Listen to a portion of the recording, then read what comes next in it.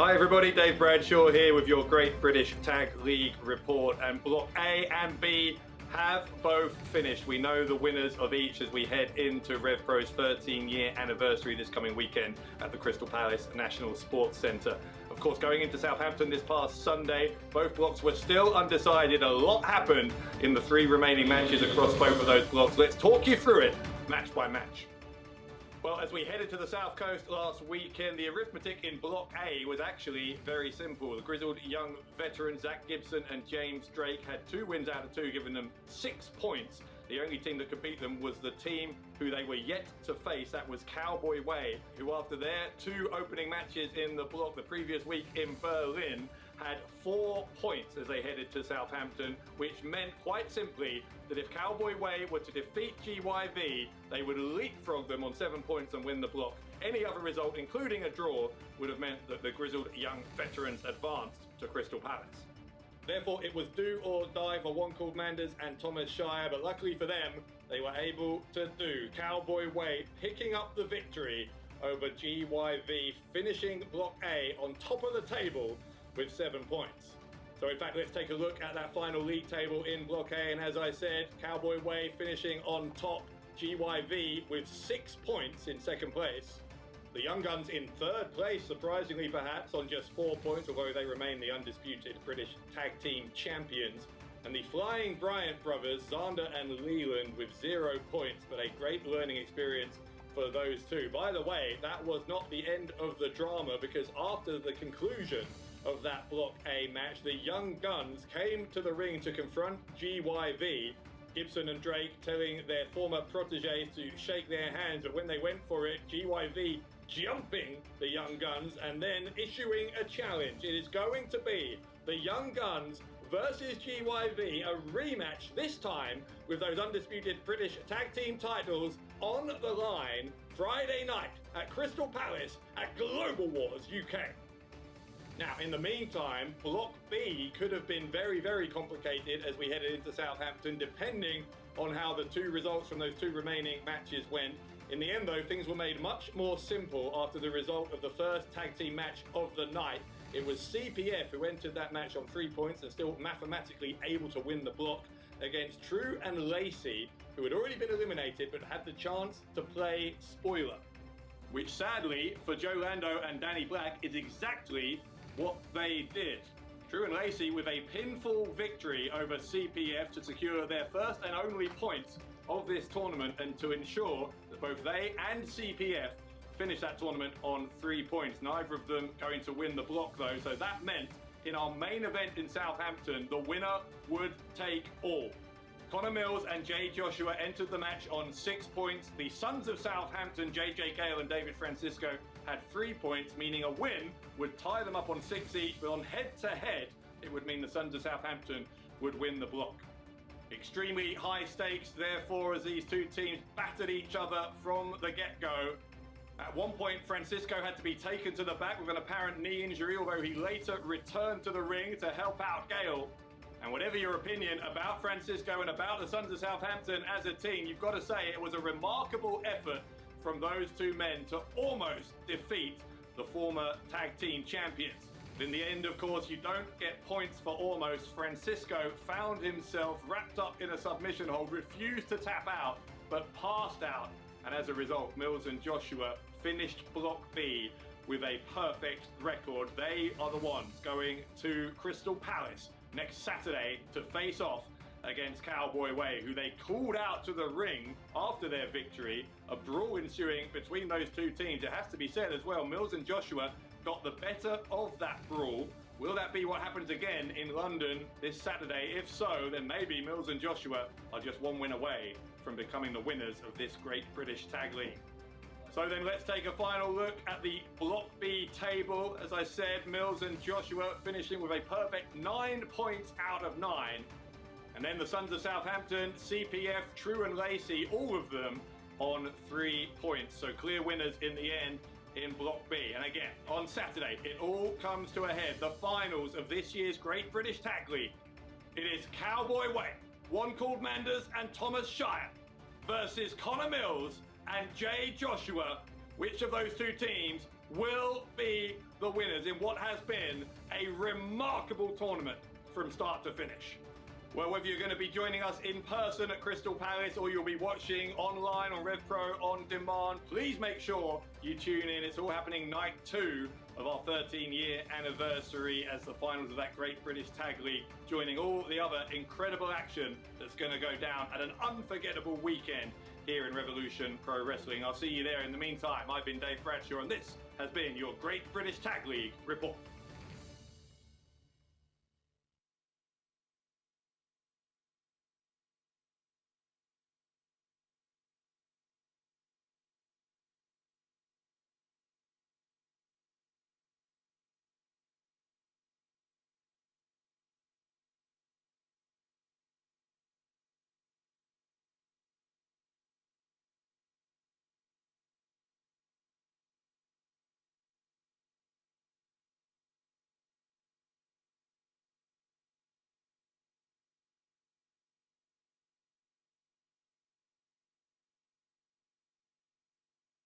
Do you want to know my honest answer on this? Okay, Really? here we go. Here we go. We get some honesty finally. Yeah, okay. Finally. Here we go. Yeah, go ahead. I think you're terrified, bro. I think you're terrified. If you want to be Mr. RevPro, there's only one person to beat to do that. And you're looking at him. You've been getting hurt. You've been getting battered, bro. And that streak continues in Crystal Palace. The only thing that rubs me the wrong way about Michael Oku is the simple fact that he's holding the spot that I need.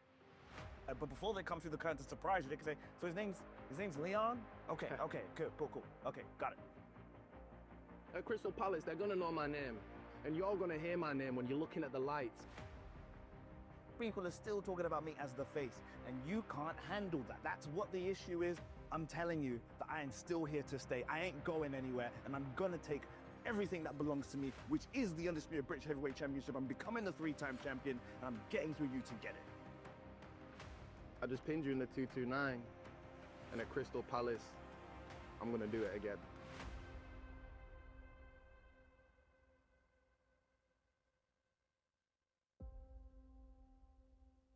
Zach, let me tell you a story. Zack Sabre Jr., you've been a lot to me. You made that kid fall in love with what professional wrestling is. You didn't only inspire that kid to love pro wrestling, you inspired him to be a wrestler. You've been my idol, just someone I look up to. Then I went to Japan, just like you did. Then I came back to the UK and I wrestled in the main event of RevPro, just like you did. So an anniversary is the biggest canvas, and you are the greatest artist. You love professional wrestling more than anyone. But just understand, esto es el amor de mi vida, this is the love of my life. Y este es mi sueño. No hay nada que quiera más en el mundo que luchar contra ti. I want to show you that yes, we can.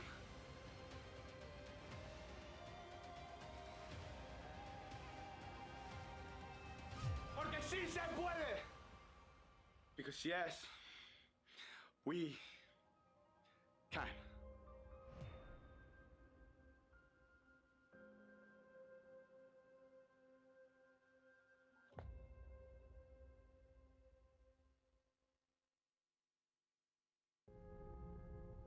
I am going to be Mr. RevPro in 2025.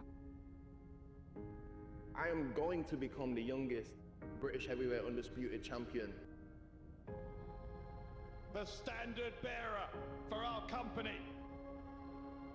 If you want to be Mr. RevPro, there's only one person to beat to do that. And you're looking at.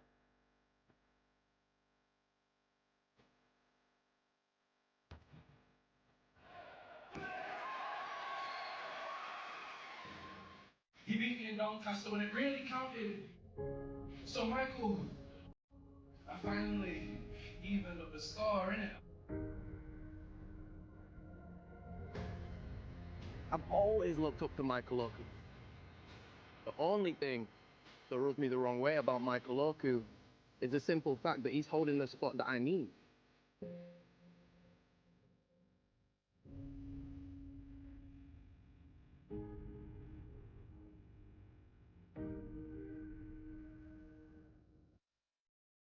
We are the two most talked about British wrestlers going today.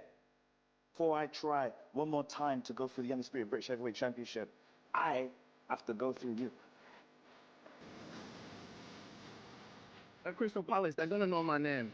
And you're gonna hear my name when you're looking at the lights, and I'm on my way to becoming the new British Heavyweight Champion. If you've got a problem with me still being here, then I've got a problem with you thinking that you can get through me to get what's mine.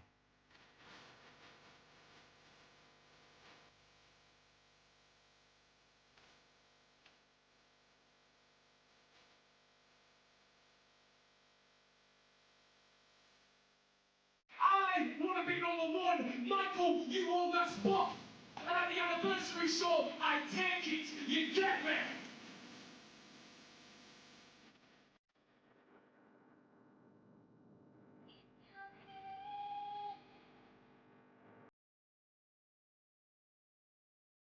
We're gonna have a tournament, and at the end of the tournament, we'll find out who is the #1 contender for the Undisputed British Heavyweight Championship. I really believed I could get another British Heavyweight Championship match. I really believed. You know, I got a lot to think about. I got a lot on my mind. I don't know where my career goes from here. So I guess I'm gonna go home and have a serious conversation with my family. I started to think maybe I can't hang with this generation. And I went home, I spoke to the family, and I said, look, I think it's time I call it a day. Hang up my boots, stop doing what I love, stop following my dreams. But then my daughter said to me, Dad, if you want to be British Heavyweight Champion, why are you quitting? Why are you giving up? Why are you quitting on your dreams? You would hate it if we quit on ours. So I'm not going to retire. I'm not going to retire until I'm British Heavyweight Champion. I'm going to wear these manky boots. The same boots I wore to become champion. And I'm going to enter the Revolution Rumble from 29 months over the top rope.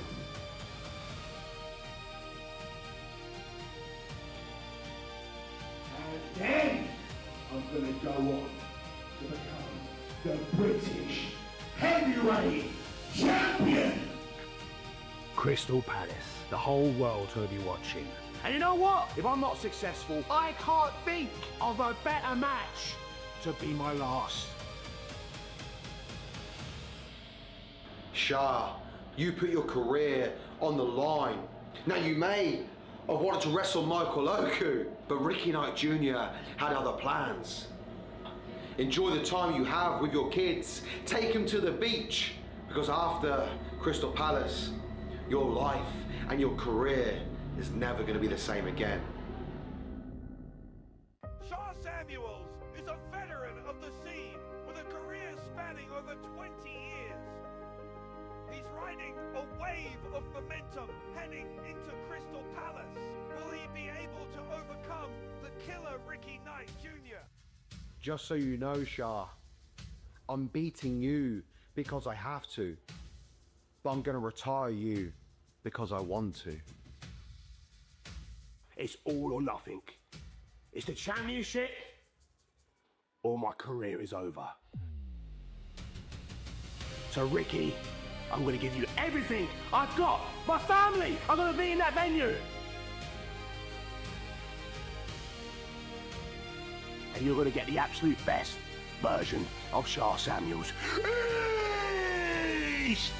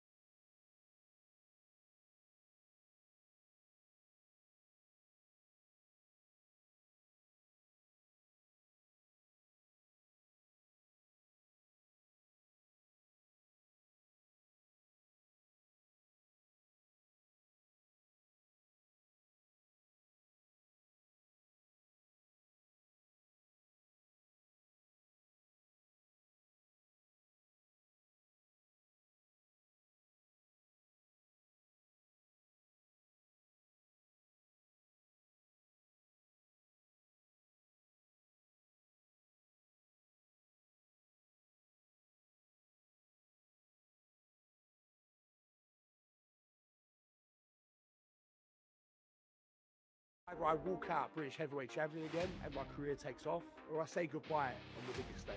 To me, this might sound stupid, it's win-win.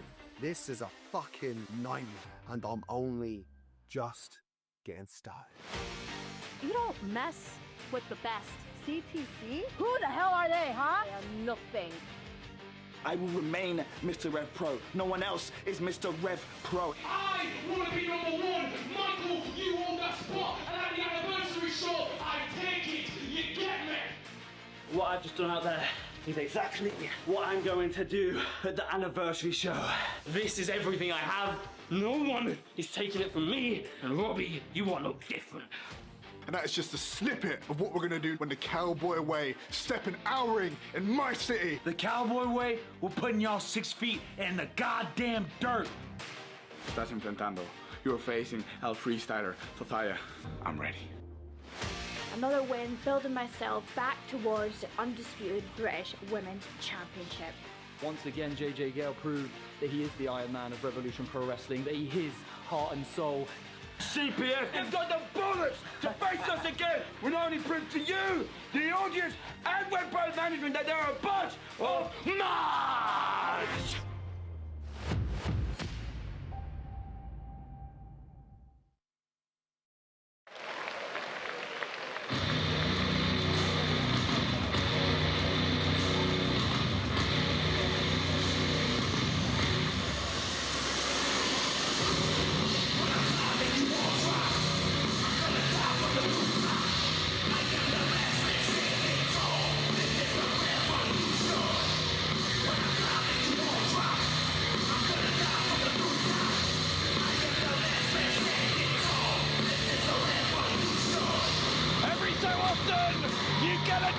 An event, a moment that can change the course of history.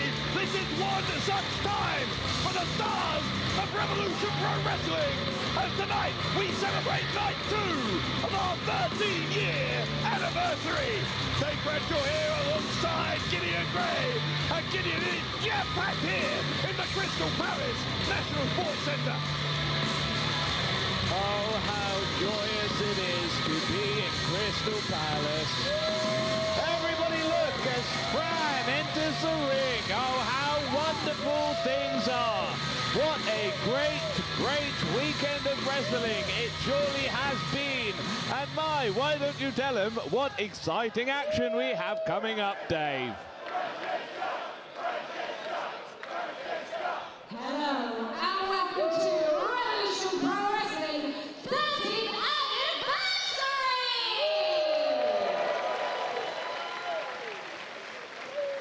Crystal Palace, I have only one question for you. Don't do it here. Come on, Fran.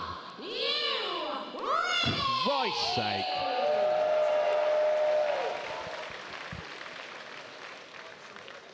The following contest is a 6-woman tag team match with a 30-minute time limit scheduled for Mambo. Introducing to the ring first.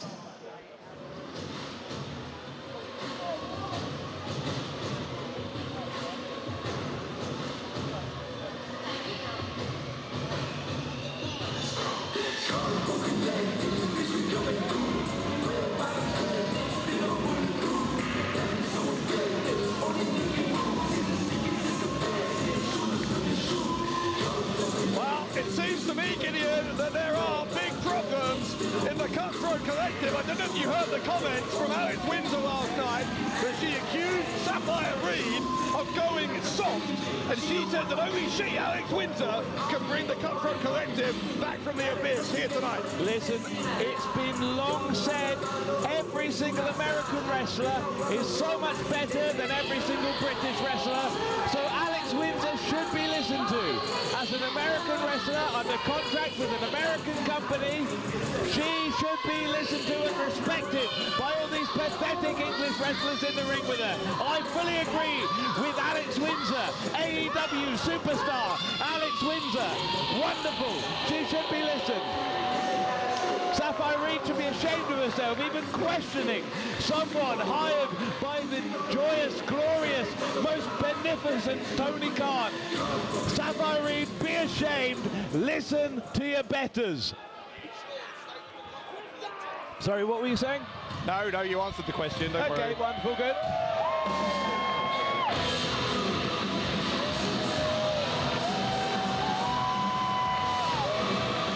Oh, and speaking of questions, it's Dani Luna.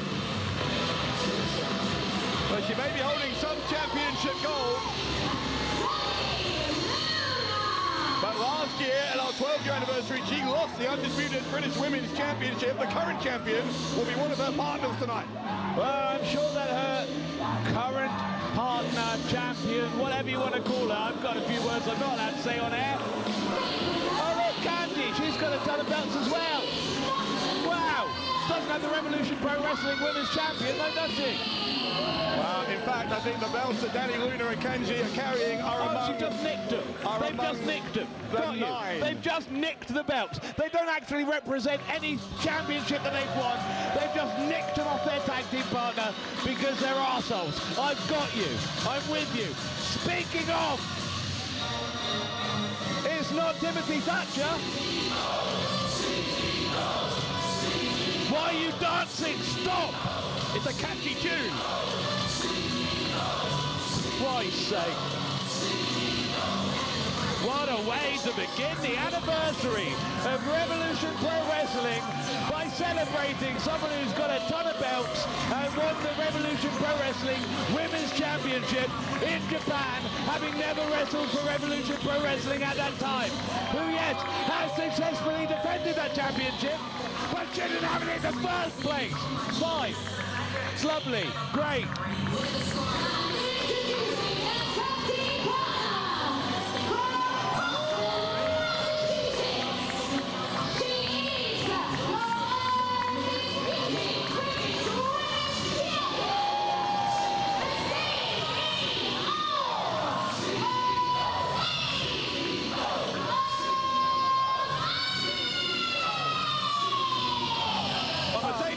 Certainly has been defending the title. She defended it last night, title for title at Global Wars UK against Emersyn, Jayne, and in the process... you and Bloomin' Vader Scott so impressed. And in the process, she picked up, well, she picked up a 9th championship belt, the Discovery Wrestling Scottish Women's championship title. belt. One of them is a trophy, isn't it? It's got a belt attached to it. Yeah, but it's not defended, is it? Well, no, but it's a belt. It's a championship. Oh, come on. It's listed as a championship. I've got a belt on right now, don't I? Hey, I've got a belt myself. You know, it's a Gideon Gray trouser belt. It's what? It's a Gideon Gray trouser belt. You heard me. Sarcasm is the lowest form of wit. Well, at least I have a wit. But to be fair to you, you do use your wit half the time. Makes you a half-wit, doesn't it, Dave? I'll ignore that. Speaking of half-wits, Mercedes Moné starting off against Safire Reed. Let's see whether the CTC really are on the same page. It's Safire Reed, Alex Windsor and Nina Samuels representing the Cutthroat Collective. And given what Windsor said about Reed, and here we go already. Of course, of course. Windsor tagging herself in. Listen, American versus American, how it should be. AEW starting off the Revolution Pro Wrestling Anniversary Show Night 2. What's your problem with British wrestlers signing and moving overseas and having success there? Don't come back. That's my problem. Why? Don't come back. Don't take stages away from women that deserve to be on here. Hey? You don't think Alex Windsor deserves to be here? Absolutely, I don't. Look at this now. Mercedes Moné already being cornered by the CTC, and it was a lack of killer instinct that Alex Windsor seemed to be referring to, saying that CTC in general and Safire Reed in particular have gone soft. Well, certainly no signs of softness in the opening moments here. Mercedes Moné with a big weekend, of course, defending the AEW TBS title tomorrow against Persephone and Alex Windsor and Bonzilla. Which has nothing to do with Revolution Pro Wrestling, but sure, bring that up, why not? Biggest show of the year, yeah. Can't stop talking about another company. Big backcracker from that champion. Oh my God, already into the statement maker here. Safire Reed going to get dragged out of the ring by her Cutthroat Collective colleagues. I think it's a fairly relevant point I was making, by the way, about Forbidden Door, given that Alex Windsor and Mercedes Moné are going to be opponents tomorrow as well as today. Absolutely. Wonderful point you made. Thank you. It's great. Anyway, Dani Luna wiping everyone out. Luna, as I said, with a mixed record here at the anniversary show. Lost the Undisputed British Women's title last year to Mina Shirakawa, who showed up last night at Global Wars UK. Night of surprises last night as Kanji leaping over the top. One of the Cutthroat Collective just taken out by Kanji. Something of a dream team here, Moné and Kanji and Dani Luna. Yes, I have absolutely had, I guess you could call them dreams about this team, yes. I don't want to know what you dream about. Reversal of the Irish whip from Safire Reed. Kanji's going to go up and that head scissors, and now into the octopus stretch. Not quite an octopus, but nice try. Reed trying to escape here. And Kanji trying to bring the elbows of Safire Reed together. Giving up, changing grip now. Using both arms again, trying to force those elbows together. And Safire Reed doing what she can to stop that from happening. Kanji just surfing. Snapping that arm backwards. Oh, look at that from Kanji. The sign language for Reed as well. Doesn't appreciate the crowd here, flipping them off. Wonderful to see. I don't think that was aimed at the fans.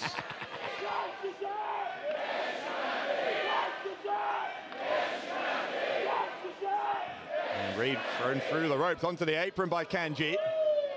Kanji, of course, a former opponent of Moné. Who lost? Back at Let height, everyone she did down. lose. Yep. At high stakes back in April, but since then, two women have become firm friends.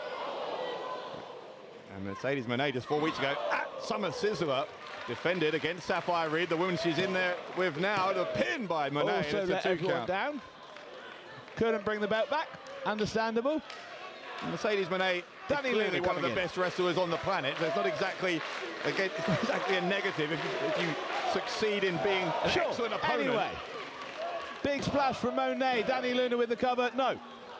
Reed gets the shoulders up, something she was unable to do against Mercedes Moné. Yes, she was, but she put in a highly creditable performance, is my point. Oh, yeah, it was wonderful. Wonderful. Thank you. She lost. Who cares? She's a loser. Floating behind Dani Luna and going for that chop block.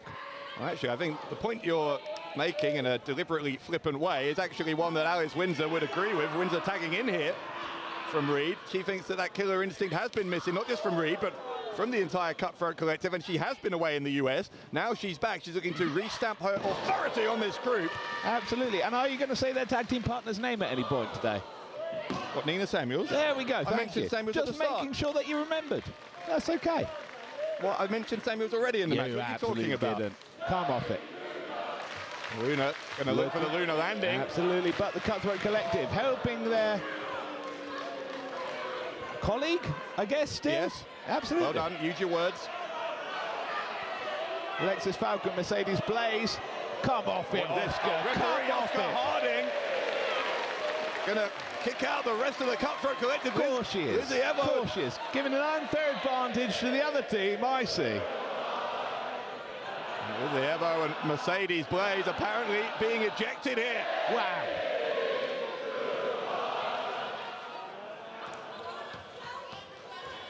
Evo and Blaze with plenty to say on the subject, but they're not going to be able to argue their way out of it. Meanwhile, Luna hooking up a pin here on Windsor.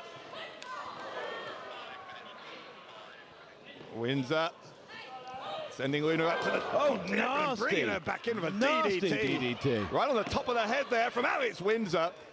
Moné was halfway into the ring to try and break that up. Windsor knocking both Moné and Kanji off of the apron. Well, Moné dropped down to avoid being hit by Windsor there, but absolutely, Windsor trying to strike both competitors.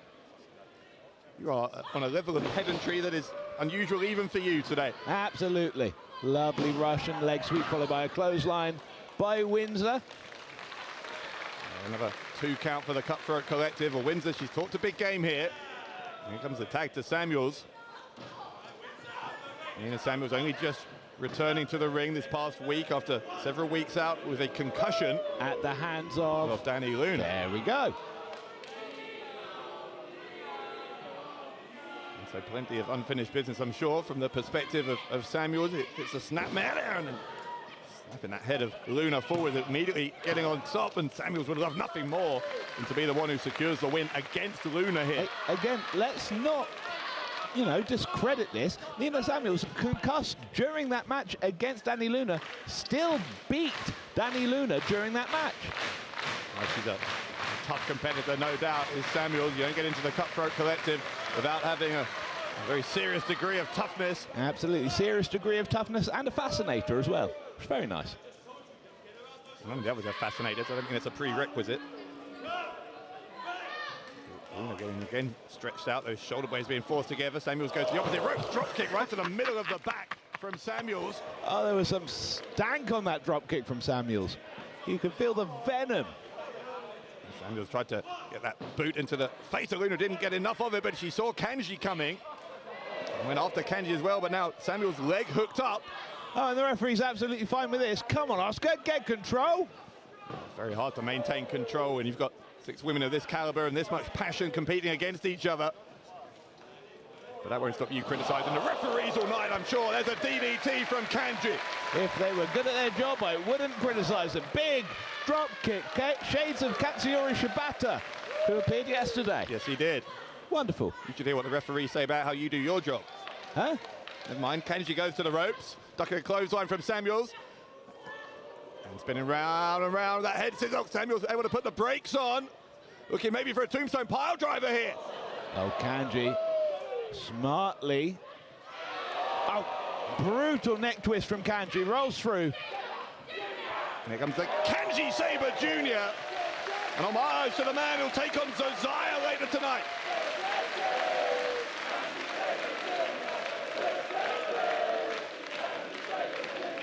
And the relationship that's developed between the RevPro fans and Kanji over the past couple of years, really something to behold. Just smashed Samuels in the back of the head there. Instead, she's grabbed the arm. Samuels could be in trouble again here. Kanji going to try for the submission against Samuels. Samuels was trying to get those shoulders of Kanji down, I think, as an attempt to counter. Windsor taking a swing at Kanji from in the corner. These two just jockeying for position there. The shoulders of Kanji did go down temporarily. Her left shoulder then popping back up. And there's the strength, raw power from Nino Samuels. Oh, a brutal kick to the back of the skull from Alex Windsor. And then the throat of Kanji elevated up into that top rope as well. Windsor's now the legal woman for the Cutthroat Collective. Not a near fall for them. Just from the body language here, you can tell that Windsor has effectively declared herself team captain tonight. Like what Safire Reed or Nina Samuels think of that. We'll see as this goes on. Windsor with a kick to the lower back, that's a neck breaker on Kanji, the back of Kanji's head, bouncing up off that canvas. Here comes the pin again from Windsor. Windsor was able to drag Kanji away from the ropes, make sure she could get the rope break, but she kicked out regardless. Absolutely, and Alex Windsor likes to use that sharpshooter, looking to score it here against Kanji, but Kanji trying to fight off. Windsor just pummeling down with those fists. Kanji blocking a couple of her own shots, open-handed, completely legal. Roll through from Kanji. Into the inside cradle for a 2 count. Kanji, great reflexes, dodging out of the way, tag to Mercedes Moné. Safire Reed came in, immediately got taken down by the undisputed British Women's Champion.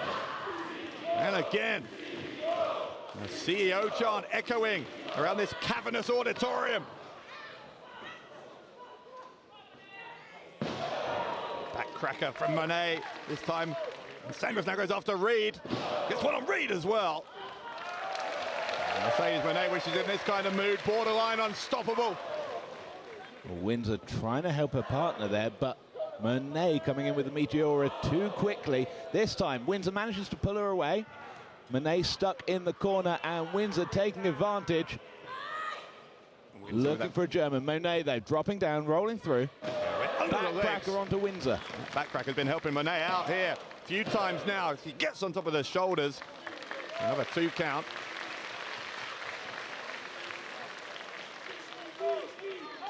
Moné had that remarkable win, hell of a match last night against Emersyn, Jayne. Absolutely. And again, listen, as much as I despise how Moné won that belt, completely making a mockery of all the hard work that the women in Britain do to try and earn a title shot. Moné has been a very, very strong champion on the occasion she decides to defend it. You know, Got to give it up to her. Fighting off the sharpshooter from Alex Windsor is Moné. A long blower from Moné. Down goes Windsor. Hook of that outside leg from Moné, and the rest of the CTC break that one up. Absolutely, and this is where the CTC absolutely thrive, just trying to force a numbers advantage. Well, it's a numbers advantage they don't have since Lizzie Ever and Mercedes Blaze got sent to the back. Great decision by our referee, because that has evened things up considerably. Brilliant decision from him. Good, I'm glad your latest performance review of the referees is a positive one. And Moné just sending Windsor face first there. Right into the middle turnbuckle. The Meteora hooking the leg here is Moné. Kick out. Beautiful knee from Safire Reed, though. Dani Luna coming straight in.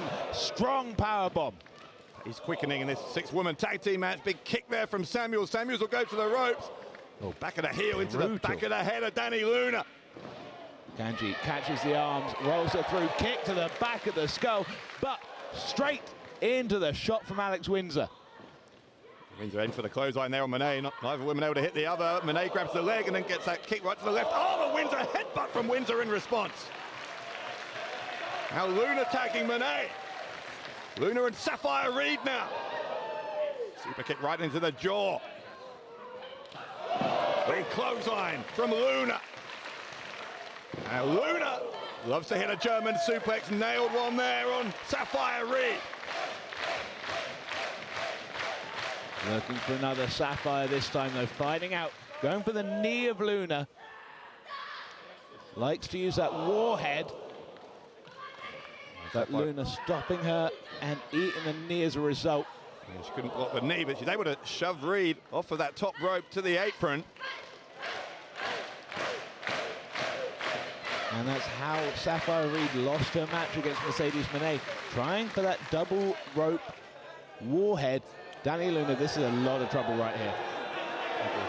Oh, wait, they're back out here. They're back out here. Those two have been kicked out. How has security let them back in? Oh, Jesus Christ. Deadlift into the German suplex there from Luna. Now Luna making the tag to Moné. Moné lifting her up. Safire Reed dropped on her face, and there is the pin off of the Moné maker for the undisputed British Women's Champion.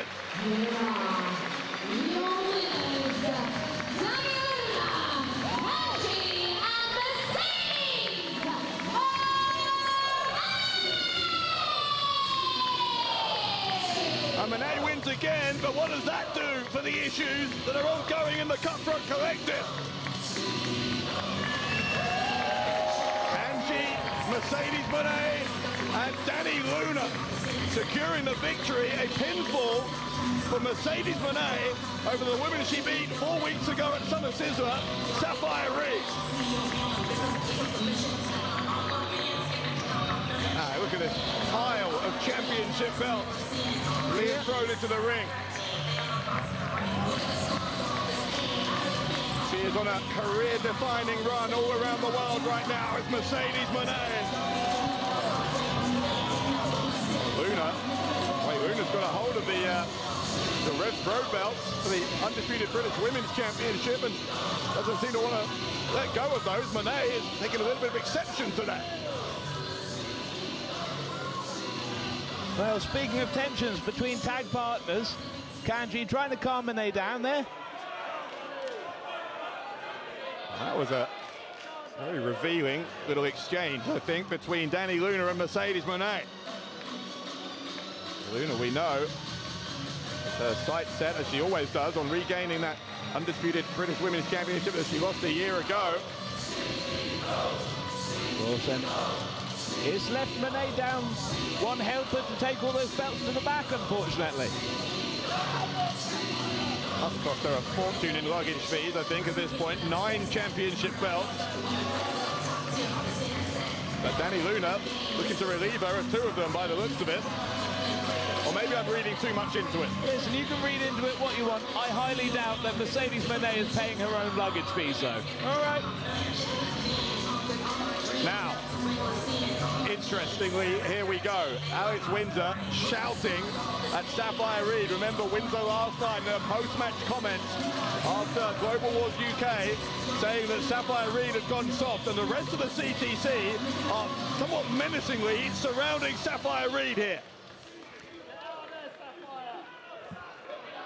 Well, between her performance against Mercedes Moné and her willingness to bring Anita Vaughan into the Cutthroat Collective, Safire Reed hasn't made herself a lot of friends in her own group. Particularly because that invitation to Vaughan was declined.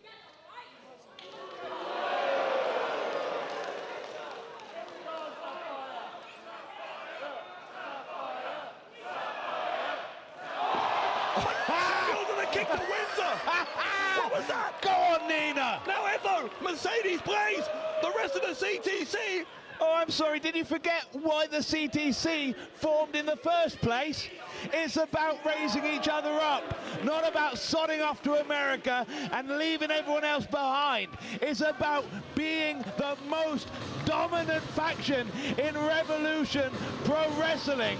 And Alex Windsor isn't a part of that anymore. Well, she's getting kicked out. She's going to get kicked out while fighting her corner here. This is stunning from the Cutthroat Collective. I never thought we'd see them kick out Alex Windsor. It was Reed who we thought might be in some trouble. Reed with a kick to the face of Windsor. Feels like Safire Reed is assuming a leadership role now in the Cutthroat Collective.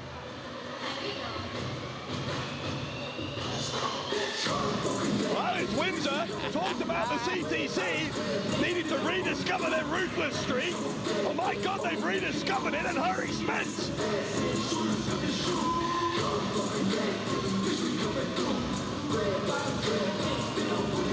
I am stunned by that. Well, a suitable send-off to Alex Windsor from the ladies of the Cutthroat Collective.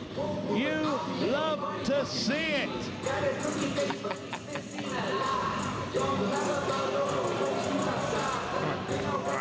And Windsor throwing a temper tantrum in the ring. That's Dynamite Lee Dawson. Don't do it. Why? Oh, man, Windsor is beside herself with fury here.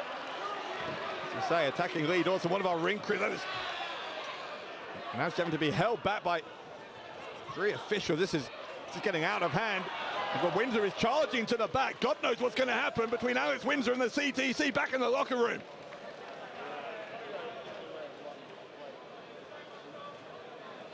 Well, Dawson's still in there. He might get landed on. Is anyone going to help him? There we go.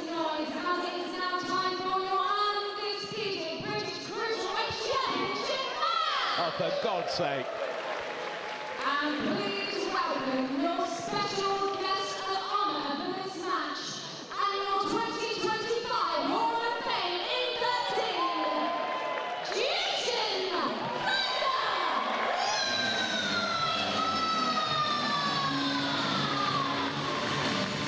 Great to see Jushin Thunder Liger inducted into the RevPro Hall of Fame last night at Global Wars UK. He's back out here tonight as our special guest of honor for this undisputed British Cruiserweight title match.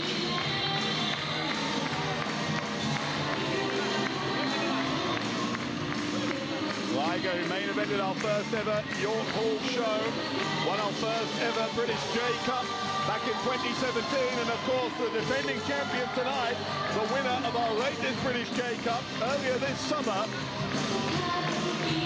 So very fitting that Liger would be out here. Of course, first York Hall match, teaming, well, being accompanied by his former mentor, Rollerball Rocco. Wonderful day. You weren't there for it. I was not. A long, sadly. long time before your time. You would have loved it. Oh well.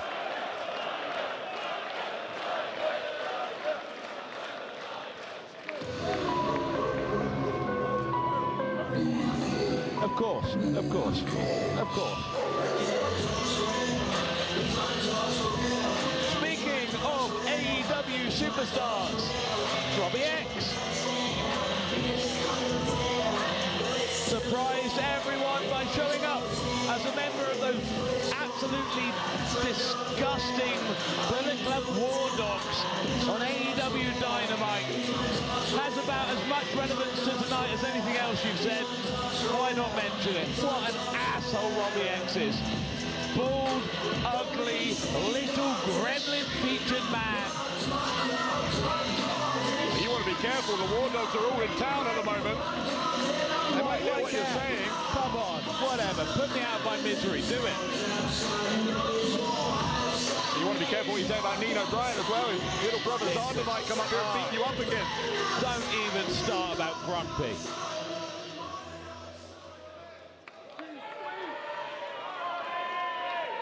I think Robbie X honestly would look better with Jushin Liger's mask on. But speaking of Nino Bryant, it's Nino Bryant. Great segue. Thank you.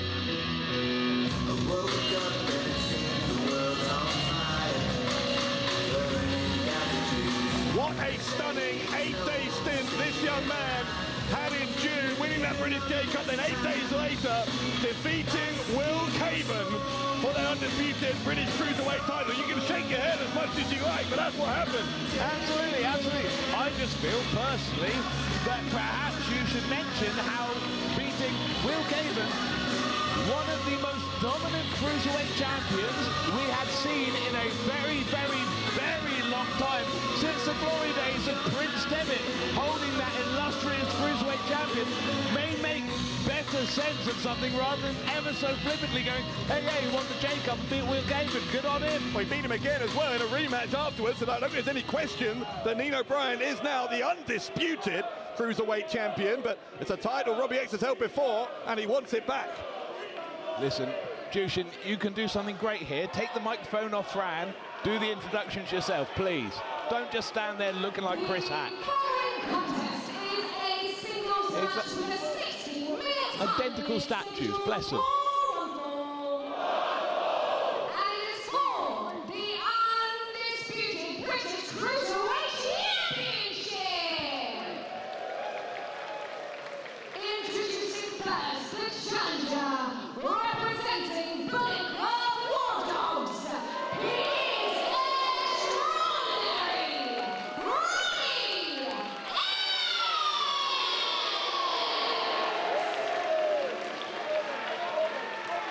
He's about as popular as you. Wow. And introducing your current reigning and defending undisputed British Cruiserweight champion, representing the Flying Bryant Brothers, Nino Bryant!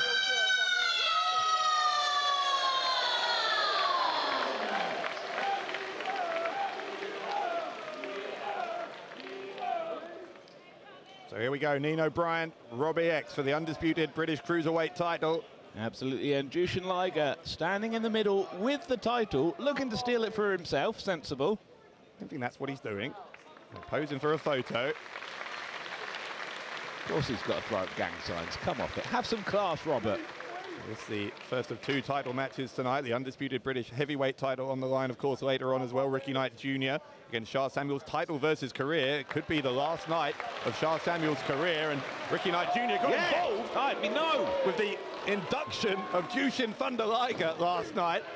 Well, Shire Samuels ran down to save the day, so already tensions boiling over between the 2 competitors in our main event 24 hours early.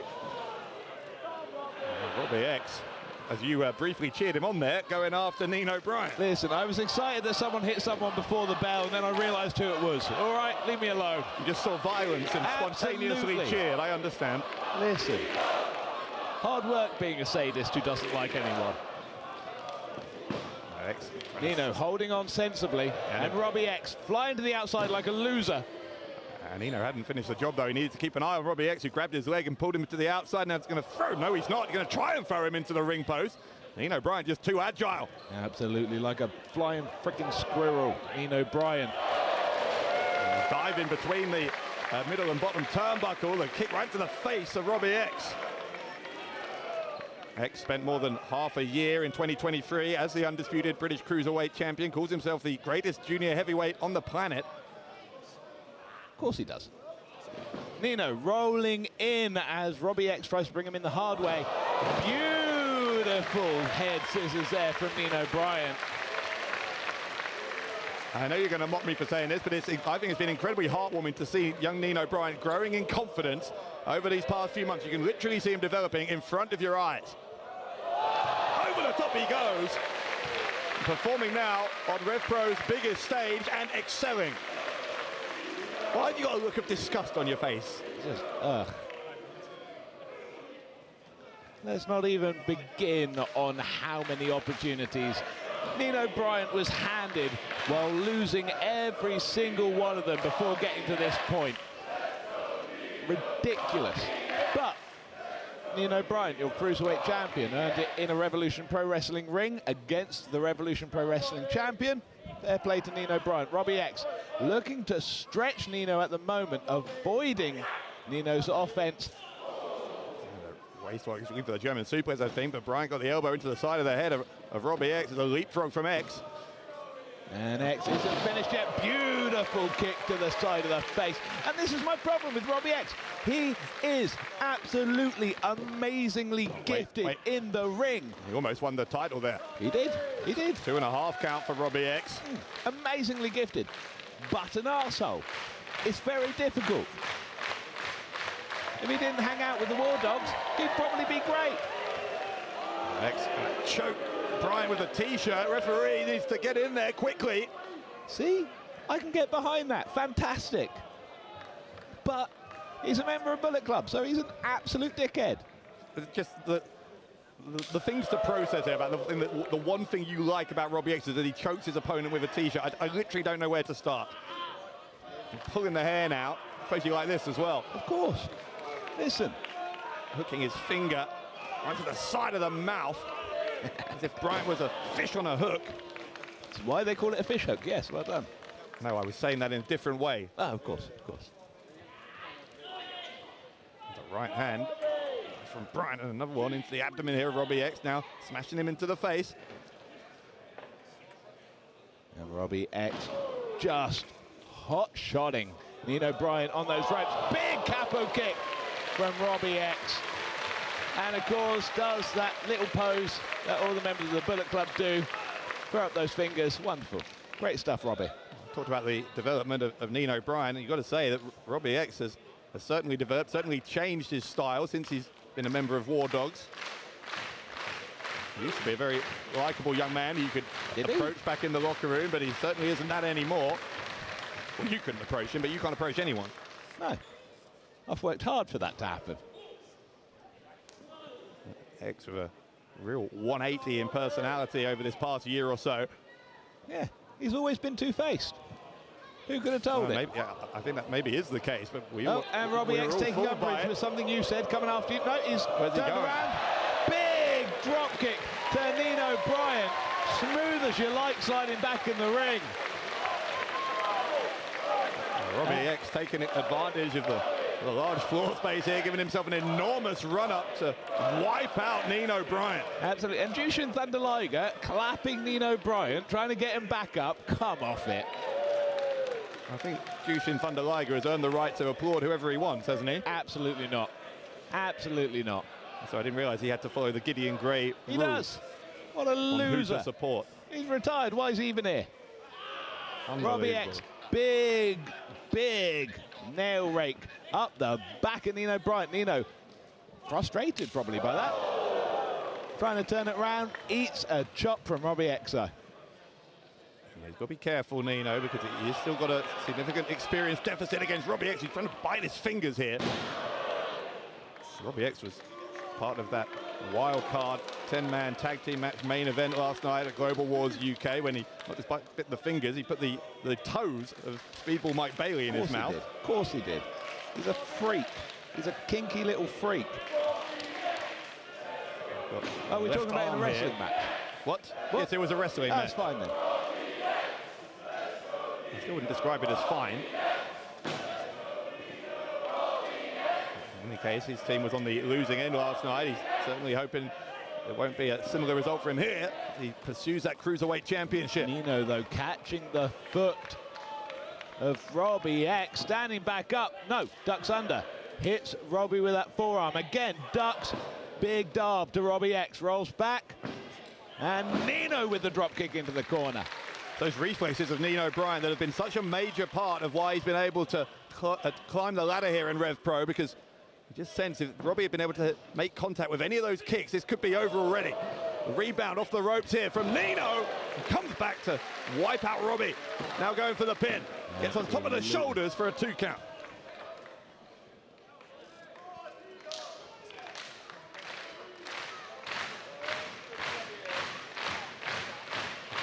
And getting behind Nino Bryant here. Trying to will him to victory. Robbie onto the apron. There's a shoulder thruster now coming over the top. Lands on his feet. Give it the exclamation. Can't get it. Instead, finds himself on the shoulders of Nino Bryant. Smartly avoiding that burning hammer attempt from Nino Bryant. Brutal spinning kick from Robbie X. Robbie has been scouting Nino Bryant. In fact, he's been making no secret of the fact that he's been pursuing him for several weeks now. Oh, big code red from Nino Bryant. Only a 2 count on Robbie X, though. Unpredictability, another one of the great assets of Nino Bryant, and it was almost enough to surprise Robbie X to keep those shoulders down for the 3 count. Now Nino up at the top here, gonna look for the Bryant splash. Can't get it. X rolled towards the turnbuckle. Boot to the face from Nino. In response to the chop there from Robbie. Looking for the exclamation again. Bryant. Bouncing off the ropes into the DDT. Robbie caught him. Exclamation! Exclamation from Robbie X. The pin from X, and the right shoulder comes up from Nino Bryant. I thought that was a title change right there. Beautifully timed from Robbie X, knowing exactly when to get his hand down to spring through that DDT attempt straight into the exclamation. And again, this is what's so frustrating about Robbie X, one of the, if not the greatest cruiserweight to have lived in the past 50 years, but surrounds himself with absolute arseholes. And that El Nino, that springboard DDT, was one of the moves I'm sure that Bryant had envisioned might have been what would take him to victory here against Robbie X. Instead, it nearly cost him the match. Back to his feet, though, now is Bryant. Oh, X missed the kick, got another chop, though. Now Bryant going to get thrown right into the corner. Leg is elevated, kick to the thigh, and a big kick to the side of the head. Absolutely huge revolution kick, followed up by the shooting star press by Robbie X. Only a 2 count, though. Chris Hatch in perfect position to see those shoulders of Nino Bryant. I think in his head, Robbie X has been thinking that Nino Bryant, it was a fluke that he won the title, that Bryant isn't in his league. I think he's maybe having second thoughts as this match develops. Absolutely, and you can see Robbie X looking to climb up the top. Getting distracted by the crowd, unlike Robbie X. A real chip on his shoulder about the way, as he sees it, that the RevPro fans treat him, but I think that's a problem of his own making, quite honestly. There's a headbutt now from X. Pele kick from Nino Bryant. Point of the toe right to the top of the skull there of Robbie X from Nino. Oh, Jesus Christ. Bryant is all the way up the top here. Let's see. X trying to knock away that right leg. Oh, straight back up, though, into the inverted head scissors off the top rope from Nino Bryant. Straight in. Jesus Christ, what a DDT. Massive DDT from Bryant. He floated over immediately into the cover, and X was still able to kick out prior to the 3. Absolutely, but Bryant feeling it right now. Rushes to the top. Again, that Bryant splash. Knees went Robbie up. X. Yeah, knees went up for X. He's hurt his right knee, though, in defending himself from the Bryant splash.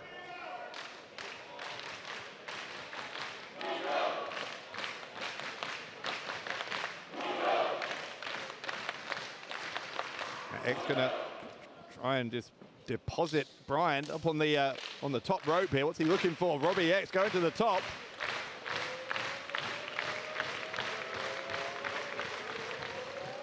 Oh, stop. Jesus, what a stomp. A stomp from Robbie X right between the shoulders there of Bryant.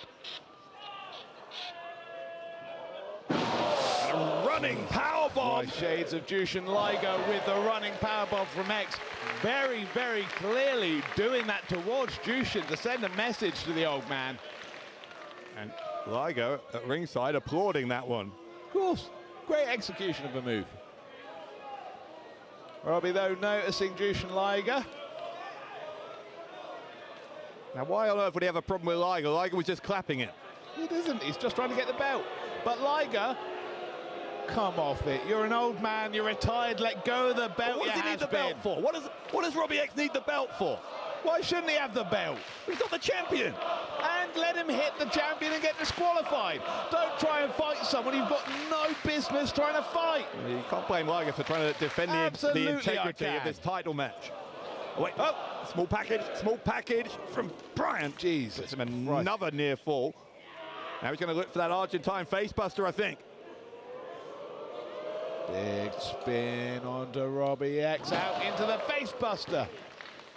Bryant going to go up top again. The knees went up last time he tried this. It's the move he won the title with. This time he hits it. Is it going to be the move that he retains the title with? Yes, it is. Nino Bryant victorious at Crystal Palace. Absolutely. Don't give the large asterisk to Jushin Thunder Liger at ringside for the distraction. Your winner, and still the undisputed British Cruiserweight champion,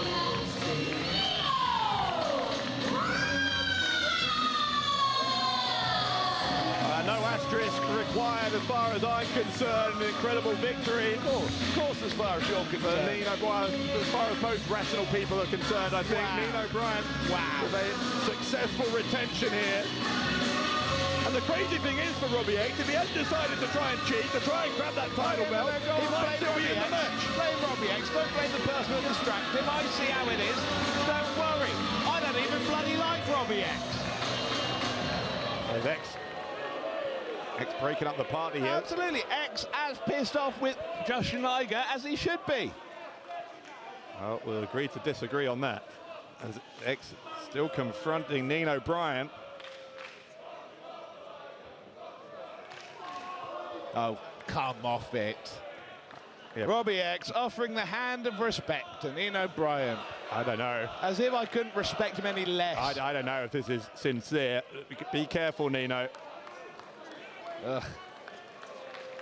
Great. Yeah, wonderful spot. Yes! Oh, yeah, come no on. surprises there. Nino knew what might have been coming. Shote! Shote from Liger. Are you going to blame Liger for that as well? Absolutely. Why is he striking another human being? Because Robbie's got no bloody business doing it. Robbie X threw the first punch, obviously. Sure, is Jushin Liger going to stand in the middle of the ring against Robbie X, eh? Is he, or is he going to run away back to Japan into retirement, knowing he got the last laugh? What an arsehole! He did get the last laugh, and he's had one remarkable weekend here in South London. Tonight, again, celebrating in the ring. An inductee into the Revolution Pro Wrestling Hall of Fame, Jushin Thunder Liger.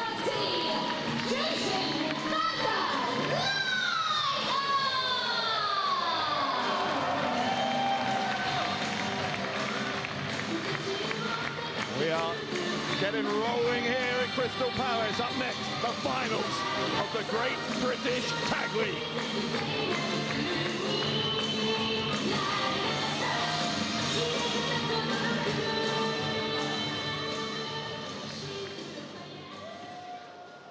Crystal Palace makes some noise as it is now time for your Great British Tag League Final! Please welcome your finalists to the ring.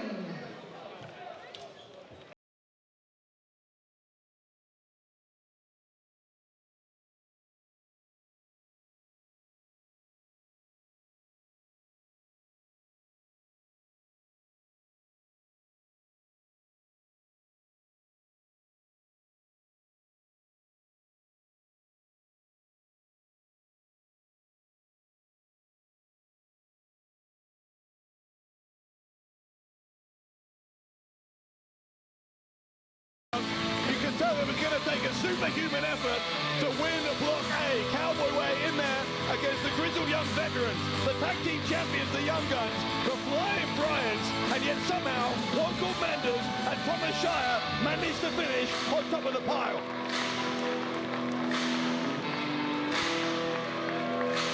Great recap there, Dave. Well done. You can speak about how difficult it was to win Block B in a minute.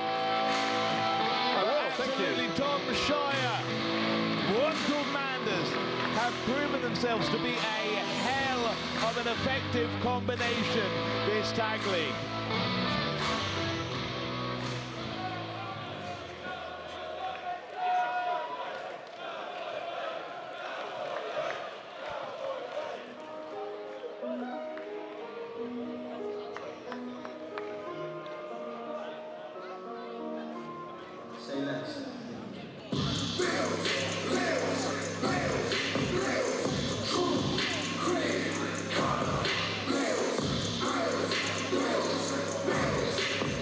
Say your line about lo-fi beats.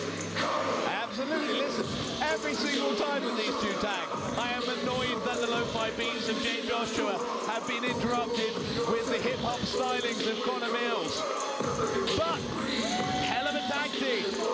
And they had a clean sweep in Block B, wins over CPF, Sons of Southampton, Trew and Lacey as well.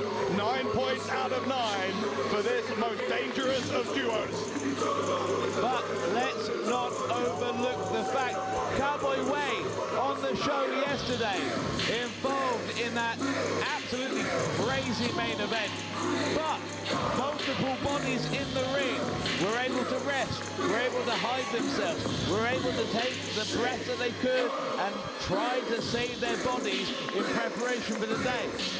Look at who Jayne Joshua and Connor Mills faced yesterday in singles competition, where they had to go all out. They are at a disadvantage in this matchup, coming in already just from the wars they had to go through yesterday. Shut up, Fran!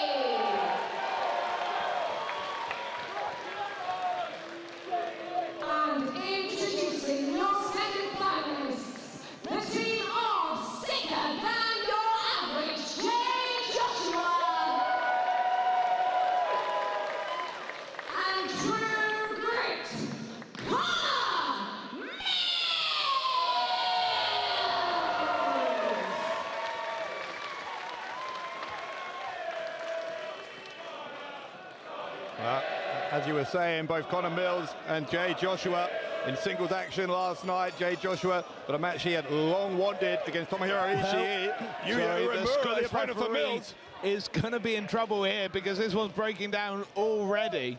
Please continue. I'd made my point, but the point being that, yes, all 4 of these men were in action last night. None of them are going to be at 100%, but that isn't stopping them from going full tilt here right from the opening bell. Absolutely, and you can see Connor Mills already getting the better of the XWXW champion. One called Manders has had a hell of a run in Europe over the past few months, as you say. WXW Unified World Wrestling Champion, the winner of the 16-karat gold tournament back in March over there in Germany as well.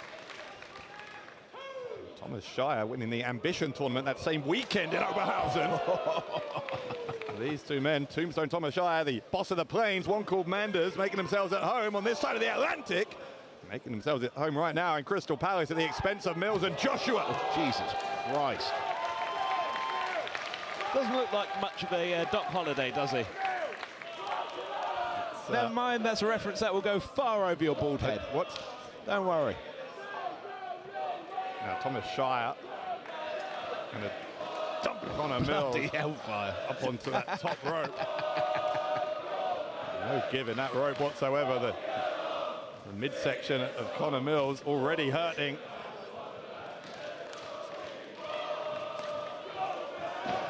Manders is getting a lot of support here, as he has done wherever he's gone in a RevPro ring. A lot of incorrect support. Absolutely dreadful. And he came very close to becoming the undisputed British heavyweight champion at Epic Encounter in March, Wolverhampton against Michael Oku. That was the same night, by the way, that Mills and Joshua lost the undisputed British tag titles to the Young Guns. The Young Guns remaining the champions ever since, including last night with a stunning retention of their titles against the grizzled young veterans. Sorry, while you were chatting away there, Jay Joshua pulls Manders off the apron to avoid Tom Shire getting the tag. Brutal back body drop on the outside there as well, and just going after the arm of Manders. Joshua and Mills absolutely had a game plan coming into this.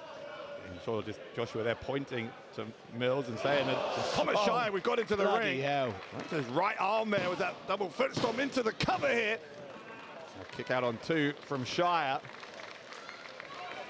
Shire has been around the US independent scene for many years. Only really the past couple of years, though, that he's broken out beyond American shores. There's the pin and a kick out from Shire. Absolutely. Before then, very big around the Jersey Shore was Tom Shire. They've won championships as a tag team over in the United States of Shire and Manders.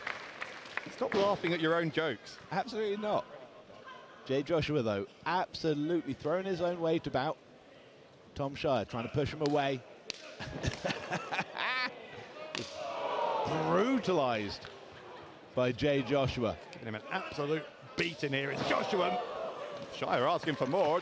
Joshua happy to oblige. Probably regretting asking for more, I'm not going to lie to you. Well, the testosterone flowing, no doubt, but might not have been the smartest of decisions.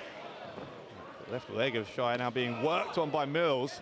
Absolutely, and there's the turn-up of aggression from Connor Mills over the last couple of years cannot be understated. It's like he suddenly realised a switch flicked in his head after facing Zack Sabre Jr. that, yeah, he is actually a violent little bastard. And since then, he has just brutalised people. Look at him stretching out Tom Shire in the middle of that ring. Tom doing everything he can, trying to grab the fingers of Connor Mills, trying to relieve the pressure, and Mills just snapping away at the fingers of Tom Shire in return. Yeah, he's really lent into his dark side, Connor Mills, over this past period, as you say. There's a elbow to the face of Manders. That was unnecessary from Mills, but listen, they've been doing a great job of isolating Tom Shire and stopping Manders from being a factor in this match. Tom Shire, though. Shire was able to get the shoulders of Mills down for a 2-count. Mills immediately grabbing that leg, jarring that knee. But it's the thing that we just saw seconds earlier from Mills that I find kind of an ugly part of his game, where he was mockingly holding out Shire's hand towards his corner. But what does it achieve apart from anything else? Listen, you very much are the kind of person that feels everyone should be lovey-dovey and everything should be polite in wrestling. That's not the case. Playing with someone's emotions, playing with someone's head is as much a part of this game as anything else. And if you can't accept that, just stop doing your job. Mills with a slap across the Vader Scott up here. face of Manders. Sorry of having some basic integrity and compassion towards other human beings. I apologise. Disgusting. Scottish referee smartly keeping Manders from interfering in this match. The claw from Thomas Shire. Very proud of his Texan heritage. Big fan of the Von Erichs. I know he's been compared in many circles to David Von Erich and using the Von Erich signature move there. But here comes Manders after Mills. And I guess that's absolutely fine in your book, isn't it?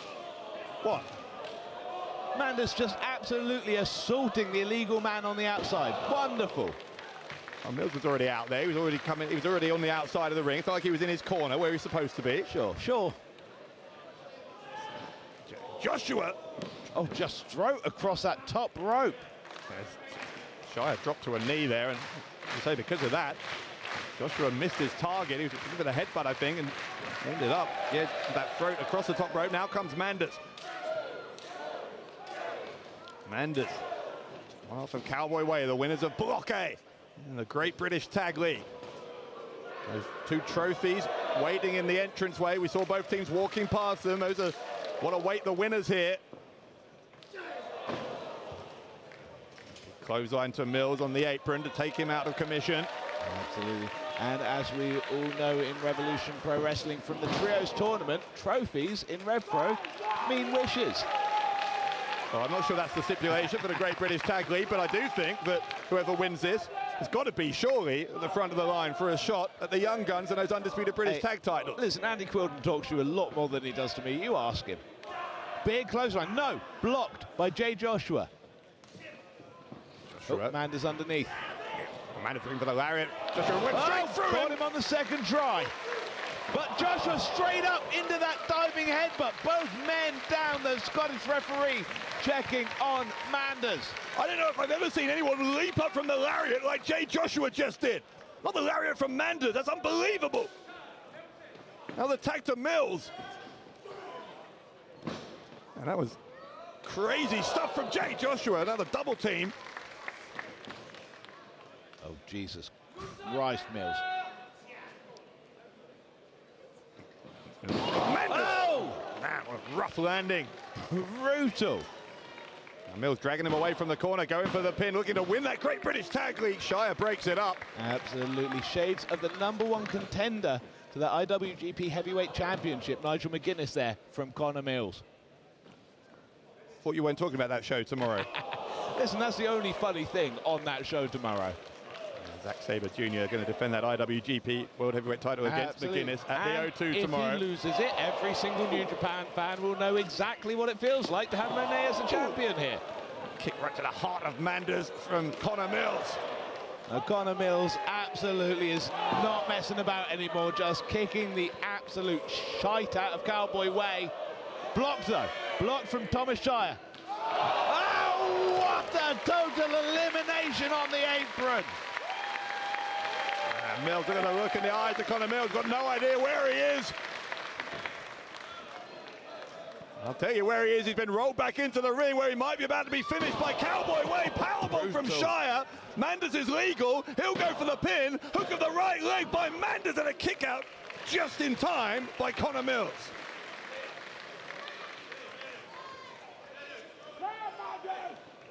Just split seconds away there from the conclusion of the Great British Tag League in favor of Cowboy Way. Gonna hold him in position. Shire stopping Mills from moving, but Smart from Jay Joshua. If it's okay for Tom Shire to be holding Connor Mills in the ring, it's okay for him to be grabbing Manders out of the ring.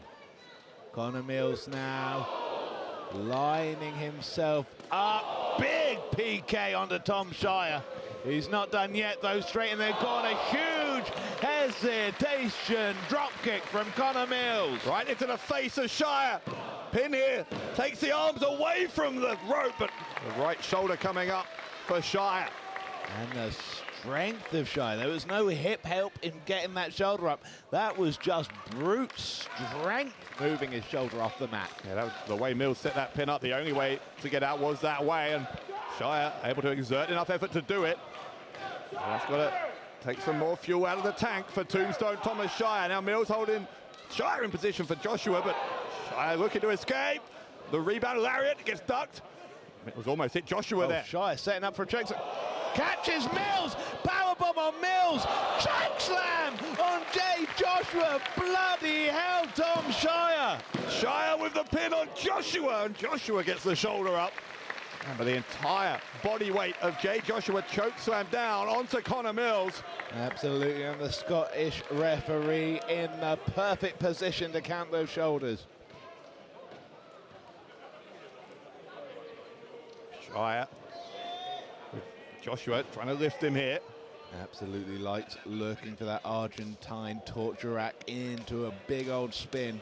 Yeah, very hard to hit that move on someone the size of Jay Joshua. Now look at this. These overhand chops at high velocity. And absolutely trying to audition for Dana White's power slaps. And then of the elbow that gave Shire the upper hand. Now a series of uppercuts from Tombstone. Oh, just a punch to the face from Jay Joshua in return, though. Tombstone, jumping knee. Jay Joshua, rebound lariat. Shire, the Shire, German suplex. Back and forth between these two. And a clothesline from Joshua.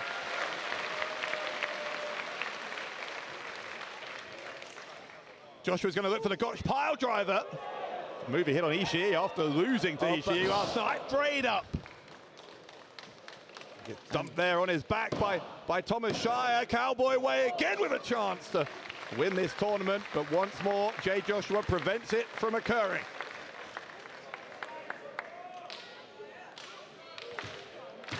The owners of those two beautiful looking trophies still yet to be determined. My God, whoever wins this tournament will have earned it after 3 grueling block matches and then this final tonight at RevPro's 13-year anniversary.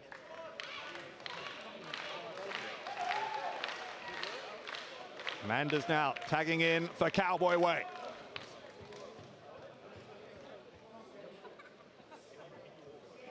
Shire and Manders taking Joshua all the way to the ropes as he came back looking to get him with a double clothesline, but Joshua standing firm here. Absolutely just trying to refuse to go down under this onslaught of Cowboy Way. Spitting in defiance is Jay Joshua. I'm not sure that defiance was smart while your arms are hooked over that top rope because Joshua can't defend himself. Manders knows it. Look at one called Manders. And now Jay retreats and goes down. How could he not? Forcing Cowboy Way to collide with each other. There's no chance. Double back suplex from Jay Joshua. That is 500 plus pounds of American beef that Jay Joshua just lifted up and suplexed. Well, you've got to objectify him like that. Man, Jay Joshua. Joshua unsteady on his feet. And now tagging in Mills. He knows that, yeah, Mills is the fresher of the two. That was smart from Joshua. Mills knows that he can just line him up here with these kicks. There's been some hard-hitting strikes in this one. And more to come. Brutal. Just a mugging from Connor Mills onto Thomas Shire, but now Manders catches the leg. Oh, but straight into the takedown from Connor Mills, finds the ankle lock, and Jay Joshua comes in to get the rear naked on Tom Shire. Both men in a lot of trouble here. That was a hell of a transition from Mills into that ankle lock. And now Joshua may have put Shire to sleep. Shire is fading. No, he's not. Shire clapping his hands into the sides of the head of Jay Joshua. I thought he was losing consciousness there, Shire. Absolutely trying to discombobulate Jay Joshua. Manages to get out, throws Jay Joshua into the shot from Manders. But, oh, just brutal kick from Mills. Off the ropes, into the big boot. Off the ropes again. Oh, Tom Shire. What a shot from Shire. Here comes Mills. And then Shire caught him with the lariat of his own. Key crusher. The key crusher from Mills. Manders, short arm lariat from one called Manders. Folded up. He's folded him up here. And Manders, no. Not quite got it done. Good Lord. What a passage of action that was. And we are still no closer to knowing, I don't think, who's going to win this Great British Tag League.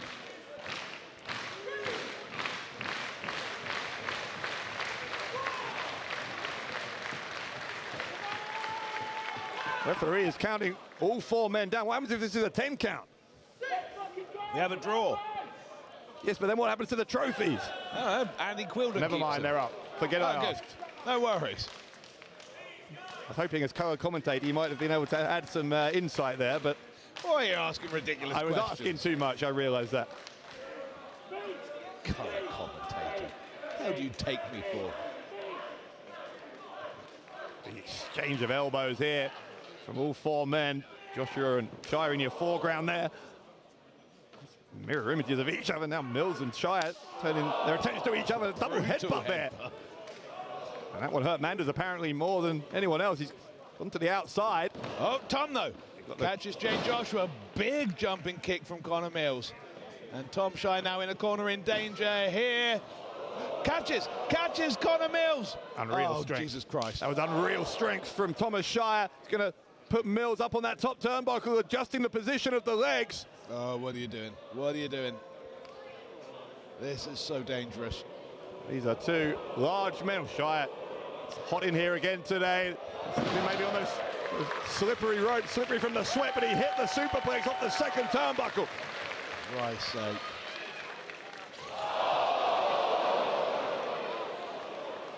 And Manders outside the ring was able to take down Jayne Joshua, and now Shire with a chance to make the tag. Joshua's nowhere to be seen. Manders elbow pad is off. Oh, this is not looking good for Connor Mills. Brutal lariat. Jayne Joshua just back in. Oh, wait. Oh, Joshua, pile driver breaking it up. Joshua using a pile driver on Shire to break up Manders' pin after what was an epic lariat. Not only breaking up the pinning attempt, but also taking Thomas Shire out. Oh, I thought Jayne Joshua was a non-factor after Manders took him out on the outside, but it was Jayne Joshua who prevented Cowboy Way there from claiming the win. And now look, Joshua dragging a motionless Connor Mills back to the corner, now making the tag, and Manders is telling Joshua to bring it from down on his knees here. Oh, brutal, just slapping the side of the face of Manders, and Manders calling for more. Now lefts and rights from Jayne Joshua. Manders are rocked by that one. Connor Mills back in. More slaps from Mills and Joshua. The defiance from Manders. Oh, the arm. Kicking him right in the elbow. That could break an arm.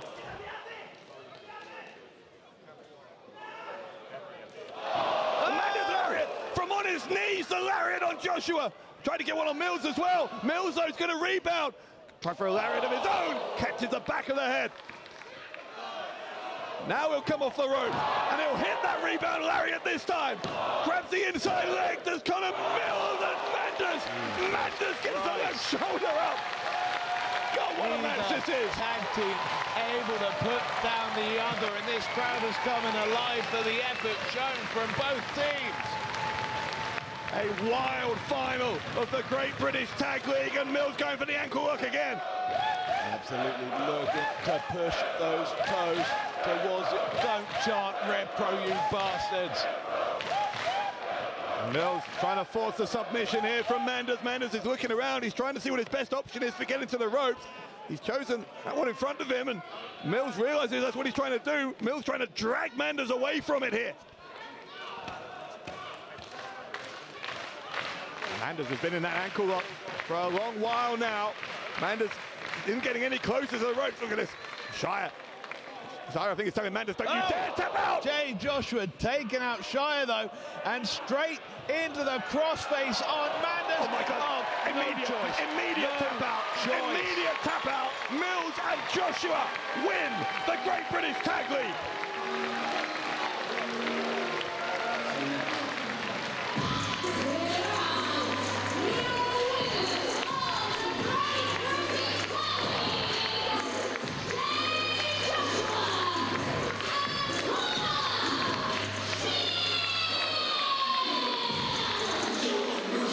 They're on their feet in Crystal Palace in recognition of the efforts of Mills and Joshua, who have gone 4 wins out of 4 to win this Great British Tag League. A dominant performance from these 2 remarkable wrestlers.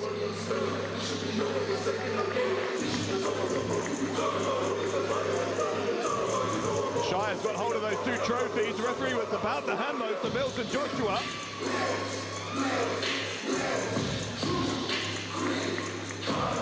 we going to see sportsmanship here from Cowboy Way? Oh, come on.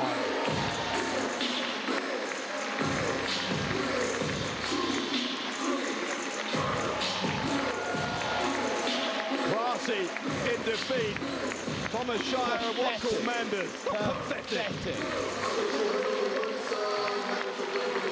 Now what a tournament Manders and Shire had, including that win over GYV, a draw with the tag team champions. They're still right in that tag title picture, I think. But the ones right at the front of the queue now are the former champions, the winners of this great British tag league. Mills and Joshua get it done at RevPro's 13-year anniversary.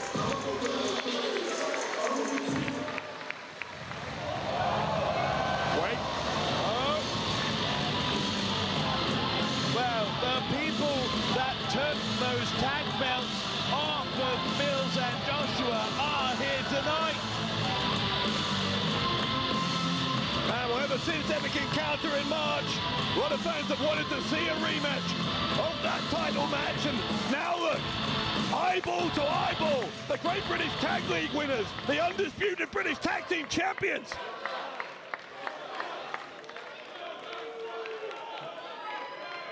And another half year or so down the line from that previous match, these two teams have developed even more. Can you imagine what it would be like to see them compete again?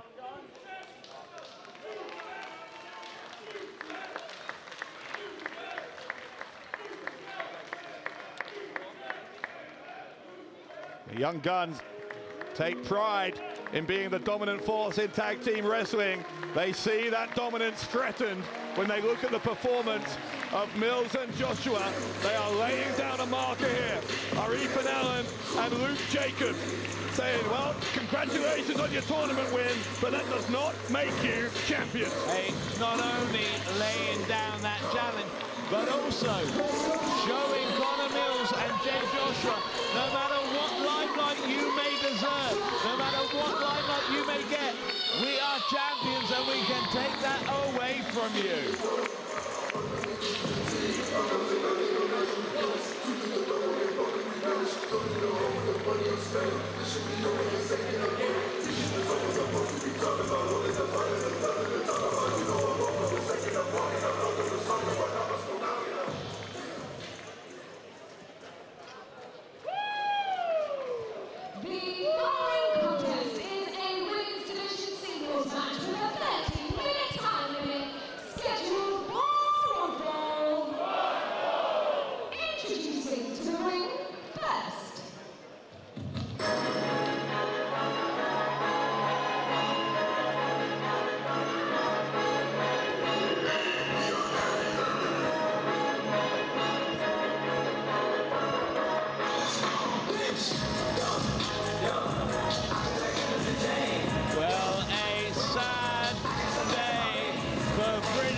It was yesterday when Emersyn Jayne not only let down Revolution Pro Wrestling by not managing to bring back the title home where it belongs, but losing another British wrestling title to someone who hadn't wrestled for that company ever before.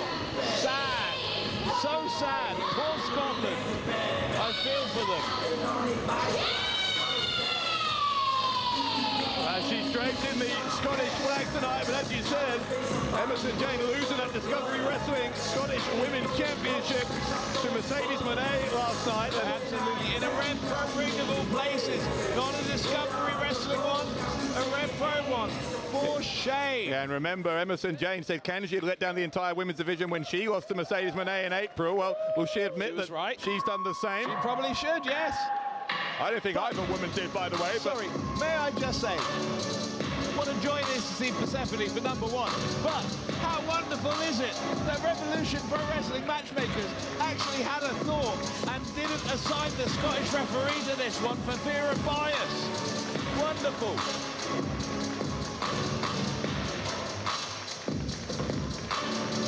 Persephone here in Crystal Palace for the second night in a row. What a match she had last night against Alexis Falcon.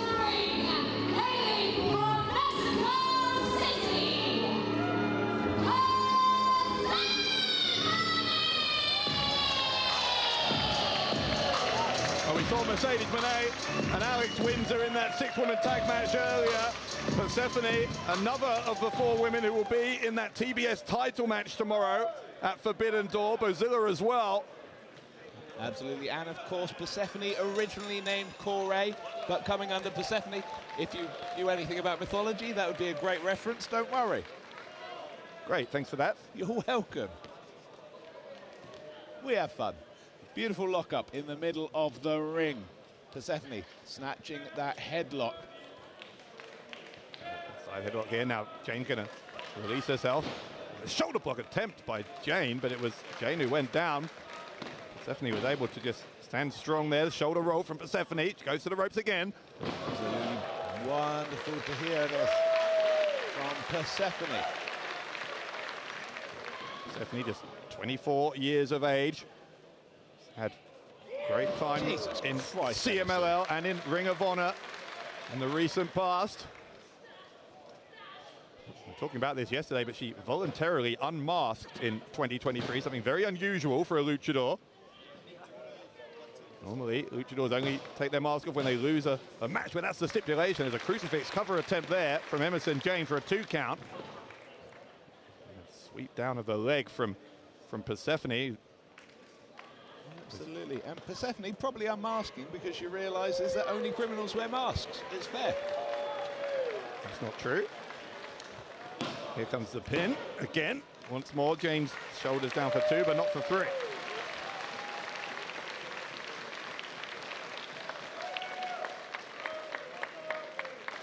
Persephone came very, very close earlier this summer, just last month, to winning the Ring of Honor Interim Women's World Television Championship at Supercard of Honor. She's got championship gold in her sights wherever she goes. Again with Mercedes Moné successfully defending the undisputed British women's title yesterday. Both these women will want a win. Of course, Emersyn Jayne needs to get herself back in contention after that loss. To the side of the head there from Persephone.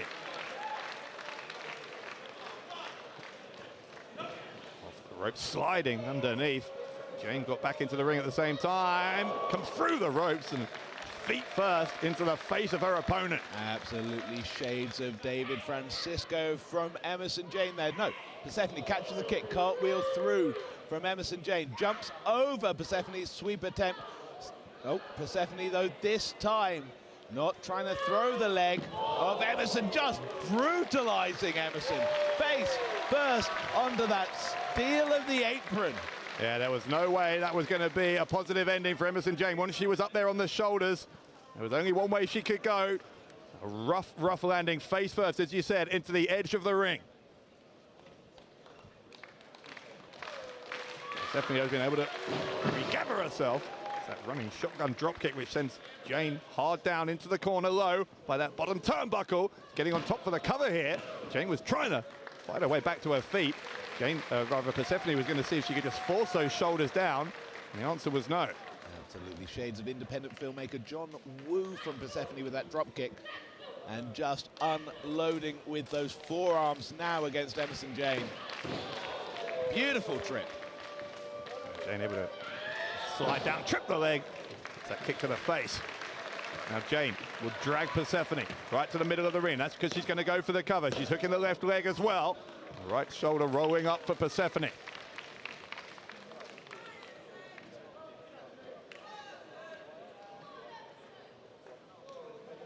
Jayne now still trying to press home her advantage. This jam-packed Crystal Palace National Sports Centre. Right between the shoulders there from Emersyn Jayne.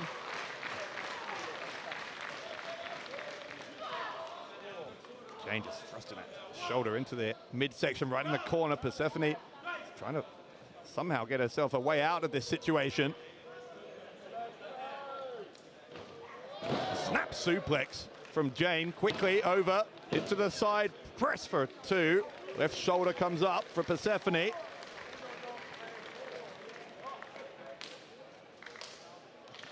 Jayne with a little nod of acknowledgement there that she still has work to do. Absolutely isolates with the half Nelson and just controlling the chin of Persephone as well. Where the chin goes, the body follows. But Persephone turning into Jayne to try and get to her feet, fighting off with those open hands, and just throat chop from Emersyn Jayne. Persephone was able to leap over Jayne, sensed her coming from behind there, and then catches her as she went for the cross body. Saw this yesterday from Persephone, we see it again today. Great fall away slam, followed by the kip up.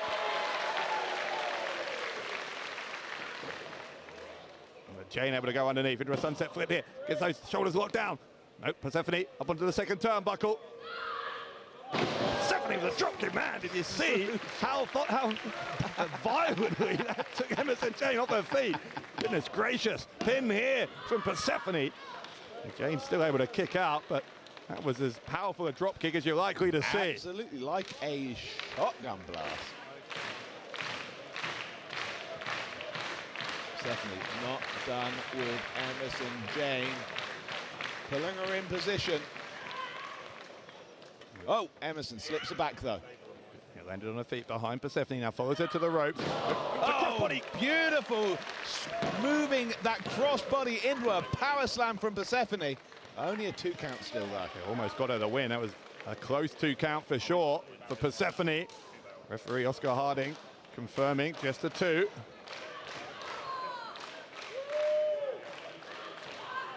Persephone showing some frustration at her opponent. And trying to climb up to the top turnbuckle, but took too long about it, and Emersyn Jayne's going to follow her there. By the way, so maybe for a second rope German suplex. Fortunately, Persephone managing to fight her way off though. Oh, slipped by Emersyn Jayne. Gamangiri from Emersyn Jayne and follows it up. German suplex off the second rope. The shadow fax from Emersyn Jayne. Named after the horse from Lord of the Rings. I know who Shadow Fax is, thank you. Just checking the referencing go over your head. Don't worry there. Oh, peng shot cutter from Emersyn Jayne. And now Jayne sitting down on the shoulders, hooking the leg of Persephone. Persephone just getting the left shoulder up on what, about a 2.9 there.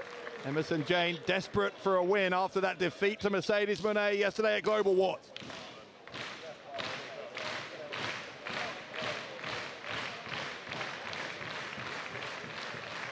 Jayne's going to try again. What's she looking for here? Maybe a pile driver.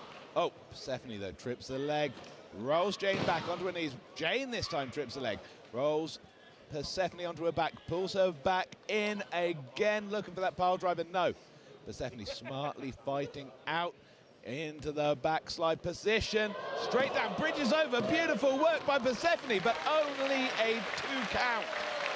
If she got those feet based a little more, I think it would have been impossible for Emersyn Jayne to kick out from that position. Instead, though, Jayne rolling through. Oh, looking for the skate special. Emersyn Jayne has got it in the center of the ring. No, only 2. Now, both women getting extremely close to the win in these past few seconds. German super. Oh, look at the angle. Look at the angle of that German suplex right on the top of the head. And I have no earthly idea how Emersyn Jayne kicked out. Christ, Emersyn Jayne, one of her own from her knees. And another kick out, this time from Persephone. How is she moving?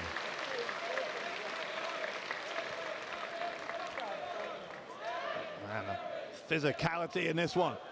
Remarkable stuff from both of these two again. The attempt at that backslide. Rolls through straight into the Daden-Zaguri from Emersyn Jayne. Emersyn Jayne, though, not able to capitalize. Yeah, I think Persephone going for that same backslide a second time might have been a mistake. Absolutely, but the work Persephone has done paid off. Emersyn Jayne absolutely has that killer instinct in her. Would have swarmed if she could. And it's Jayne who's first back to her feet. And can she make that pay? And straight after her, but Persephone was ready. Lifted her up onto the apron again. Gets the forearm to the face of Jayne. Trying to bring Jayne up with her, up to that second turnbuckle.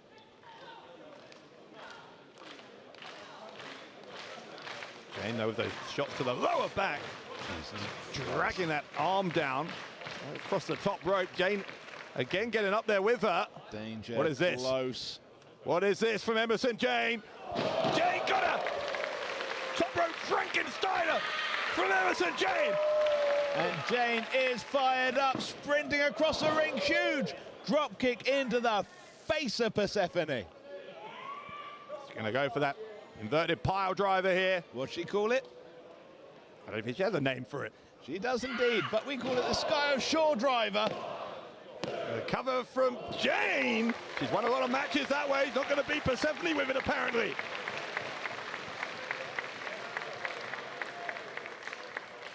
Jayne not happy at the kick out there. A little bit of a crisis of self-confidence now, maybe, for Emersyn Jayne after a loss yesterday. The kick out there from Persephone. You have to trust in her own abilities here to get this one across the line. She drops the knees into the midsection. Jayne thinking, maybe taking another risk. Oh, Jayne, might pay off. Top rope moonsault, no one home. Big spear. Emersyn Jayne got folded in half there by that spear from Persephone. And now Persephone has her up. Jesus, almost into a crucifix position. What's she looking for here? Razor's edge from Persephone straight on the back of the head. No getting up from that. You can count to 10. Elementary. Victory here for Persephone.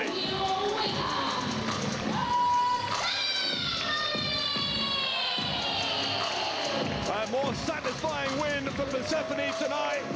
A devastating kneeling Razor's edge. Very unlike the disqualification win she had to take against Alexis Falcon yesterday.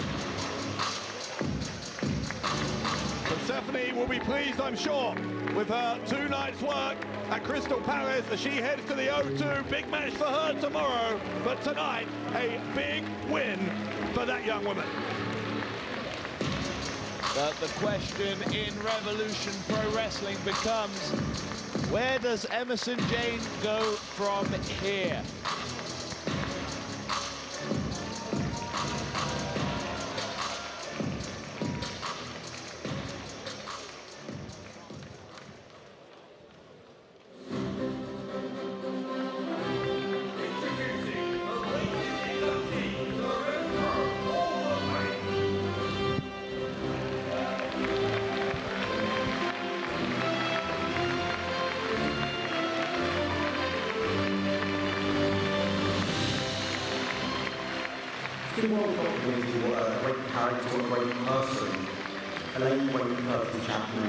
Or as so many people around the wrestling world know him, Mad Kurt was. However, I want to make it very clear that we're entering into the Revolution Pro Wrestling Hall of Fame because of how much he meant to Revolution Pro Wrestling and how important he was to Revolution Pro Wrestling. It's just unfortunate his induction comes a lot sooner than we would have liked. Curtis Chapman, with his slight frame, was never someone that you would suspect could be a professional wrestler. And his Mad Kurt persona, it may have convinced you that as well. He was a master magician, a master of trickery, because he was one of the finest technical wrestlers I've ever seen in my life. Curtis Chapman started off at the Portsmouth School of Wrestling. He started off as a child and left a young man. Curtis Chapman did so much to open doors for so many, including being in the first series of the Contenders Division. A completely new prospect in the UK today, and something which has grown as the years in RevPro have come along. He affectionately got known as a super contender, and his ability to take punishment is what drew him close to people's hearts. People would get behind the super contender, the underdog. Many of our venues are up and down the country, but it was in a cockpit theatre where Curtis Chapman found a home. So much so that when he'd go around the UKC, he was announced as hailing from the cockpit theatre. And Super Contender was born. He took punishment from some of the biggest names in the industry today, and he kept on swinging. So much so that Mad Kurt was born. Perhaps the biggest moment in Curtis Chapman's career when he became the undisputed British Cruiserweight champion, much to the surprise of every single person in attendance at York Memorial Green, and himself. But he walked into that contest not knowing that he'd be crowned the undisputed British Cruiserweight champion, getting his first major piece of silverware in the wrestling world. But he did it. He proved his doubters wrong. And that's what he continued to do throughout his career as he reinvented himself time and time again before finally becoming Mad Kurt, a character that would make people laugh, who would make people smile, he would get people frustrated, but at the same time, it would entertain.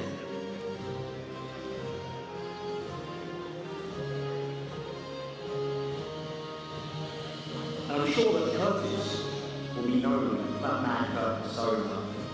But today, we honour Curtis Chapman.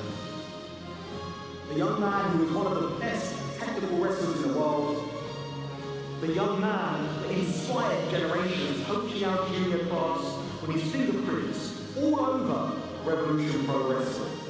And a man who's responsible for so many Revolution Pro Wrestling moments that we will never, ever forget.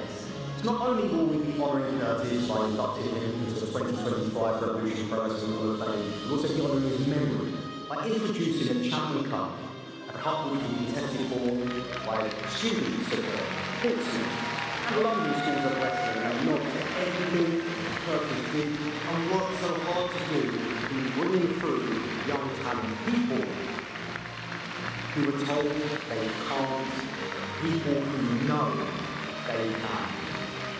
There's not a shadow of doubt in my mind that Curtis Chapman, Mad Kurt, call him whatever you like, deserves his place in the RevPro Hall of Fame.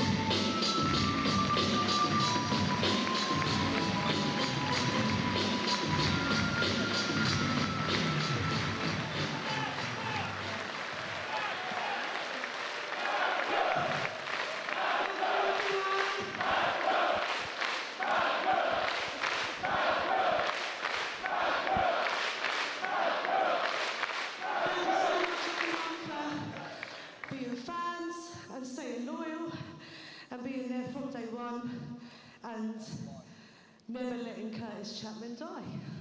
Thank you very much.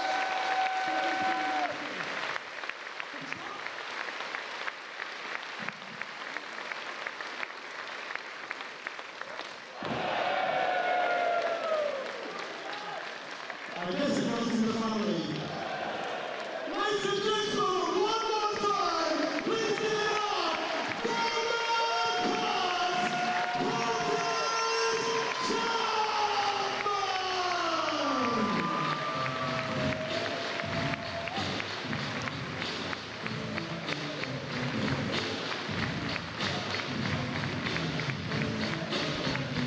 Beautiful moment here at the Crystal Palace National Sports Centre. Mad Kurt, Curtis Chapman, the latest inductee into the Revolution Pro Wrestling Hall of Fame.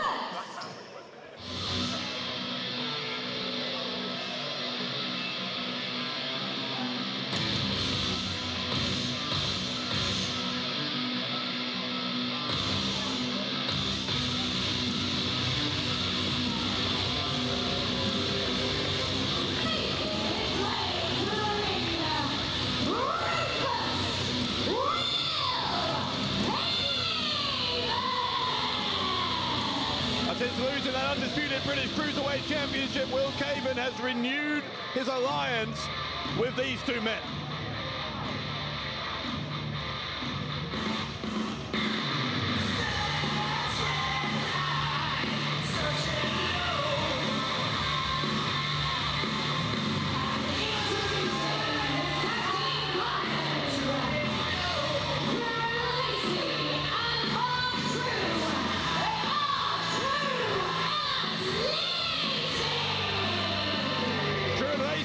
Opportunity last week to play spoilers for CPF in Block B of the Great British Tag League, making it impossible for CPF to secure the victory in that block, and that's exactly what they did. Trew and Lacey with the victory last week in Southampton over Joe Lando and Dani, picking up 3 points in their final block match in that Great British Tag League. So CPF looking for a measure of revenge in this 8-man tag Lucha Rules match here tonight.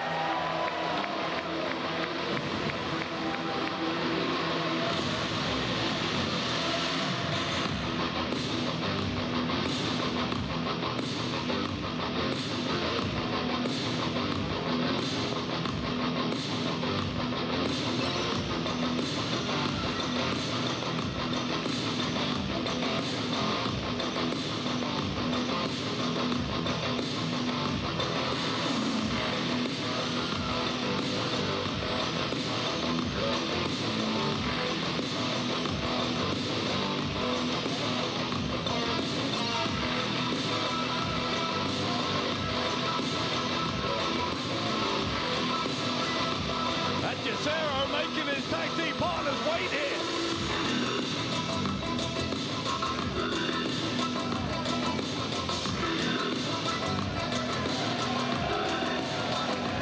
Well, making up the 4th member of the quadrangle of hate, Hechicero, member of the Don Callis family, allegedly, whoever that is.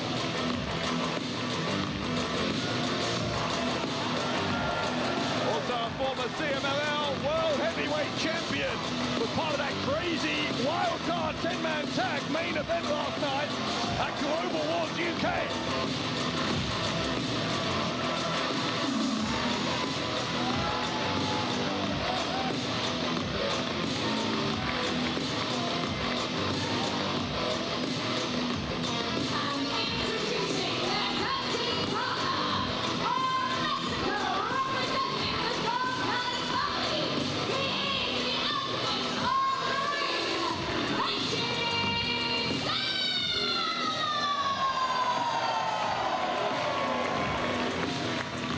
This is a good team, you know, because Hechicero in a lot of ways shares the philosophy of Will Kaven and Trew and Lacey when it comes to their loose interpretation of the rules. What do you mean loose interpretation? Listen, you have to know the rules back and forth in order to break them effectively.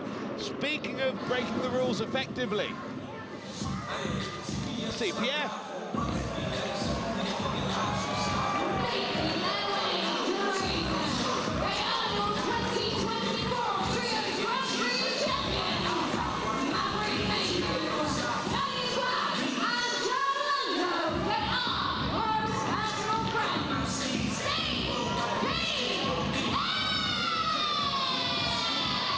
CPF cosplaying as some form of furry creature here.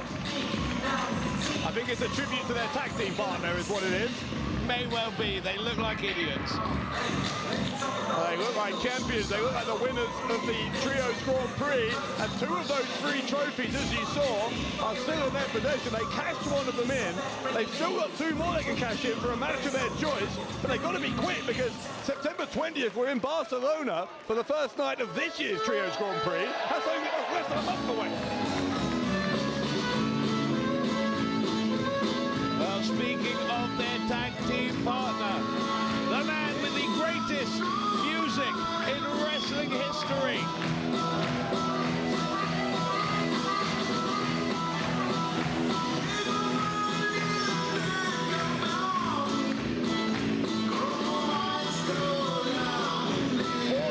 Years this man's been at it. Blue Panther.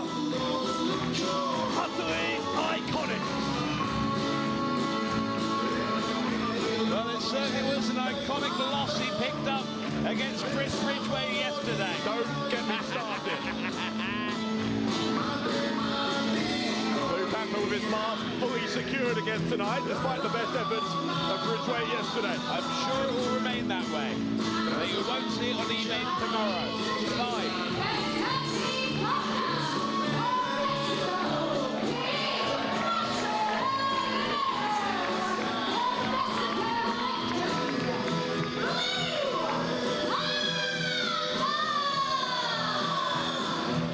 Well, the rider of cookies backstage for Blue Panther wasn't enough. He also got gifted one of these boiler suits from the Gentlemen of Steez, CPF. Very dapper, isn't it? Danny Struggling Black, to get it off, which is understandable. Danny but Black very designs the CPF gear, by the way. Latest That incarnation of that surprise me. gear, very impressive as always. Of course. Of course. Well done, Danny Black. Which one is Danny Black? He's the one in the mask. Very well done. I like that Blue Panther deliberately decided to wear a different mask today. I can actually tell you which one is Danny Black, because whereas the other two members of CPF Don't have the tattoos? word, Well done. well, no, they Oh, have the good, word you can do it. steez across their stomachs. With Danny Black, it's grease. Grease. Grease with a Z. Grease. No, with a Z. Is that the word? Yeah. Grease is the word. It's a variation of steez. Got you. You don't have either. Okay. No, absolutely not. You know, he's hydromatic, systematic, all of that good stuff. But starting us off is Will Kaven. Well, we were going to see it. A Beautiful, showdown beautiful between tagging. the two CMLL representatives. Beautiful tagging. Absolutely What's so wonderful, beautiful about the manner in which he tagged in? Go on. He did it without his opponent suspecting. It's his partner, Therefore, without his partner introducing- suspecting. Or his opponent. Listen, if your partner doesn't know what you're doing, your opponent sure as hell won't.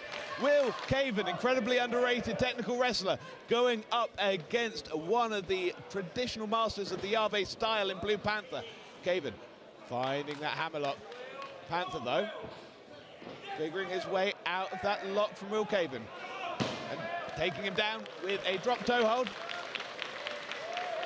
I think Kaven was taken aback by that. Maybe was hoping this would be possibly an easy ride, given that Blue Panther is in his 60s. But look, we know that a lot of opponents underestimate Blue Panther at this stage in his career. Good on him. Beautiful roll through takedown of the leg from Blue Panther. Takes Will Kaven onto his back, hooks the leg, and is just controlling the former Cruiserweight champion in a manner you would expect Will Kaven maybe didn't expect to happen. Oh, you're saying there's a flaw, a weakness? I'm saying shut your face. Any That's what I'm saying. chink in the armour whatsoever of Will Kaven? Yes. Wow. A rare moment of honesty there He slipped. from Wasn't Gideon Gray. expecting it. Three-quarter face lock from Will Kaven. Panther able to get out of that. He's going to look for the abdominal stretch instead. He's got the shoulders of Kaven down briefly. I think a one count maybe. Kaven getting back on top. Absolutely controlling the arm of Blue Panther. And bringing him up, transferring over to control the other arm. But Blue Panther spins Will Kaven around and finds the arm himself into the corner where Lacey was lying in wait, almost like it was a ruse all along. Will Kaven coming out on top, stabbing away at the old man Blue Panther. Yeah, I will reluctantly say that was a pretty smart move there by Kaven, shepherding Blue Panther into his own corner here so that his tag team partners could get in the cheap shots that they inevitably will. Kaven sending Blue Panther off the ropes. No, that's under that clothesline attempt. And big face buster onto the former Cruiserweight champion. A big clothesline now from Blue Panther. Don't let him pick up steam, lads. There's a tag now. Into Danny Black. Danny Black, full of grease, as he sends Kieron Lacey to the ropes. He doesn't look that heavy. He can't be full of grease. Now all three members of CPF triple teaming. And that is a Steez muscle from CPF. Sure. It is. Beautiful interception from Mark Trew, though. Having absolutely none of these identically clad weirdos in this match.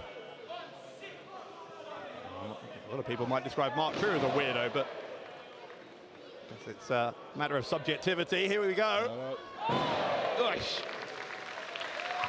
Lando, Black, Maverick, Mayhew, standing tall here. A little bit of evidence. Hechicero, big boot. And sending Mayhew into Lando. Mayhew now in the corner. Brutal. How do you know that's Mayhew? It is, just is. Know what they look like. Fair. Hechicero catching Lando. Catching Dani Black. Oh, big hammerlock, giant swing into the backbreaker. And Hechicero for a little farmer's walk there. And now we might get Hechicero versus Blue Panther, but again it's denied to us, this time by Kieron Lacey. Again, if your partner doesn't know what you're doing, your opponent sure as hell won't. Oh, a little bit of disagreement here between Hechicero and his teammates. And Dani Black waiting. No. For Trew and Lacey. Grave digger. Trew and Lacey inviting Dani Black to make a wish, holding him in position. Kick right to the jaw. Running senton from Kieron Lacey, then off the back of Lacey. There's Mark Trew. It's attack to Kaven, not to Hechicero. Hechicero wanted it. And Kaven coming down with a knee to the back of the skull of Dani Black. Kaven looking for the pin here. For some reason, this crowd don't seem to like the combination of Trew Lacey and Will Kaven. Yeah, have a guess why that might be. Because they're weirdos. Think of some reasons. Tagging in Hechicero, though. They get... Oh, come on, Hechicero, be a tag team partner. Oh, yeah, but yeah. Waving off Will Kaven and immediately regretting his actions. Yeah, Hechicero is not being a team player here. Of course it is. All ego with Hechicero, isn't it? Christ's sake. Black trying to get in some body shots there, but he ended up getting shoved into the corner. Hechicero followed him in, but found there was no one home. Oh, catches the boot of Dani Black, though. And brutal dragon screw on that. Rope, holding on. The way that leg of Black was caught over the middle rope and then just stomped down on. Hechicero going to try and get the submission. No, he's not, because Kieron Lacey, again, against Hechicero's wishes, tags himself in. How much of this do you think Hechicero is going to stand for? A beautiful double team there, going for the pinning position. Realising Dani Black was in trouble. Smart work there by Kieron Lacey. Most beautiful double teams involve both parts of the double knowing it's happening. Not very experienced, are you? What? Don't worry. Lacey's ripping at the mask. Wonderful, wonderful. Yeah. Where have we seen this before this weekend? Only criminals wear masks. Take it off. You're accusing CBF of being criminals? Yes. I've seen what they charge Andy. Very criminal. The elbows from Dani Black. How can you tell it's him? It is. Agrees.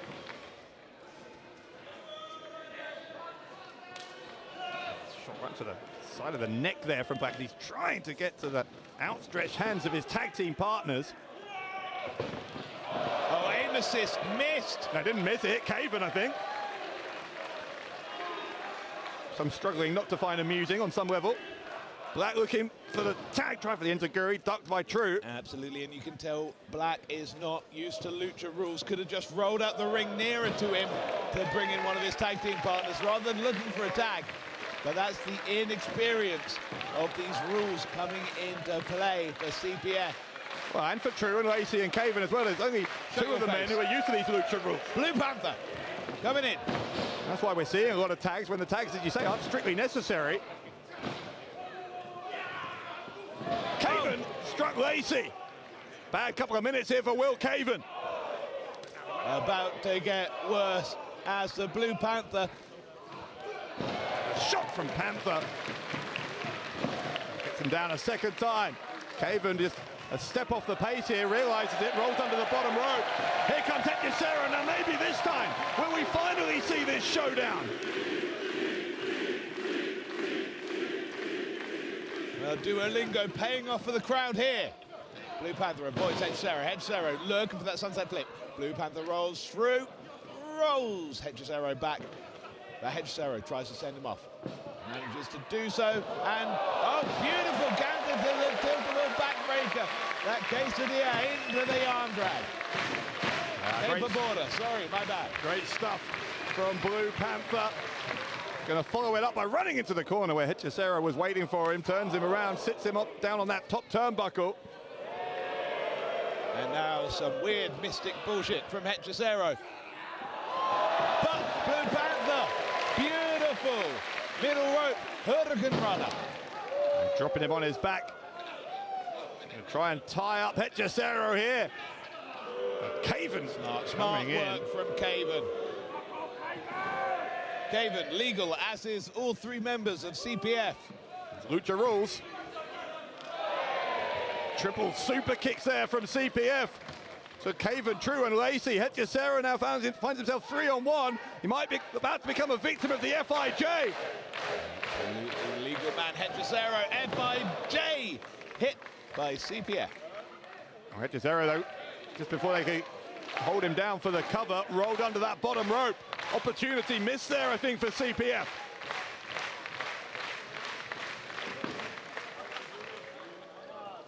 Here they come again in perfect synchronicity. CPF taking down Kaven, Trew and Lacey.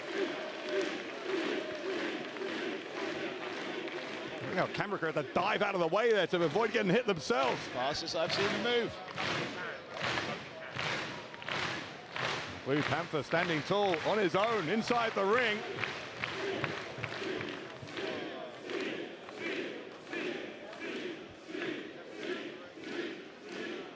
Right, Kaven back, Kaven is back. Kaven. Brutal attack from behind by the legal man. Will Kaven looking for the tombstone? No, Blue Panther rolls him through. Did he get it? No, 2.5 for Panther. Kaven though, swarming Blue Panther into his own corner. Oh! Blue Panther, cross body onto Kaven. Grace of a cat. The speed, the agility of a man half his age, does Blue Panther. Kaven's going to lift it up by the arms here. And Understandable. Kaven verbally submits. Blue Panther absolutely decimating the former Cruiserweight champion.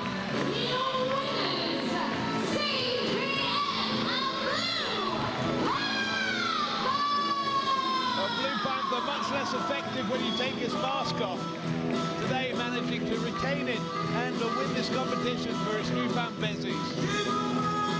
Yeah, without the mask being removed, it was a much better night for Blue Panther on night 2 than it was on night 1. He and CPF with victory under Lucha rules here tonight.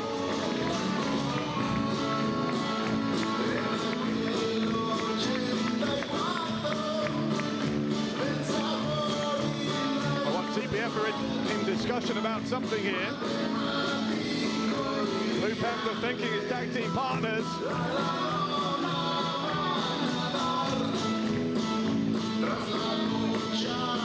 They're inviting Hechicero back into the ring. Throwing a bit of a wobbly on the outside. Not very happy. He doesn't like losing. Hechicero. A 10-man tag defeat last night. 8-man tonight. Well, wonderful to see Blue Panther and his 3 sons standing tall in the middle of the ring.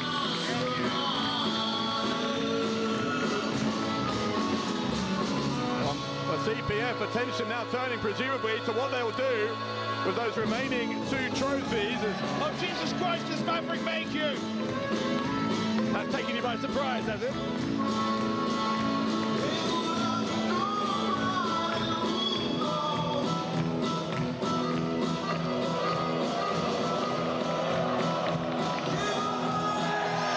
Danny Black! If this is Brian Danielson, I will lose my absolute shit.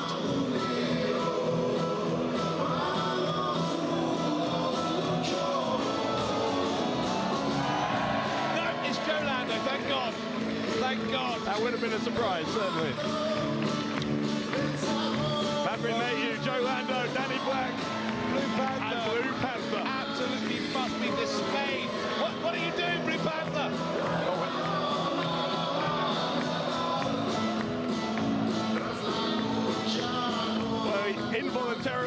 lost his mask last night. Tonight, it's of his own volition.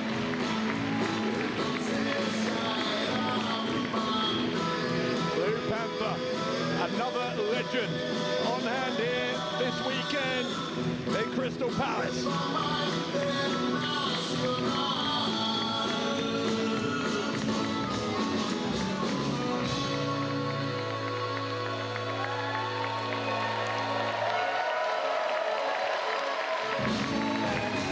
Congratulations to CPF and to Blue Panther.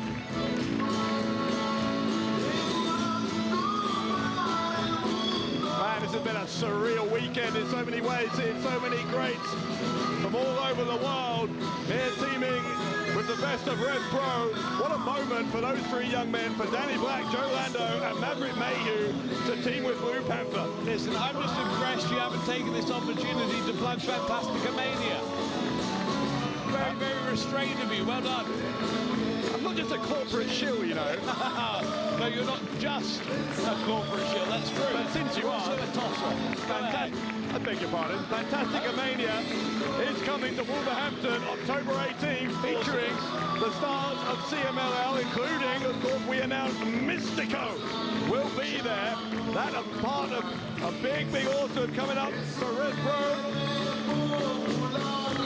And many of these fans with whom Blue Panther is slapping hands, I'm sure will be in attendance in October, just as they have been tonight, where they have witnessed greatness in the form of Blue Panther.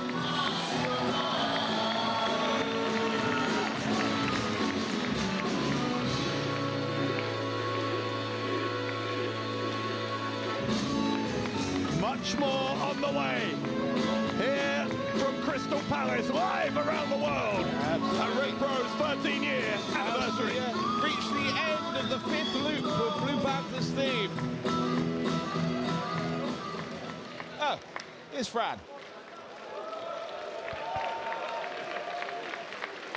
The following contest is a singles match with a 30-minute time limit scheduled for one fall. Introducing to the ring first.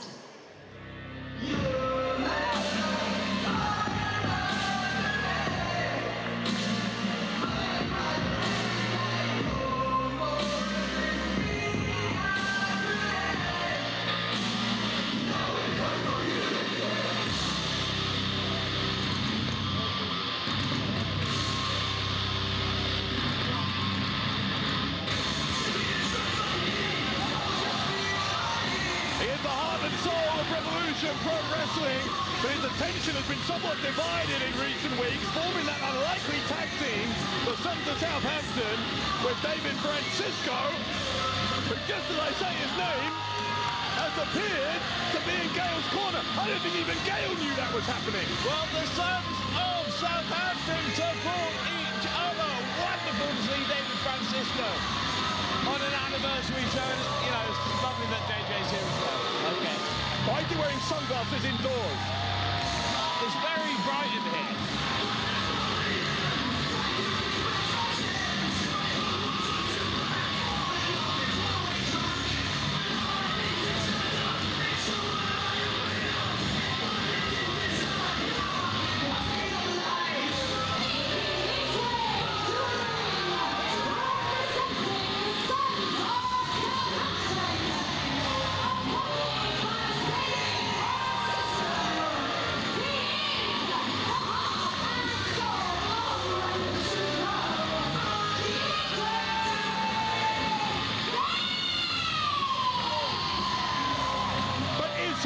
Francesca said he's representing the Sons of Southampton. Yes, he but is. JJ Gale has made no secret of the fact all year long before he was teaming with Francisco. His attention this year is all about focusing on the undisputed British Heavyweight Championship. Why are you trying to stir stuff up? I'm saying it's very hard to focus on tag. Stir stuff up. Shut up, we've got a guest here.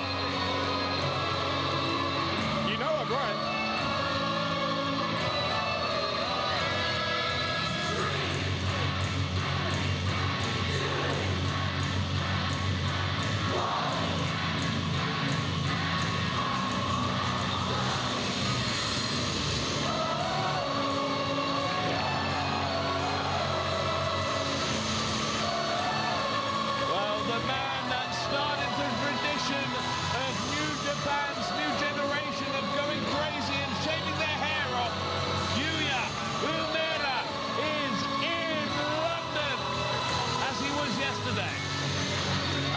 successful yesterday.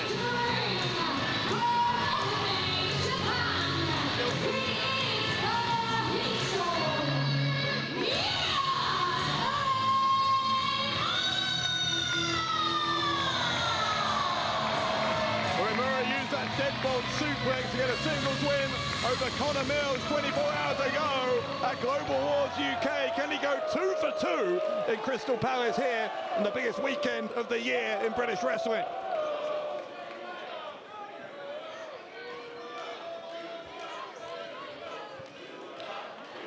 But to my point about JJ Gale and his singles ambitions, a victory over Uemura would be a massive feather in the cap of JJ Gale going into the autumn.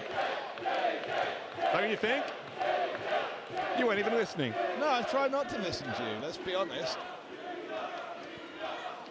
Bella's run, we're underway between these two. Gale's going to offer a handshake. Yuya accepting the offer.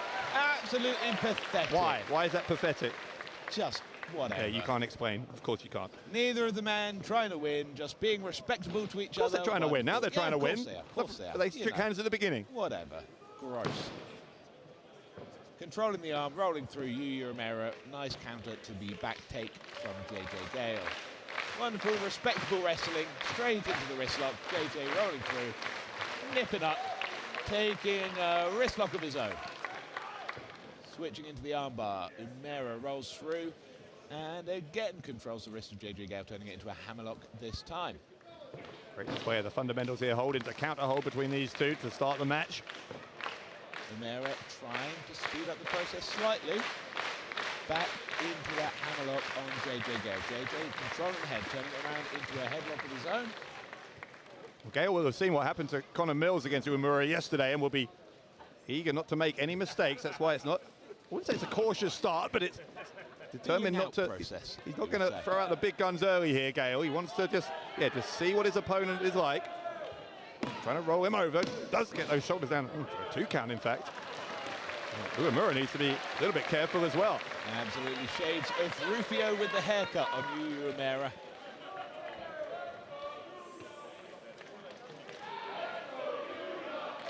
Okay, looking around because he heard a "Let's Go Yuya" chant, which is not something he's used to hearing, a chant for his opponent. Of course, had to make sure that people still liked him. That's what drives JJ Gale, which is why he'll never be a great professional wrestler. Well, to be fair, he's right, because the "Let's Go Gale" chant that then erupted was louder. Huh?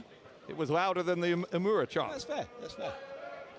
Uemura, a very unpopular wrestler. You are incredibly right. I'm just saying the JJ Gale chant was louder, JJ, which is objectively Uemura, correct. Going for the just talk over me. Over the top of Uemura. Uemura pushing JJ off, sleeping himself, and tries for the drop kick, but JJ holds on. You know, it's incredibly obvious when you've lost an argument. Here's the cover. Sorry? Beautiful into the Mahestro Cradle is what I was going to say. I'm sorry, I didn't mean to interrupt you. That's fine, you go ahead. A headlock takedown from Uemura. Well done. Thank you. Into the... They're both back up on their feet now. Standoff between these two. I think we called that really well.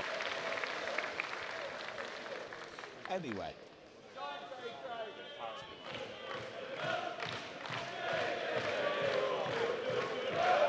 Uemura just readjusting his knee pads. JJ Gale copying the more talented, more handsome, better paid man in this matchup. Is he more talented? JJ Gale has shown a great degree of talent. I mean, we'll find out, I guess. Oh, well, if you're saying he doesn't have enough talent, you're saying that David Francisco has bad judgment. That's what you're saying. In this case, absolutely, yeah. Okay. I've never said David Francisco is infallible. Well, you just highly implied it. Beautiful arm drag. Shades of a dragon from Uemura. Gale try and get immediately back to his feet. Now going to try and send Uemura into the corner, which he successfully does. Follows him in there. Went for the knee. Uemura wasn't there. Gets a big hip toss. Follows it with an arm drag and holds on to that left arm of Gale. The crowd doing a great job here of getting behind JJ Gale, encouraging him into rushing in and making some unenforced errors. Yes, with a louder chant than there was for Uemura, which was what I objectively pointed out a couple of minutes ago. Uemura, though, holding on to that left arm of Gale. Gale got maybe a handful of hair here. Referee needs to check, but he Big old adjusted his sneaky cheat that position. JJ Gale is. Well, the reason I was saying that with some surprise is that would be uncharacteristic of Gale. Beautiful evasion work there by JJ. Shoulder into the abdomen. Gale back over the top of the back of Uemura. Gets him with the arm drag. Man formerly known as Jonathan getting one of his own. Cartwheel through the clothesline attempt. Turns his opponent around. Beautiful jumping European uppercut. Uemura finished joint second in Block A of this summer's G1 Climax tournament over in New Japan. That finished very recently as well, so it's had a grueling summer so far. But to be fair, JJ Gale didn't lose a match in the G1 this summer. He didn't participate in it. Yeah, didn't lose that. He did participate in the Great British Tag League along with Sons of Southampton. Yeah. Right until the end though, the Sons of Southampton were in that block, could have won it. They'd have beaten Mills and Joshua in their final match in Southampton last week. Which again, you've got to say, it's something of a surprise, given that for a long time, JJ Gale was unwilling to even team with Francisco, and then it's had a surprising degree of success, I think, that combination, ever since Gale's finally given in and teamed with him. Having some trouble now with that left arm, though, which Uemura is trying to focus on.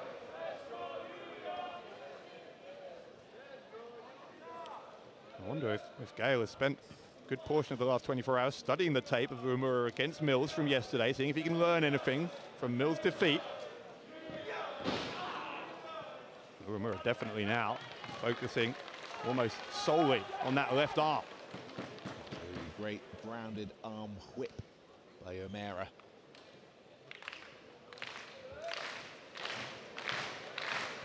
To that hammer lock. They were trying to grab the cravat, couldn't get it. Uemura's going to pick him up. Drops him with a front slam. And then just test out the resolve of JJ Gale, of which there is plenty. Kicking out comfortably after the count of two. Uemura then, as you see, going straight back to that left arm.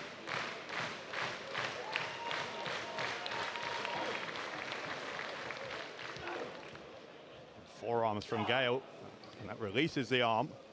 Absolutely ended up with 5 arms from Gale, sending Uemura off. Uemura, though, holding on to the arm. Fantastic work there from Uemura. Talking about his performance in the G1 Climax, I mentioned this yesterday. He had wins over the likes of Evil, who won the block, and Tanahashi, the great ace who was in our tag team main event last night at Global Wars. Wonderful. So what you're saying is, by the process of transference and the transitive properties, JJ Gale may have proved to be better than Evil in this match tonight, should he beat Uemura. I'm not sure that's exactly how that works. Pretty sure it is. Pretty sure it is. Uemura holding on to the arm of JJ Gale and just playing with him at this point. Whatever Gale tries to do there in terms of getting out of it, Uemura, as you say, just relentlessly holding on. Gale is going to have to adapt plans here. Rather than try and counter, he's just going to try and get to the bottom rope instead. And I think he's going to get there. He's just about there, and he is. Notice, though, how Uemura, uncharacteristically, in a RevPro ring, releases the hold completely when JJ Gale gets to the rope. Fantastic adherence to the rules of a professional wrestling match from Uemura. I'm not going to remotely fall for that very simplistic trap. Of course you're not. Because you've just got Andy's hand up your posterior. Beg your pardon, what? Like a muppet. Beautiful British up and over from JJ Gale. That arm, though. Yeah, the arm definitely bothering him. Stomp into the midsection, and Gale is going to have to suck it up here. Absolutely, and I think the guts of Uemura might be bothering him tonight. Gale trying to knock some feeling back into that left arm. He charges across the ring, gets the uppercut. Neck of Uemura snapping backwards on the impact, and a second time. A big wheel kick from JJ Gale. Gale measuring Uemura here. Swing blade. Straight into the cover. Absolutely shades of an old man from JJ Gale. Gale gets a 2 count. Smile on his face as he's realizing that this is a hell of a mountain to climb here against Uemura.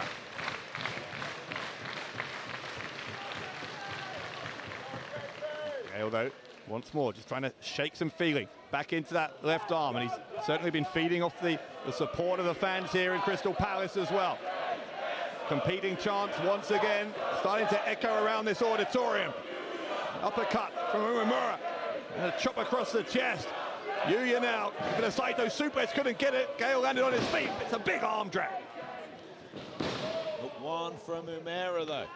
They both kind of dragged each other there. Call that a 0-0 draw, I think. They're both flat on their back. The referee is going to count them both.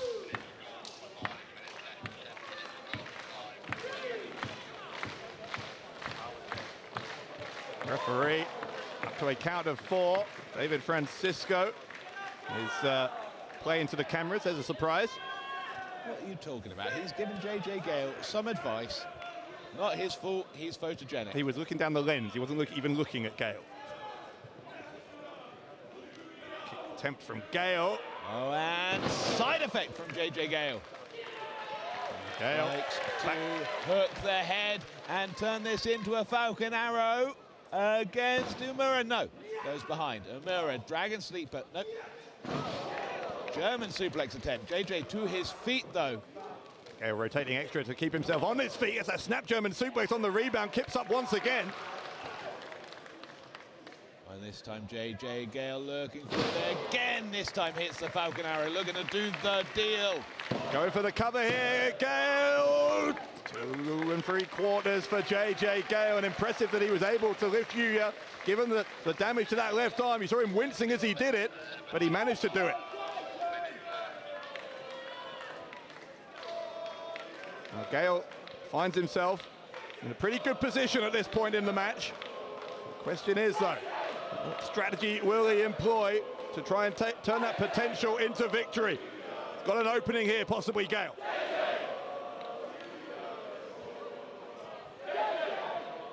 Gale, I think he's going to look for the Gale Force. I think he thinks he's done enough to end it here. But he's not right, because he got counted. Into the armbar from Yuya. Okay, Gale immediately didn't panic, grabbed his hand, preventing that right arm from getting hyperextended. Butcher's hook grip here from JJ Gale. But now the hands have been separated. He's got to be careful. That arm has been now grabbed by Uemura. Gale again, he's biting his own hand to prevent himself from tapping out. The pain must be excruciating here for Gale. And JJ trying to force his hand into a position where his elbow won't be hyperextended by this armbar from Yuya. He's thinking of tapping. He was thinking lots of trouble. He was really thinking about tapping. Then he realized that he was within range of that bottom rope. Otherwise, that would have been a tap out, I think.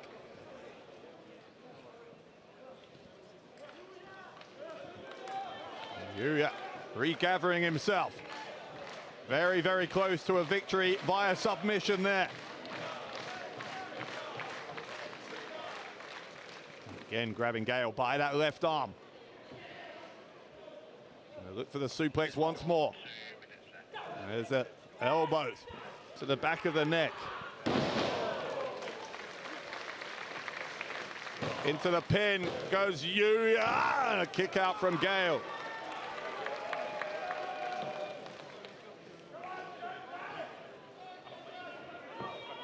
Trying to get it.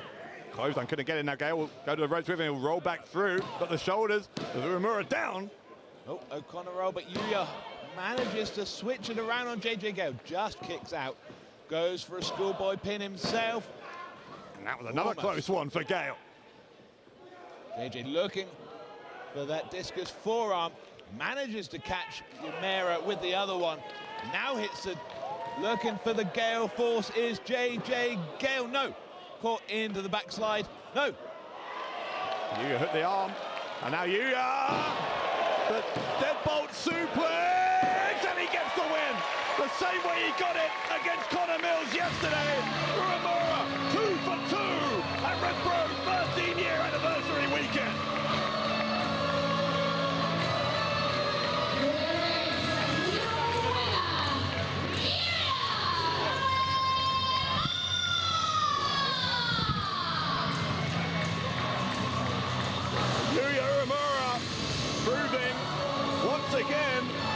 Heat Storm is considered among the top prospects to be the future of New Japan Pro Wrestling. What an ambassador he has been this week for that great promotion. We're always proud of our partnership with New Japan. David Francisco getting back in the ring to check on JJ Gale.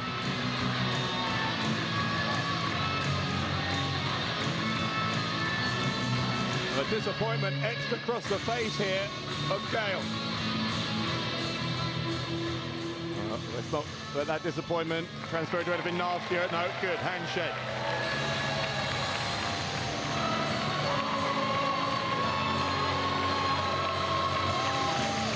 Mutual respect, the order of the day for Yuya Uemura and JJ Gale.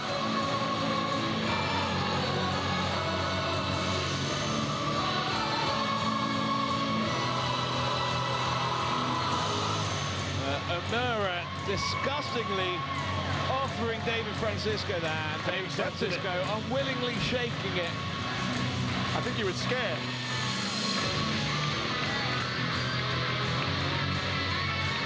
Gale and Francisco regrouping. Yuya Uemura soaking up the plaudits.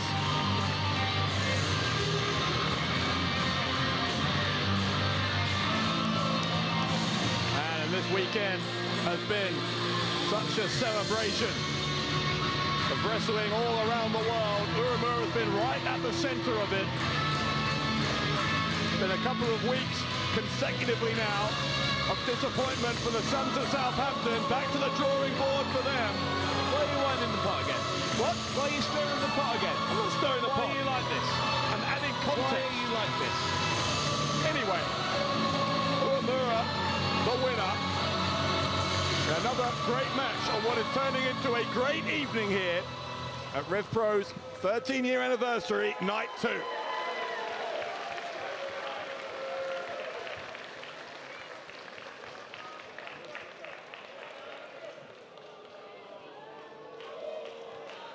Yeah, maybe go for the right arm, David.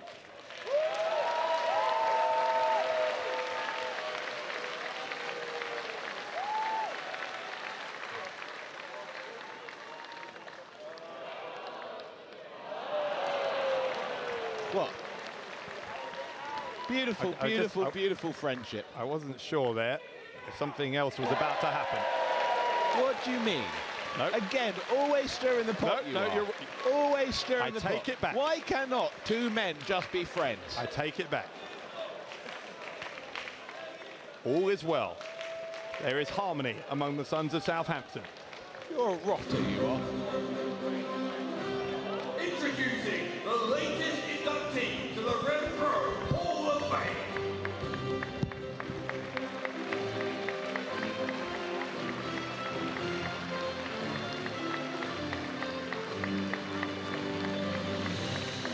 James Castle is without a doubt one of the most important people in the history of Revolution Pro Wrestling. If it wasn't for James Castle, I can honestly sit here today and say to you, there probably wouldn't be a Revolution Pro Wrestling. James Castle was the hardest worker in the room, the first graduate of the Portsmouth School of Wrestling, the first person who walked through those doors who we knew could become a pro wrestler, we knew could make it, and he absolutely did. James Castle was the first person in the Portsmouth School of Wrestling to earn championship gold as well, capturing the undisputed British Tag Team Championships alongside Shire Samuels. And he wasn't out of place at all when he competed against the likes of Tenzon and Kojima, or the Bullet Club, Gallows and Anderson, and so many great UK teams and legends such as Jody Fleisch and Johnny Storm. I think at the time it was perhaps overlooked, but the fact that James Castle was paving the way for so many people is something which it can't be underappreciated and it can't be understated. If this was about James Castle as a human being, we'd be here all day because he's one of the greatest people I've ever met, and I genuinely mean that. But right now we're talking about James Castle as a professional wrestler, and he deserves to be in the RevPro Hall of Fame because of everything he achieved, his contributions to RevPro. If it was Back in the days when the ring was stored in my garage and we would pick it up at 6 o'clock in the morning in our hire van, load it in, take it to a venue, set it up, and then we'd be the last ones to leave before returning to my house at 2 a.m. to unload the ring, return the van, where he'd then have to drive back to Basingstoke where he lived, a good hour and a half or so away from my house, and then he'd be up for work at 7 o'clock the next morning. Work ethic, drive. He was someone that everyone looked up to, everyone aspired to be. Both in the ring and outside the ring, James Castle's drive was second to none. Every time James Castle stepped in the ring with a veteran of the scene, they commended his ability. They talk about what a great wrestler he was and how it was a pleasure to be in the ring with him and a pleasure to be around him outside of the show as well. And that was a nod of approval to Portland School of Wrestling. That was a nod of approval to Revolution Pro Wrestling. James Castle was one of the first real ambassadors for Revolution Pro Wrestling. And now, James Castle is one of the first inductees in the Revolution Pro Wrestling Hall of Fame. He deserves this spot. He's earned this spot. And he will forever be remembered. And I hope this Hall of Fame induction will lead to future generations talking about James Castle, talking about the anarchist, talking about the punk, talking about the crazy hair, the wild stare, and the great moments that he created.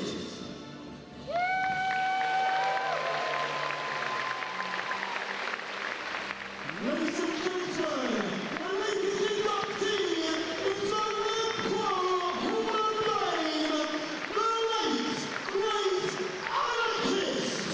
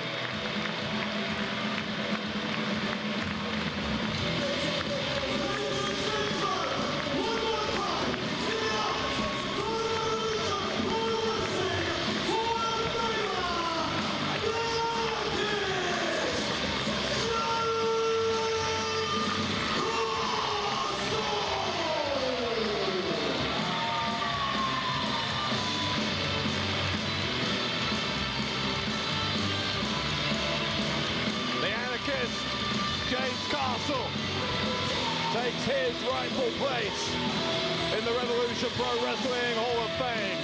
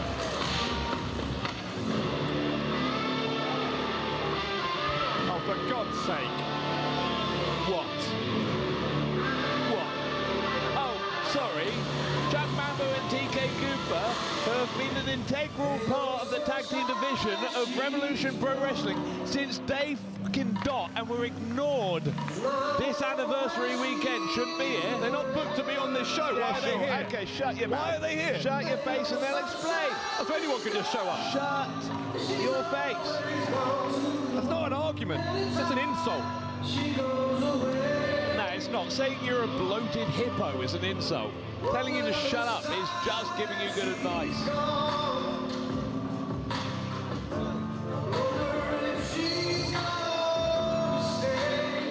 See, look, TK's got a microphone. Well, turn We're it about to off. find out. Cut the mic. How is this fair? How is this fair? I've been so tired on my own, and now he's the man that gets an opportunity to wrestle Zack Sabre Jr. How is this fair? I've been shot Samuels so badly, he put his career on the line, and now he gets to main event Crystal Palace. How is that fair? And now, just because Revolution Pro can't roll out the nostalgia act known as Trent 7, that means Sunshine Machine are off the card. How is that fair? Like a toddler throwing a tantrum. It's not fair.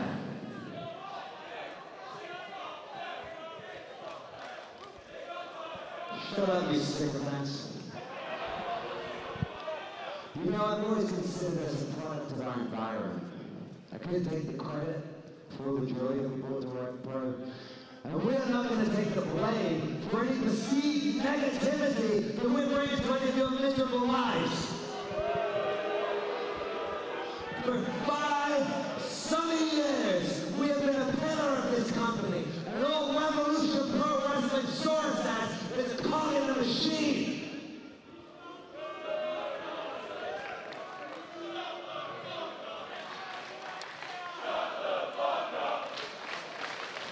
Indeed.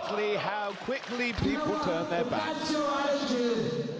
Maybe it's time that the sun set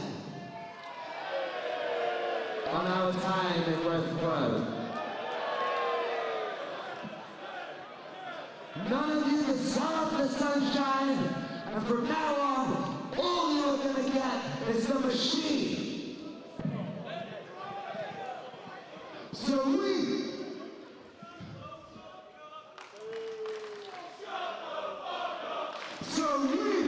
are better.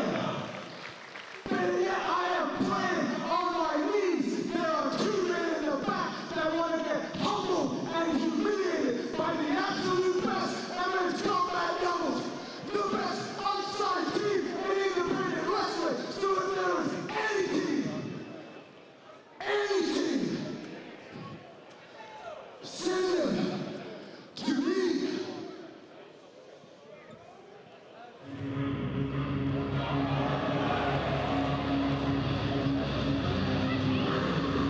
Well, I didn't say any team. Can it be?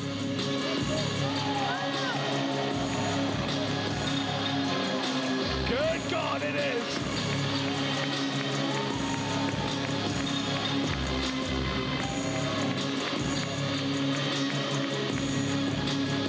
Leah Rush, Action Andretti.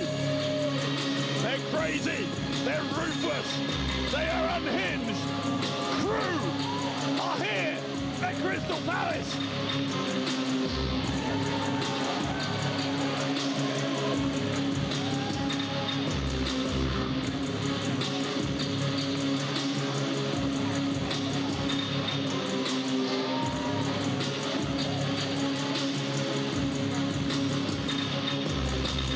I don't know, are they still Sunshine Machine or The Machine now? But either way, I don't think this is what they had in mind, but they issued a challenge to anyone in the back. You know Leah Rush or Action Andretti were here, I've just seen them all day.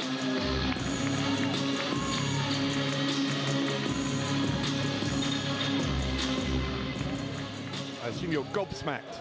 I'm just waiting for that bilge to die down. Jesus Christ. You don't like their music? Absolutely not. TK and Mambo, valid, strong points. This crowd absolutely just turning their back on Sunshine Machine. Well, first of all, it's not a champion. Shut it's your not a debating Come club, off is it? it. It's a wrestling show. Well, they've got valid points. They don't. But anyway, who cares? Let's have a tag team wrestling match. I mean, I guess you would know. You are the master debater here. Yeah, that was mature. Speaking of mature, your mum smells. Anyway, Lio Rush, Action Andretti, two guys from America, coming in, interrupting Sunshine Machine, and honestly, doing them a favour. Getting TK and Mambo on this show, unlike Andy's sodding Quilden, who turns his back on everyone eventually. So Chuck Mambo going to start this out for the Machine against Action Andretti. Well done, you can tell them apart. Good job. Mambo going to swing at Rush. O'Connor roll from Andretti, bringing the action. Going behind, see what you did there, very clever. So the tag, I think it was from Rush. Rush with a great history and here. Referee not counting. Rush of course. Oh, double drop toe hold. There you go, it's only Sunshine Machine, you don't have to count right away. But the Machine you now. know. Sorry, it's only the Machine. The sun has set, Chuck Mambo said. TK Cooper ducking under Lio Rush though. Grabbing the foot, Action Andretti, big kick to the chest of TK Cooper, wisely taking a powder out of the ring, catching his breath. He didn't have much choice in the matter, he got and Oscar Harding thoroughly just, outdone you know, there. Trying to tell one of them to get in the corner, ignoring the fact that neither of them are, and just instead of counting them out and disqualifying him, trying to count out Sunshine Machine. Yeah, well, he was instead. a little late starting the count on Sunshine Machine, but you didn't complain about that, did you? You mean the Machine? The Machine, sorry. There you go, well done, you'll get used to it.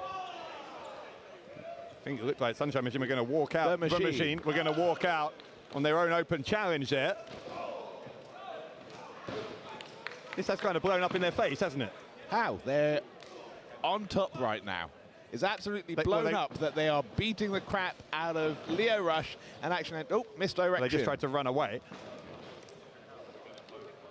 Now they find themselves on the apron and take it down to the floor. Lio Rush was the winner of the British J Cup in 2024. Should have been the undisputed British Cruiserweight champion if it wasn't for a low blow from Will Kaven when they had their match. Whatever. Keep rewriting history. That is what happened. Sure. And now what? Now Mambo's got a steel chair. Referee stepping on that chair because, as Mambo well knows, you can't use a steel chair in a wrestling match. Who says this isn't a no disqualifications match? This is unsanctioned. This wasn't booked. Why are you stopping him using a chair, Oscar, you absolute moron?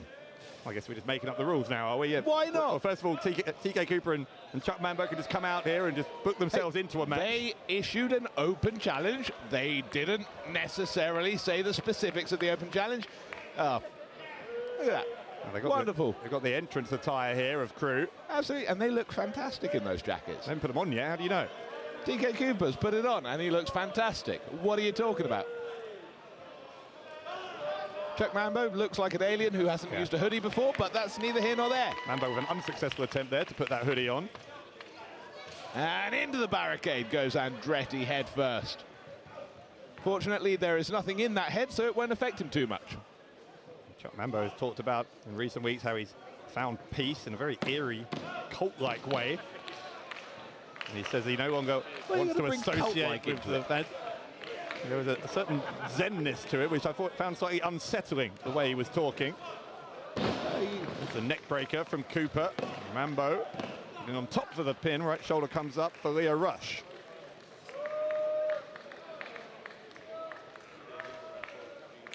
Mambo isolating the arm of Lio Rush. Rush, though, forcing Mambo back into the corner. Unfortunately, though, it's the corner of the Machine, and TK Cooper has tagged in. Is it Machine or the Machine? You decide. Why not? Oh, again, we're just making stuff up, so why not? Yeah, absolutely, that's half your job, isn't it? Just making stuff up. Listening to Quilden pour sweet words into your ear, I know. Cooper with the knees here into the ribs of Rush. Cooper apparently bitter that it's not him who's facing Zack Sabre Jr. tonight. Well, that's exactly what he said. He was, he was angry that it's Josiah who's getting the chance to face Zack Sabre Jr., which is the match that should be taking place right now, and it would be if the Machine hadn't come out here and interrupted. Okay, who beat Josiah literally not that long ago? Yeah, how did he beat him? And who beats the... Sorry, do wins matter or not in Revolution Pro Wrestling? Yes, but also to some of us, the manner of the win matters as well. Absolutely, no. The manner of the win.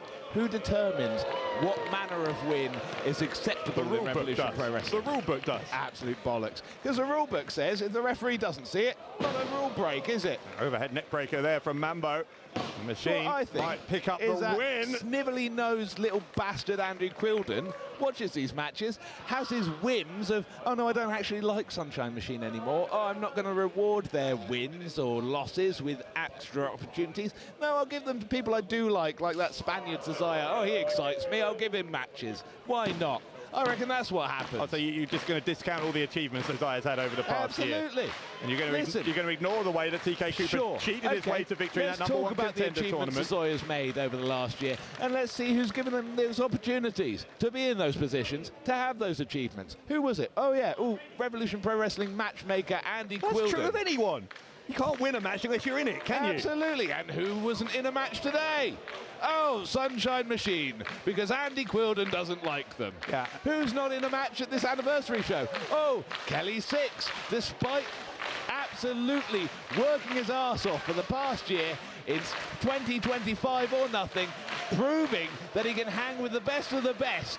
Last time at Southampton, the show that Andy Pity gave him to keep him off his back and continue driving all over the place. No, Kelly Six has just spent his anniversary weekend to do with the match we're driving all over the place. It's got nothing to do with the match we're watching. It's about opportunity, you bald arsehole, and you know it.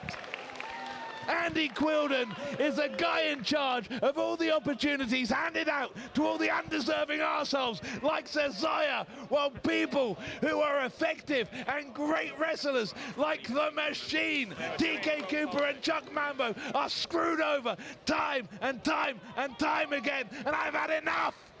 By the way, while you've been ranting here, TK Cooper's actually had the upper hand the entire time. Because he's amazing! Which you could have been celebrating, but you chose to ignore. Because you were too busy getting on your high horse. Shut your face! Cooper has maintained the advantage here for a couple of minutes now against Leo Rush. Oh, Leo sent straight through the top and middle turnbuckle, back, cracking across that steel ring post. I'm not entirely sure if Rush is going to be able to continue. That looked like a horrendous impact. His spine just bending around that post. Hey, listen, I'm sure the referee will administer a really slow count to give Leo Rush the time he needs to recover. Because that's how it's done in Revolution Pro Wrestling, isn't it? People's favourites get the benefit of the referee. Yeah, so all the conspiracy. It's the referee's discretion. Yeah, it's all a conspiracy. Everything is. Everything's a conspiracy. We fake the moon landings as well. Why is he counting so slowly then? I killed JFK, by the way. See, I knew it. I knew it. You are Lee Harvey Oswald. You look like that son of a bitch. And he helped me. Of course he did. Yeah. Of course he did. He was behind the grassy knoll, wasn't he? Cooper now sending Rush through the rope. Rush hour from Leo Rush. Man, what a rebound. God damn it. Referee buying Leo Rush enough time to recover. Action Andretti begging, pleading Leo Rush, but TK Cooper getting the tag to Chuck Mambo. Leo Rush managing to get to Andretti though. Now Mambo with a reversal of the Irish whip. Handspring, back elbow from Action Andretti. Shades of Tajiri. Andretti running in. Uppercut in the corner, snapmare takedown. And to the ropes, here goes Andretti. Over the top. Great acrobatic skill from Andretti. Taking out the knees of TK Cooper. Chopped him right in the voice box. Thank God. And dropping Mambo with the Falcon Arrow. Hook of the leg, and Cooper breaks it up. And referee Oscar Harding not even bothering to administer a count to either illegal man. Leo Rush. Rush. Bottom rope. Asai moonsault landing on Cooper. Oh, Mambo though. Mambo on a roll.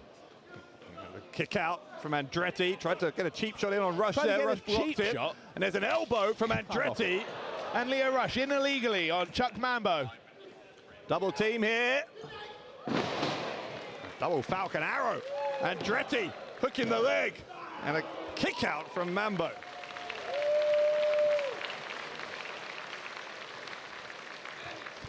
Trew showing off how excellent they have become as a tag team in the past few months.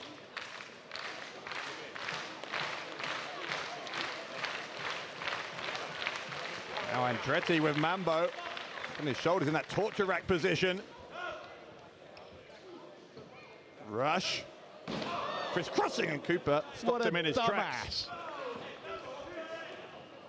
DK a little bit Cooper diving headbutt to Andretti. That hard head of Cooper into the skull of Andretti. Still gets the shoulder up.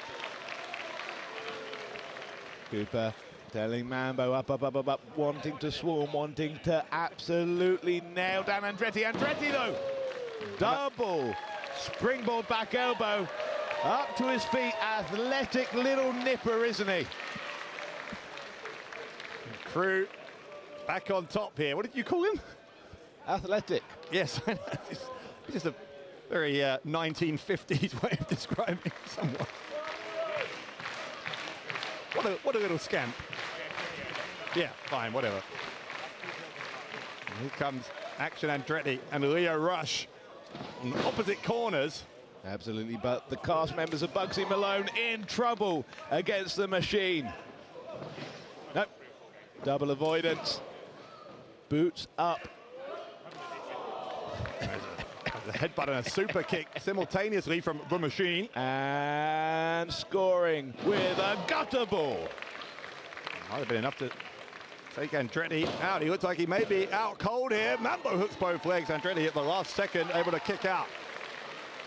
Absolutely showing his resilience. Action Andretti keeping in this contest for his team. But Mambo and Cooper. Hold on. It looks like we might be seeing a designated driver here from the machine. Leo Rush scouted it, seen it coming. Andretti down into the schoolboy. Mambo kicking out. The match goes on. Mambo and Cooper, very established tag team, as we know, former undisputed British tag team champions. Oh, Jesus Christ. I don't think anyone expected that, least of all TK Cooper. Through the ropes goes Action Andretti. Oh no, Leo Rush. Between the middle and bottom rope, Leo Rush at high velocity. Mambo completely annihilated there by Rush. Absolutely, and notice, when Sunshine Machine go towards the stage, you call them running away. When Leo Rush goes towards the stage, nothing of the sort, I see. Leo Rush, now the legal man for his team. Referee still not counting the 5 count to get Andretti out. Beautiful double team neck breaker there.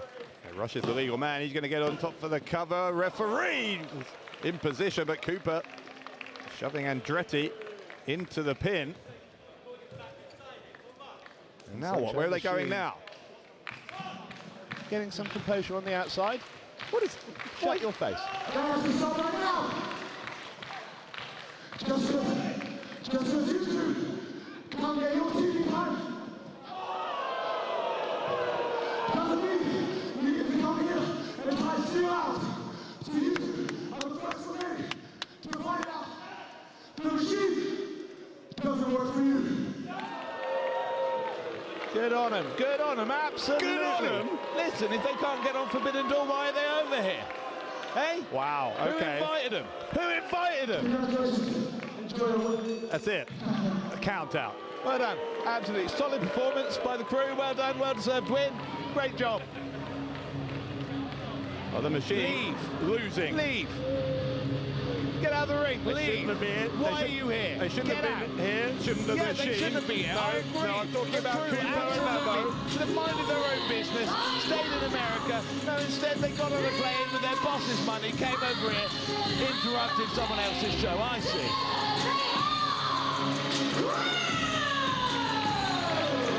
And of course, these sycophantic fans clapping and cheering for these two absolute morons. So in summary, Chuck Mambo and TK Cooper weren't booked. With their sense of entitlement, they come out here, put themselves into a match which they then lose and walk out. Absolutely, sorry. Where do Chuck Mambo and TK Cooper normally work? What? Where does TK, Cooper and Chuck Mambo normally work? Is it here in Revolution Pro Wrestling? Oh my God, yes it is! Wow, how crazy that two people who normally work here and should be celebrated on the anniversary show showed up. Who doesn't normally work here? Is it Leo Rush and Action Andretti? I'm sorry, I'll shut up. No idea what that yak said. Anyway, who doesn't work here normally? Is it those two jackasses? Oh, yes it is! Why the hell are they here? It was an open challenge. Why wouldn't they be here? So what? Stay in America! And now maybe we can have the match that was scheduled. What's that then?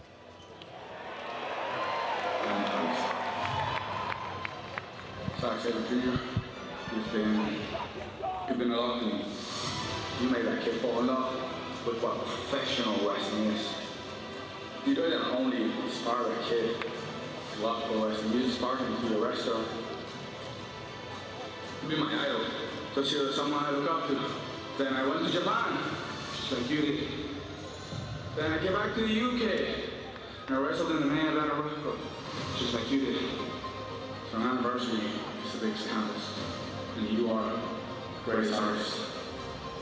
You love professional wrestling more than anyone. Trust me, Japan. Esto es amor y a veces se va con la life. Y este es mi sueño. No hay nada que quiera más en el mundo que luchar contra ti. I want to show you that yes, we can.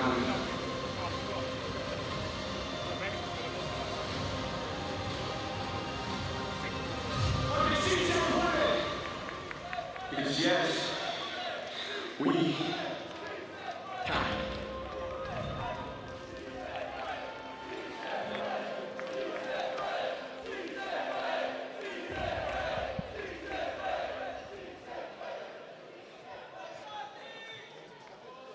The following contest is a singles match with a 30-minute time limit scheduled for 1 fall. Introducing to the ring first.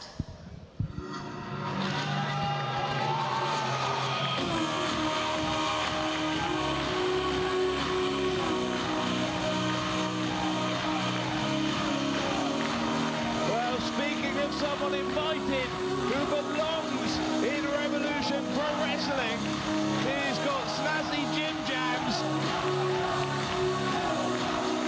And it's a very different entrance than we normally see from Josiah. He's normally got more energy than the Duracell bunny, bouncing around in every part of the crowd, but a much more serious Josiah as he prepares for what for him is the biggest of dream matches.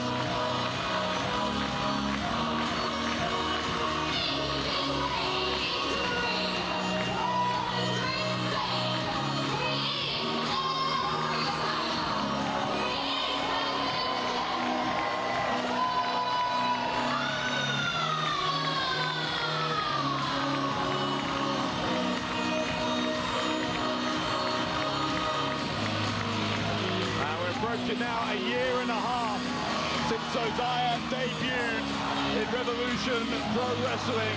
By beating. What? By beating. You beat Michael Oku in Barcelona. Absolutely. I got you. There we go. Thank you. So, beating champions in non-title contests, absolutely no stranger to Zoya. And here we have a man possibly 24 hours prior to losing the IWGP heavyweight title in an absolute travesty midway through a show nothing to do with New Japan Pro Wrestling. Wouldn't that be tragic? It's your IWGP heavyweight champion, Zack Sabre Jr.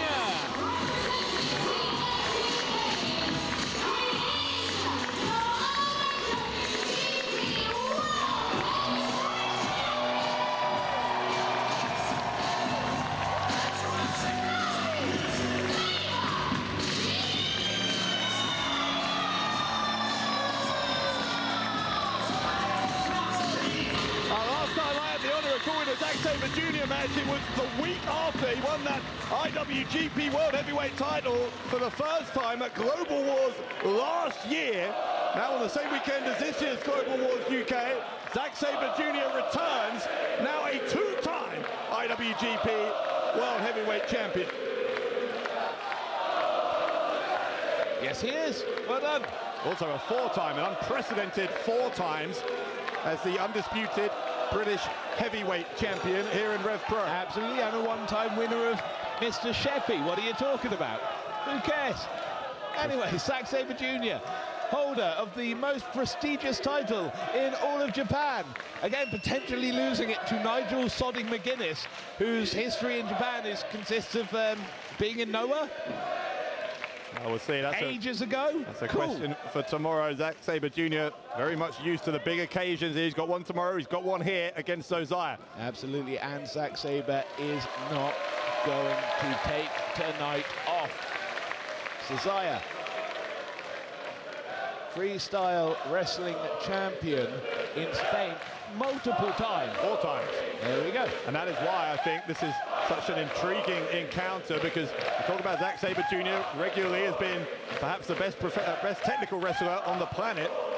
Some people say that, yeah. Zosiah, with that freestyle wrestling ability, is going to be able to go hold for hold here, I think, with Zack Sabre Jr.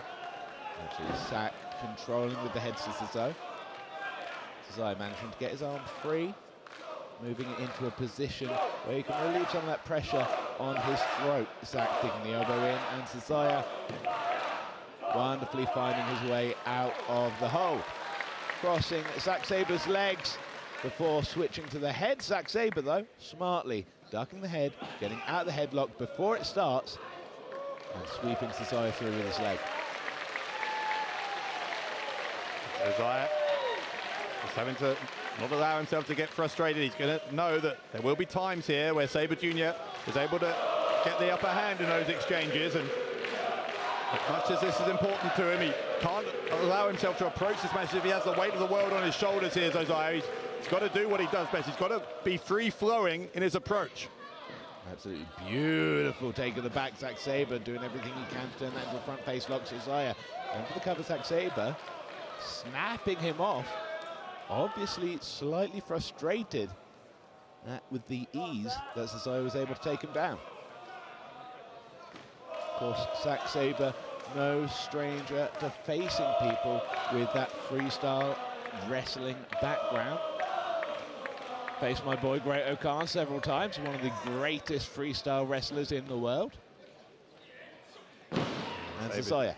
That's the thing about Sabre Jr. as well, though, is that he's so able to take on opponents of all different shapes and sizes and styles. Absolutely, and Sabre cowardly. Rolling to the outside. Sorry, as you would say, of anyone else that you don't like. I'm the one who's inconsistent, right? Yeah, sure. You are. Absolutely are. You're consistently wrong. So I am consistent. Huh? Never mind. So Zosiah crawling back towards Sabre. He's looking to take out one of those legs if he can.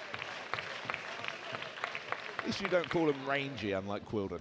I will give you that. Well done. Roll through from Zosiah. Grab the chin, but Zack Sabre having none of that, taking Zosiah down sharply with a twist of the hips. Now going to the fingers, and again, referee Chris Hatch could admonish Zack Sabre for isolating the fingers, technically against the rules, but Chris Hatch, at the referee's discretion here in Revolution Pro Wrestling, has never given a toss about that particular rule. Zack Sabre working the wrist of Zosiah. Zosiah just staying calm, thinking about it. He knows what to do to break that, and he does it. Shades of Owen Hart with that reversal from Zosiah. And Zosiah now cowardly going for the ropes, as you would say, for other people that you don't actually like. Well, both men retreating to their respective corners. Sabre Jr., you can see, just thinking this through. There's that cliche we hear regularly about pro wrestling being a game of human chess, but it is that sort of scenario when you get two wrestlers like this. You can just always see with Zack Sabre Jr., he's thinking 6 or 7 holds ahead.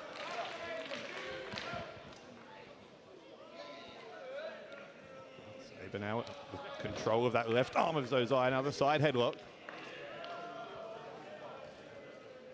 Absolutely. Zack Sabre, absolutely one of the greatest players of chess in the world. Oh, saying, Cesare, king me. Okay. Which is checkers, not... Yeah, never mind. okay, bow and arrow. Into Straight the pin. Into the pin, yeah. And not even a one count there before Sabre Jr. kicked out. Now he's really going for the pin. Instead, he's going to grab the leg. Absolutely isolating it. Starting to threaten a calf crusher, changing his mind, going to the toe and ankle hold. So Zoya now transferring around, getting to his feet smoothly. Front face lock, no. Zack Sabre with the arm whip. Zoya with the avoiding. Roll through into the drop kick from Zoya. Zack Sabre had done his homework enough for that one. And finally, Zoya, with the look on his face that we're more used to, that look of confidence. Only a one count. First thing that's really gone Zoya's way. And you think about this match, and Zoya, the way he's described it, it's always very unique in the way he describes pro wrestling. He talks about it as art. That's the way he approaches it. He sees this as a chance to paint on the biggest canvas with the finest artists. I wonder if he's idealizing this somewhat, because it is going to be more like war than art. If Zack Sabre Jr. has to take it up a couple of notches, there's nothing artistic about the way that Zack Sabre Jr. can ratchet up the aggression. That's fine. So Zoya is no stranger to war. Just look at his previous match. Beautiful kick to the face by Zack, sorry. Look at his previous matches against Jay Joshua, against Leon Slater. No slouch at bringing that violence is Zoya. Floating over to the outside, lining up Sabre. Sabre caught. Yeah, Sabre able to catch the leg, now twisting the ankle. Zoya caught him anyway. Now Zoya jumping for joy at the fact that things are starting to turn in his direction. Oh, shoulder onto Zack Sabre, barriers onto people's legs, liability insurance through the roof, contenders nowhere to be seen. And you can just literally see that confidence in Zoya escalating with each passing moment. Absolutely. After a very tentative start. And what I was going to say before they started, Zack Sabre kicked out of a pinning attempt from Zoya at 1, expelling additional energy where he could have breathed for a second, kicked out at 2. That was by Zack Sabre Jr. by design to try and stop Zoya gaining this level of confidence. But Zoya, like an energetic sodding puppy, absolutely confidently diving straight into Zack Sabre Jr. Beautiful. We saw a tribute to that move from Kanji earlier on. There's the original from Sabre Jr.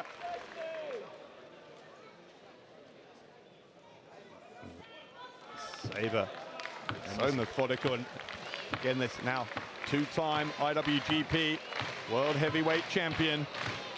Of course. Great. And let's be honest, the neck crank from Zack Sabre Jr., the pain caused your neck is not the only form of suffering there. You've got to smell Zack Sabre's feet as well. Terrible, brutal kick to the spine from the member of Tumduck. That's TMDK for all of you at home who are trying to translate what Gideon Gray's talking about. The group of which Zack Sabre Jr. is the leader in New Japan. Calls himself the front man. Yep, well done. Sabre bringing Zoya back up to his feet, only so he can uppercut him back down. We talked about those wars that Zoya has had. He was victorious in that 60-minute Ironman match at Uprising in December against Leon Slater, albeit in overtime. But then a loss to Jay Joshua, who had been a thorn in his side for several months. They finally had a last man standing match that Joshua was able to win. Zoya trying to turn Sabre Jr.'s shoulders down onto the canvas there. Well, Zack absolutely can, opening the hand again, going back to the fingers. Get the angle there of the wrist of Zoya. Jabbing the fingers into Zoya's own ribs. See, I'm a big proponent of using your knuckles on the intercostals of other people because it's absolutely incredibly painful. Try it at home if you've not experienced it, just in between your ribs. Drive your knuckle in there, it's brilliant. But Zack Sabre taking it a level further, causing Zoya to injure himself. Stop hitting yourself, stop hitting yourself. The childlike cries of wonder from Zack Sabre Jr. in this match. Yeah, he does have those occasional bullying instincts, doesn't he, Zack Sabre Jr.? And that's what I'm talking about this. This isn't going to be a work of art. This isn't going to be what Zoya thinks it's going to be. Zaya coming back with European return, but Zack Sabre just leveling the Spaniard. And those bullying ways comes from his upbringing on Sheppey. Rough area. Not sure if you've ever been. I've been to the Isle of Sheppey. Terrible, isn't it? Lovely coastline. Oh, horrible, horrible people. Zack Sabre Jr. looking for another of those neck twists. Zaya, though, Zaya got the head. Beautiful counter. Yeah, hits him right in the nose, I think. Here comes Zaya, picking up the pace here. And looking for that farmer's suplex. Throwing Sabre Jr. over his shoulder. Zaya starting to work through the gears here.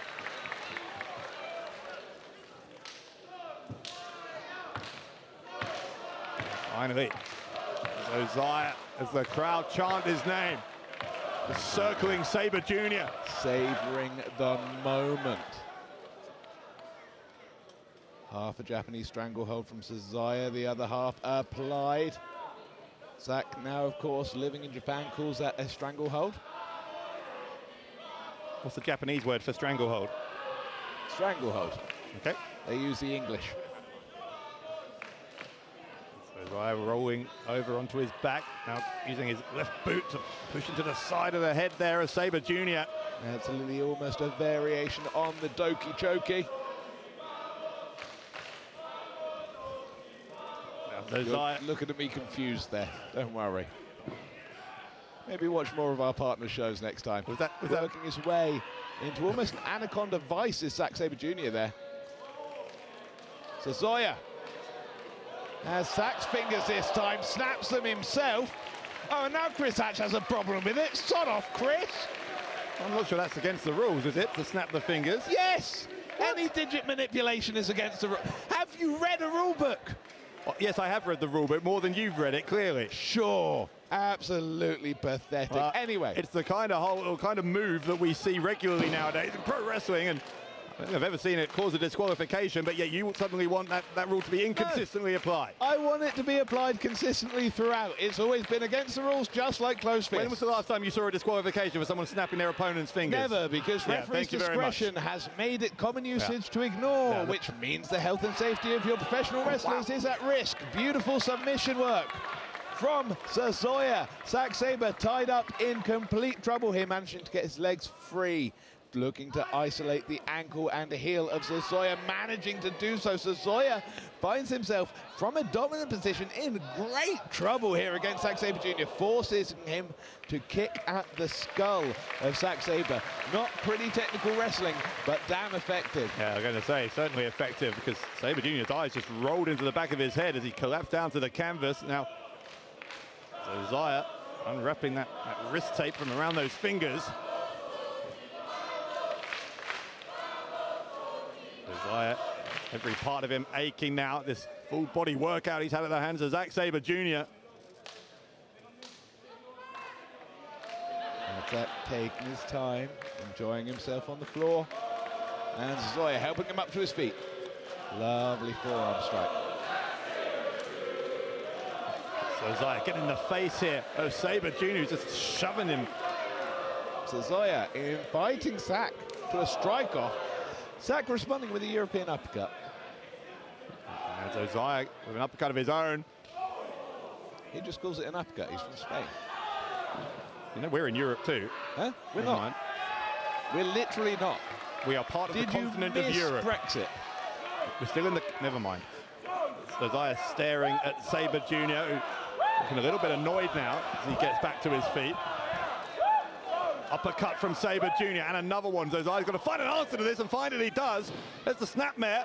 Now he's going to do a bit of Sabre Jr. to himself. Wow. Now you want to talk about your Sabreisms. So Zaya has just shown that he is fluent himself. Thank you very much. Delicious, succulent Chinese meal for Zaya within this wrestling match. So Zaya is hooking the arms here of Sabre Jr. He's saying he's going to spin him around. Oh, no. Ah, beautiful counter work by Zack Sabre. No, Zaya coming back in. Zack finding the kick, ending with a PK. Talented feat of Mr. Ripley. You should never announce what you're going to do in advance when you're in there against Zack Sabre Jr. because he's very quick thinking. He'll think immediately for that encyclopedic brain of his how he's going to counter. That's exactly what he did there against Ozai. Absolutely, a wrestling mind palace, if you will.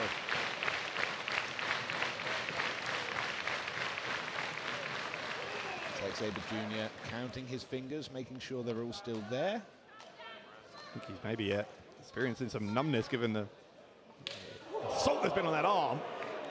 I think Cesaro may be experiencing some numbness of his own. I'm just staring in the face here.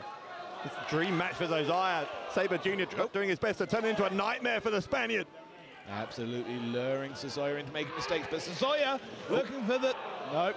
Trying for the De Madrid Al Cielo, couldn't get it. Sabre Jr. very quickly getting off the shoulders. Three-quarter face lock transition by Zack Sabre. Couldn't He get his fingers caught properly. He got him! De Madrid Al Cielo from Zosiah, but I don't think Zosiah is going to be able to capitalize. That si se puede chant. Yes, you can. That's what they're telling Zosiah. Zosiah's got to believe he's got it in him to beat Sabre Jr. Absolutely, and the Spanish Kanji looking to finish off Zack Sabre Jr. Ties up the legs. That's the passion in these Zosiah chants. Beautiful. Cesaro rolling Zack Sabre nearer to the center of the ring. I think this may be a hold Zack Sabre Jr. hasn't experienced before. Sabre going to grab the hands of Zosiah. Realized what Zosiah was trying to do. Wonderful. Quickly neutralize the threat.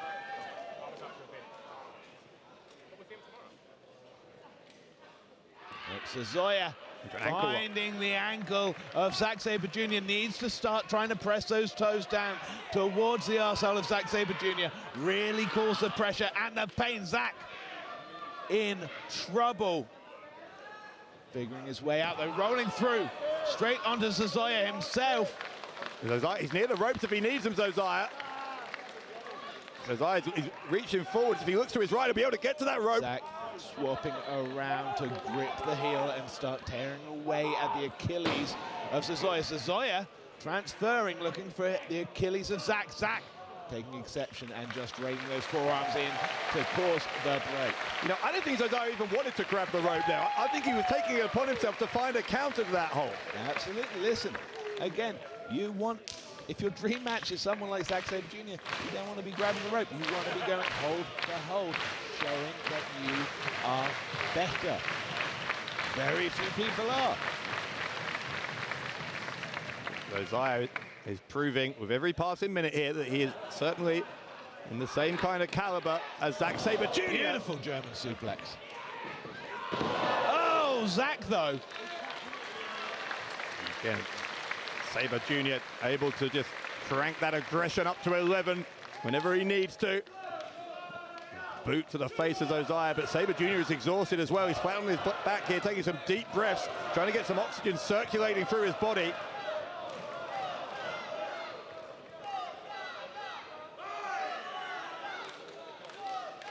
Both men using the opportunity to catch their breath, to regain some energy, to shake some feeling back into torn ligaments. Sabre to his feet first. Cesaro being helped up. Sabre looking for that DDT. Rolls through. And Zack driver, no. Roll through from Cesaro. Beautiful suplex.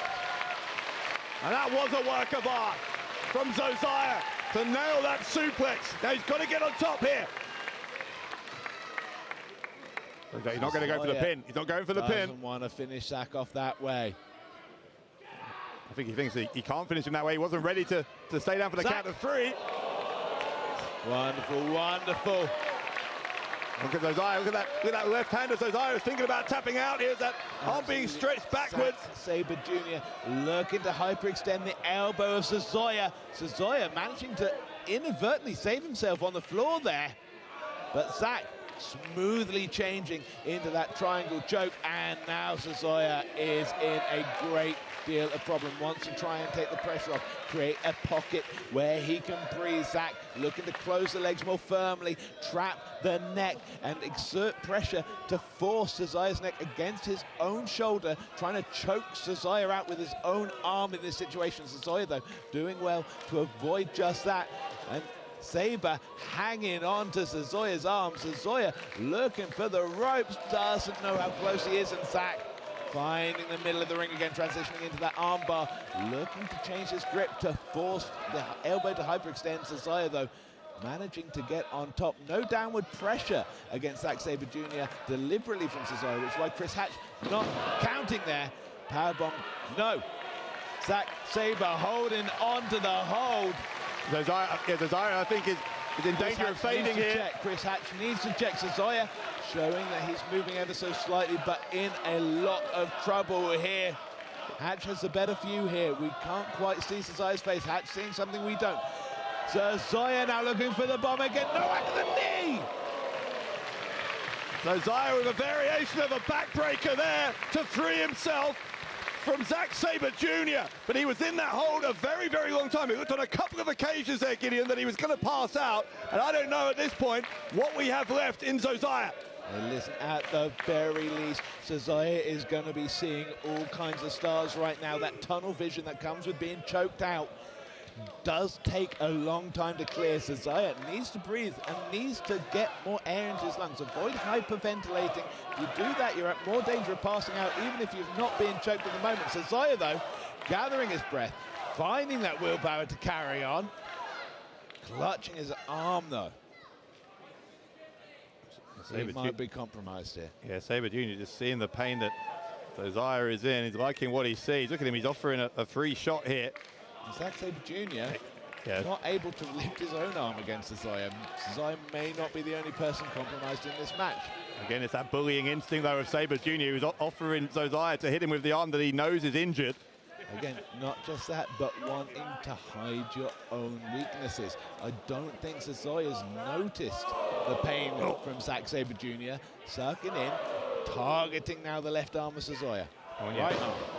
My bad. When you're suffering as much pain as I'm sure Suzuya is at the moment, having any kind of attention to what your opponent may be suffering from is a big ask.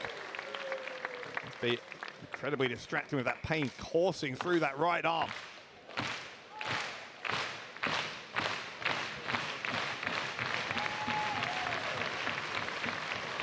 Sabre Jr. demanding that Suzuya get back to his feet. Suzuya just no power. Used to hiding weakness from his opponents. This is where Zack has the experience edge against Suzuya. Look, again, Sabre Jr. just offering him the chance for a free shot. Suzuya taking it. Beautiful super kick. Zack now in real trouble. Yeah, I think Suzuya's seen him hurt. Sabre Jr. meant he was offering him a chance for him with the right hand, not a super kick, but Suzuya adapted. Now Suzuya's got the right arm of Sabre. Anaconda Vice from Suzuya now. Zack Sabre in trouble on the floor. Bridging back Suzuya, trying to choke out the IWGP Heavyweight Champion. Zack Sabre barely moving at the moment. Sabre's eyes are glazing over. Those eyes are glazing over. His body's going limp here, Sabre. And the fingers. Again, that manipulation of joints by Sabre. Stamping on the elbow. Sabre Jr. going to the ropes, looking for the clothesline. Suzuya ducks it. He comes off the ropes. They both took each other down. And this one, at the moment, is anyone's game.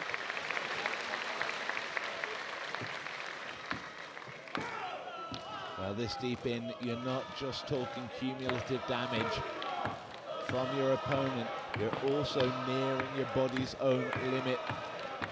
The lactic acid build up in your body this deep into a match is excruciating. Both men need to try and find adrenaline to carry them through. Suzuya managing to get to his feet first.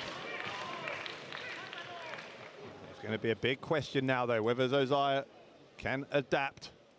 Oh, he's only got one arm, effectively. Speaking of adapting, Zack Sabre Jr. on the top rope. Unusual position for him right now. Oh, headbutt from Josiah. Picked up from his battles with Jay Joshua, no doubt. Look at Josiah just wincing as he forces himself up onto that top turnbuckle with Zack Sabre Jr. Now, hang on, he's got Sabre Jr. up on the shoulders. If he hits that De Madrid al Cielo from the top, that's the way he beat Leon Slater in overtime in that Iron Man match. Oh, Sabre though. And he's got him, he gets him. Now get your arm on the chest of Zack Sabre Jr. and you might have the win, Josiah. Josiah with the cover in the right shoulder up. Right shoulder up. Secure the cover. Fundamentals, the exhaustion, the work Zack Sabre has done, just couldn't make a secure cover. Barely pressure down against the shoulders from his head.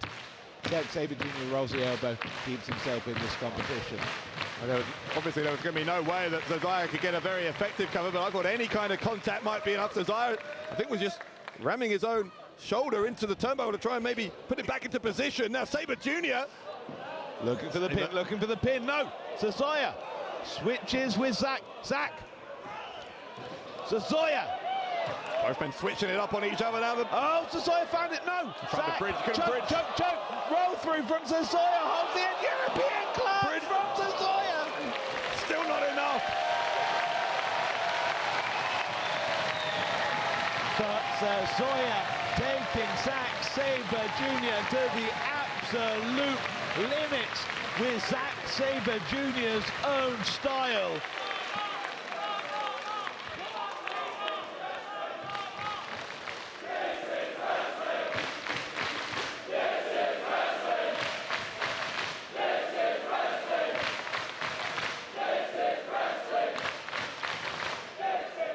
Josiah once more crewing all too slowly towards Zack Sabre Jr., who now rolls away from him. Make sure his hand and foot are close to or under that bottom rope. Josiah still crawling though, still trying to get to Sabre Jr. He has almost nothing left, but still he keeps on fighting. And Sabre running away from Josiah, creating that distance, buying himself more time. Both men proper knackered in this match.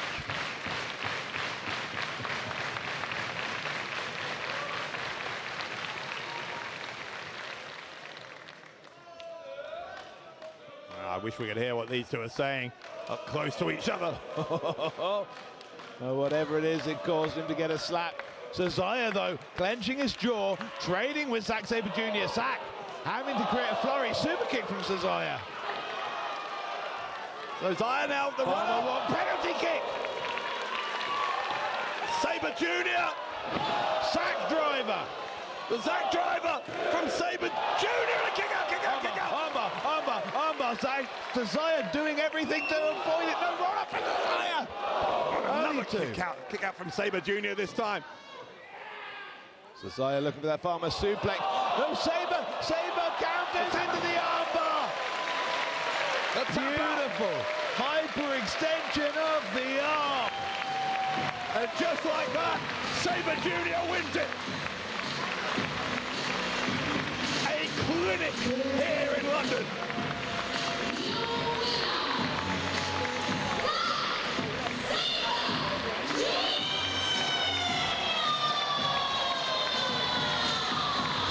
Very rare you get to use the expression tap or snap nowadays, but absolutely the case there. Josiah not managing to achieve his dream of beating Zack Sabre Jr., but sure as hell took him to the very, very limit. Josiah's aim was to paint a masterpiece tonight at Crystal Palace, and in that I think he succeeded, but whether that will be any consolation to Josiah in losing to one of his idols here in Zack Sabre Jr., I don't know. Very rare you get to use the expression tap or snap nowadays, but absolutely the case there. Josiah not managing to achieve his dream of beating Zack Sabre Jr., but sure as hell took him to the very, very limit. Josiah's aim was to paint a masterpiece tonight at Crystal Palace, and in that I think he succeeded, but whether that will be any consolation to Josiah in losing to one of his idols here in Zack Sabre Jr., I don't know.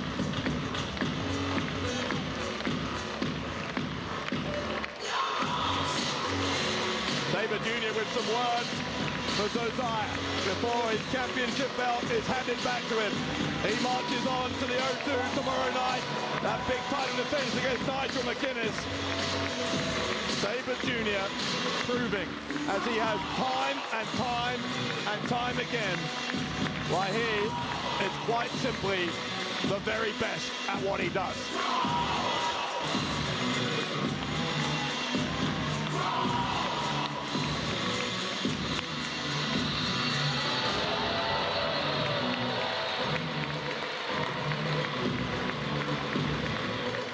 Championship gold slung over his shoulder. That trademark swagger of Zack Sabre Jr. And another unforgettable victory here at Revolution Pro Wrestling for one of the men on whose backs this company has been built over the past 13 years.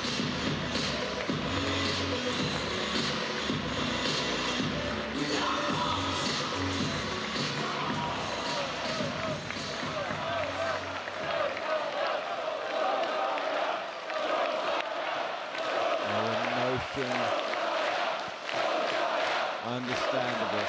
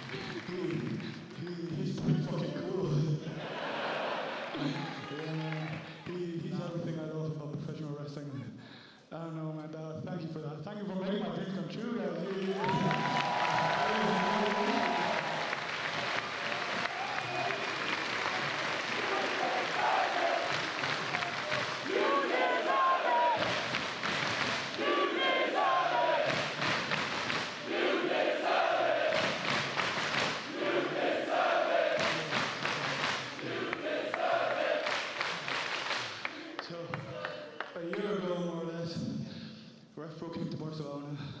I wrestled Michael Oku, and ever since, that basically changed my life.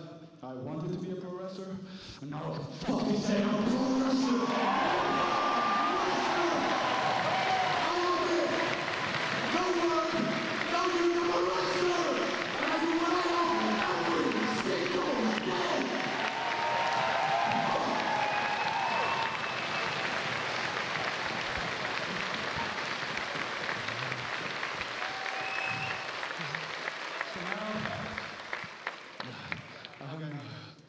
I'm gonna go back, I'm gonna go to Madrid, I'm gonna go see my mom, I'm gonna hug her, I'm gonna stay in town.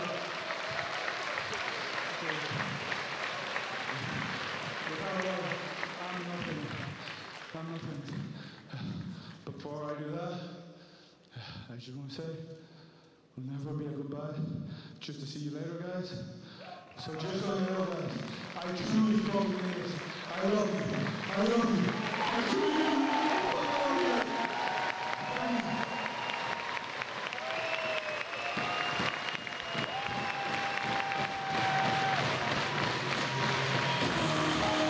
On a weekend of high emotions, Zosiah bringing many of the fans here to tears.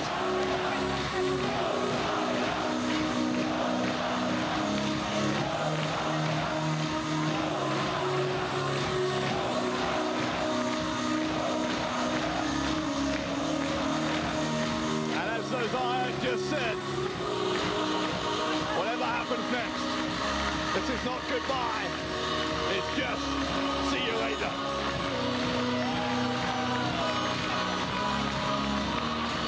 What a story. The story of Zosiah in Revolution Pro Wrestling, a tale they will be telling for decades to come.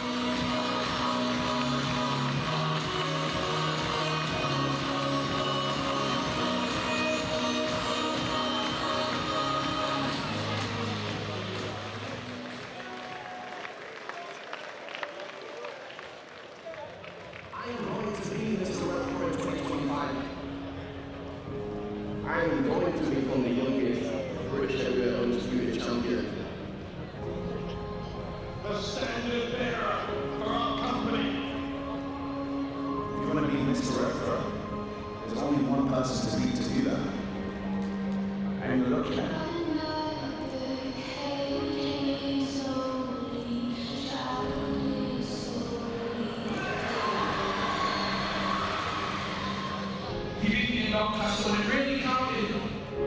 So Michael, I finally even saw in it. I've always looked up to Michael Oku. The only thing that rubbed me the wrong way about Michael Oku is the simple fact that he's holding the spot that I need.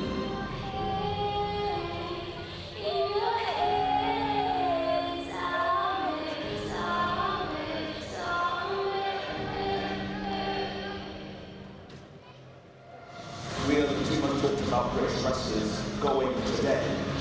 Before I try one more time to go for the Undisputed British Heavyweight Championship, I have to go through. At Crystal Palace, they're gonna know my name, and you're gonna hear my name when you're looking at the lights, and I'm on my way to becoming the new British Heavyweight Champion. If you've got a problem with me still being here, then I've got a problem. You thinking you can get through me to get what's mine.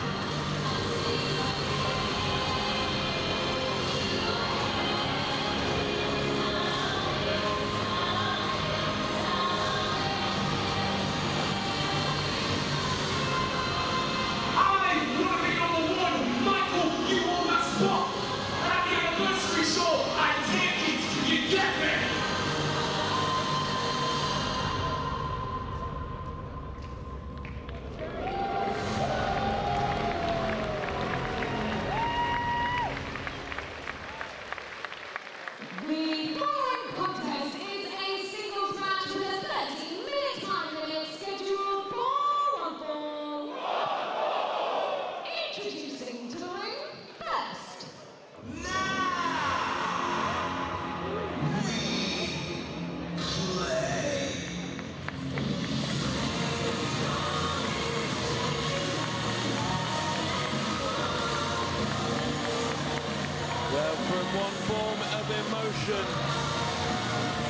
To possibly the polar opposite. Michael Oku and Uemura looking cool and collected. However,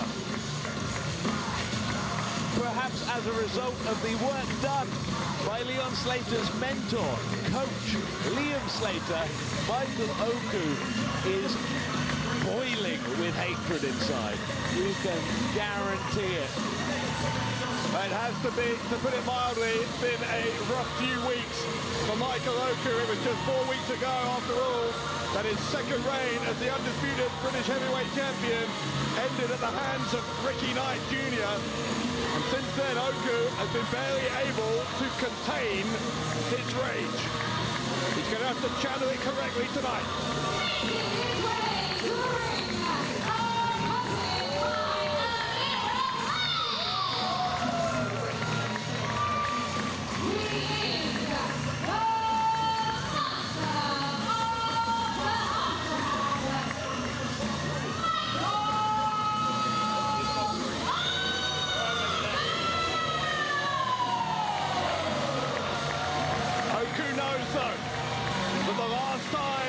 These two men had a high-profile match with each other. It was at high stakes. It was in April this year. Oku was the champion. A lot of people were saying, well, that night, Leon Slater would knock him off his throne. But it wasn't to be. Oku defeated Leon Slater then. Maybe, just maybe, it will all happen again here tonight.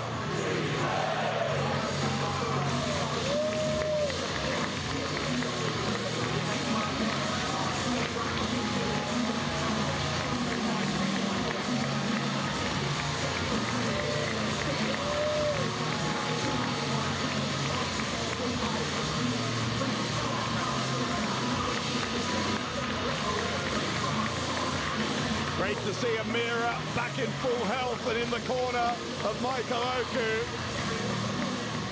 Really not, but okay. I think it is, and it could be a real confidence boost for Oku as well in a match where the tiniest of margins could be the difference between victory and defeat. Listen, I don't think Michael Oku needs any help with confidence. He has matured so much since first winning that championship. Not with him now, but the experience still remains. Someone. Wait, what? Well, Cameron Kai's out here. Cameron Kai with Liam Slater and Leon Slater. Don't tell me they finally convinced Cameron Kai to join them. Man, you talk about an unexpected twist. I can't believe my eyes. Listen, Cameron Kai making the right decision for Cameron Kai. Michael Oku wants to think of himself as a mentor for that young man, but that young man has chosen coach. And what a masterstroke, you've got to say, by Liam Slater to reveal that piece of news at this of all moments. Talk about mind games. The mental battle between these two, I think Coach Liam Slater may just have won it.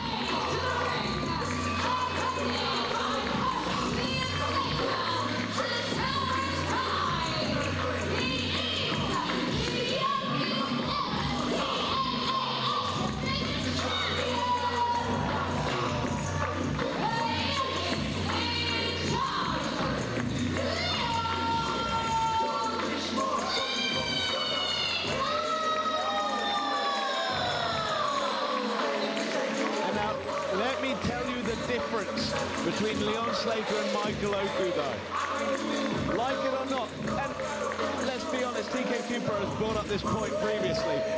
There should be no difference between a Cruiserweight Championship and a Heavyweight Championship in terms of prestige, in terms of how it's viewed, in terms of how fierce the competition are for those belts.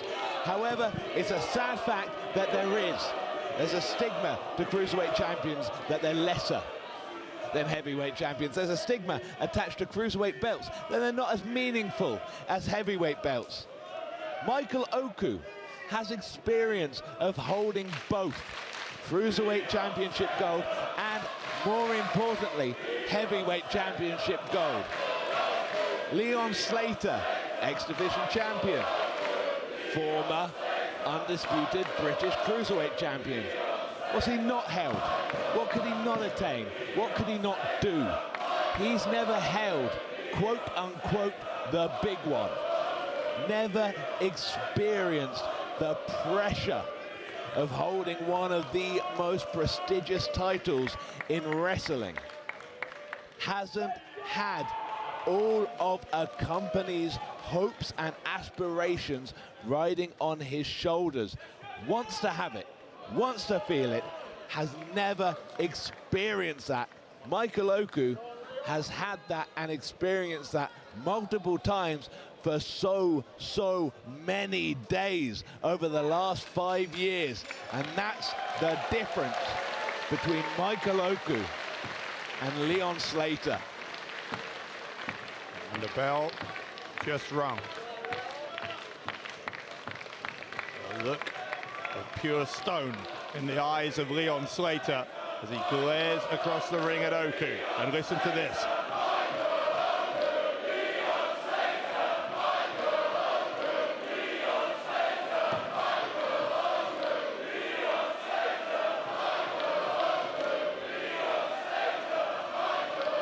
Many of us have described this as the biggest match in British wrestling in 2025 when you get these two across the ring from each other. I have a feeling they're about to show you precisely why that is. Collar and elbow tie-up. Slater goes behind.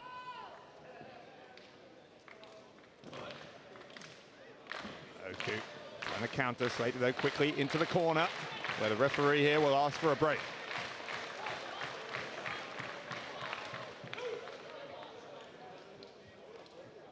I don't know if you saw at home the latest sit-down interview between these two. Andy Quilden conducting that interview a couple of weekends ago in Berlin. And just the ill will, the needle between these two, it's just never been more hostile, more obvious than it is now. It's got to a point that it feels as though Revolution Pro Wrestling simply is not big enough for both of these guys to be on top. So this is a battle for supremacy. Slater's made no secret of the fact, that he wants to be. He wants that spot that Michael Oku has held over those past 5 years, that spot that you've been talking about. Smart from Michael Oku, rolling through that headlock takedown, trying for the half crab. Sorry, continue. Slater, though, getting the enziguri. And the handspring from Slater. Catches him with the elbow. Oku to the outside. Slater not gonna give him the breathing room. Follows him. Plunger onto Oku. Pinpoint accuracy. Slater nodding his head. Amir, got to be careful he doesn't get too close here. Across the other side of the ring there, you see Liam Slater, and I'm still baffled that Cameron Kai is here.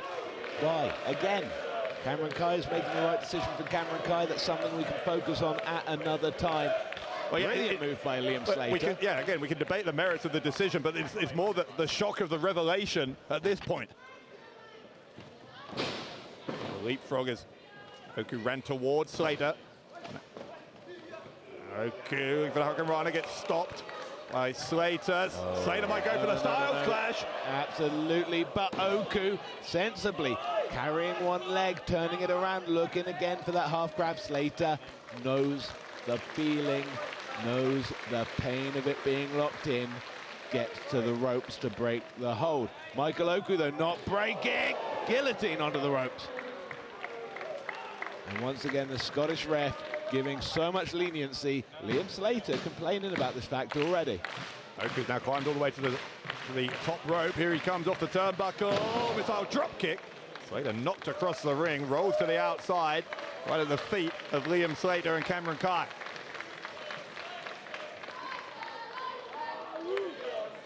Oku, as we said, hasn't really been the Michael Oku that we're used to seeing in the 4 weeks since he lost that title. He had that match against Liam Slater, if you remember, just a week after, a couple of days after Summer Sizzler. I remember. Where he had the win via half crab, but he wouldn't release the hold, so the decision was reversed. Liam Slater technically has a victory there over Michael Oku, and it was all because Oku could not contain his frustration. Did you see how Michael Oku walked past Kai and Slater? Now getting distracted by Slater, but previously just walking past them, ignoring them completely, barely acknowledging they were there. If they hit him, so what? He wins.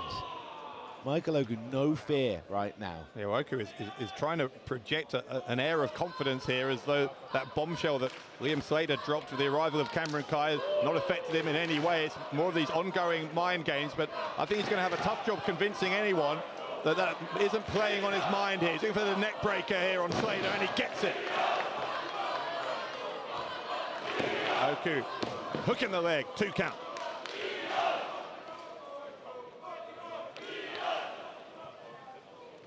See already etched on Leon's face frustration and anger.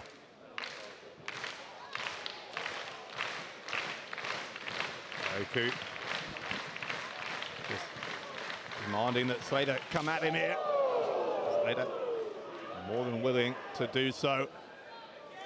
And this rivalry, it somehow started, it wasn't personal, it was professional, and it kind of still is, but in the fact that these two are both competing for that one same spot atop the mountain here in British wrestling, that some of those insults, some of those words they've had to say for each other inevitably have crossed the line.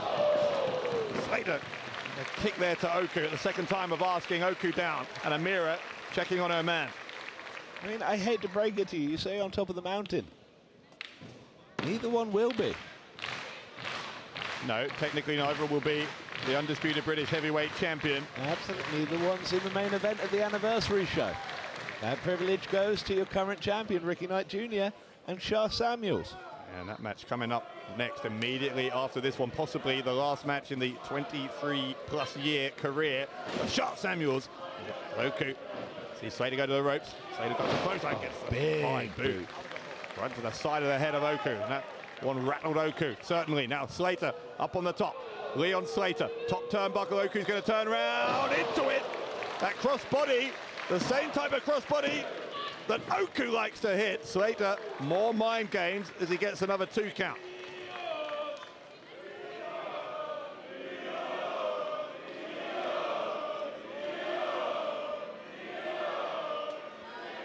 Really fascinating as well, the dichotomy here with the fans, because we know that Michael Oku has been so popular. We know there's a portion of fans who have booed him at times in the past few months during that second title reign. There's some people who are ready to see Leon Slater claim the throne. Others who still see Oku as our standard bearer here in British wrestling. Oh, Oku sliding down, avoiding the vertigo. Sorry, continue. Oku kicks him in the face. Kicks him in the face a second time. That time Slater went down. He went down hard.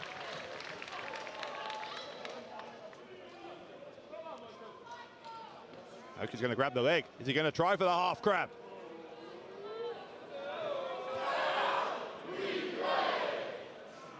Oku, no, he's going to get kicked away by Slater. Comes back off the ropes. Kicks Leon Slater right in the heart of the youngest in charge. Is now off the top. The springboard moonsault. Got him with the head in the end. Now hooking the right leg. Gets his weight down on the shoulders. And Leon Slater kicks out regardless.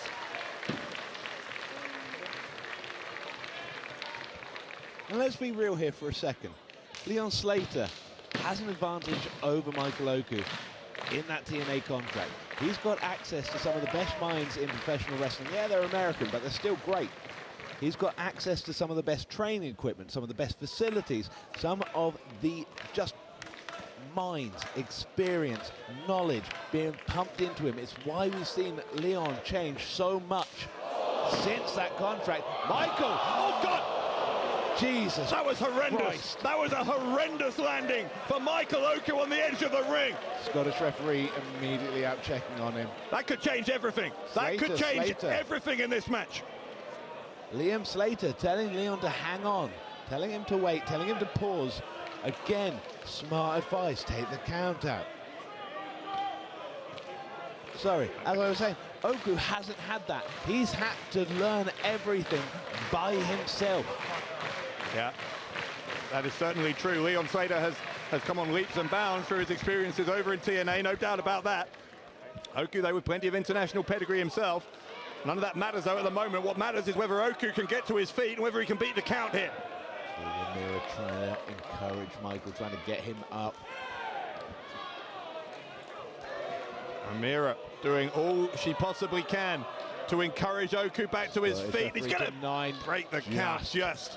And straight on him with the Mamba splash is Slater. Slater to win a huge match here against Oku. kick out from Oku. But the fact that that was very close to a victory, again, as you said, it's credit to Coach Liam Slater for telling Leon to wait. The coach now telling him not to get frustrated, not to let it get to him, not to let it affect him. He's in a dominant position, he's doing well. He just needs to stay focused.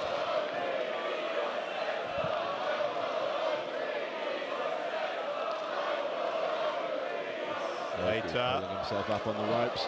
Yeah. Leon Slater just allowed him to exert that energy to pull himself up, and then just at the right moment launched his attack. Perfectly timed from Leon Slater.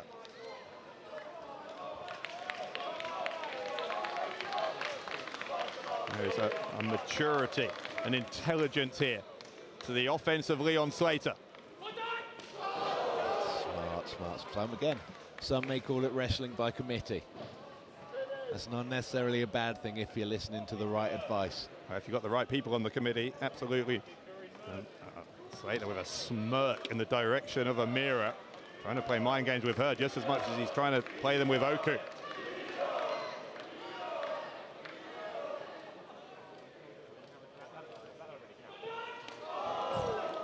Just targeting those kidneys every time Oku finds his feet. But how many times have we seen Oku in this position? The mental fortitude, the resilience of Michael Oku is something that cannot be doubted. Slater lining up. Oku with the super kick. Oku got him right in the mouth there with the super kick.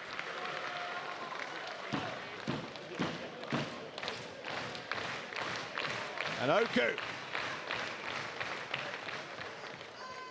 going round into a DDT, massive DDT from Michael Oku. That lower back though still hurting Oku after that fall onto the apron.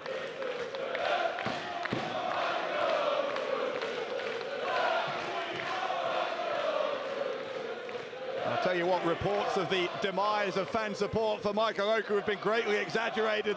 Those Oku chants again ringing around the Crystal Palace National Sports Centre. Both men pulling themselves up in the corners. Oku, no! Back of his head, the kidneys again. Yeah, bad landing on that lower back once more.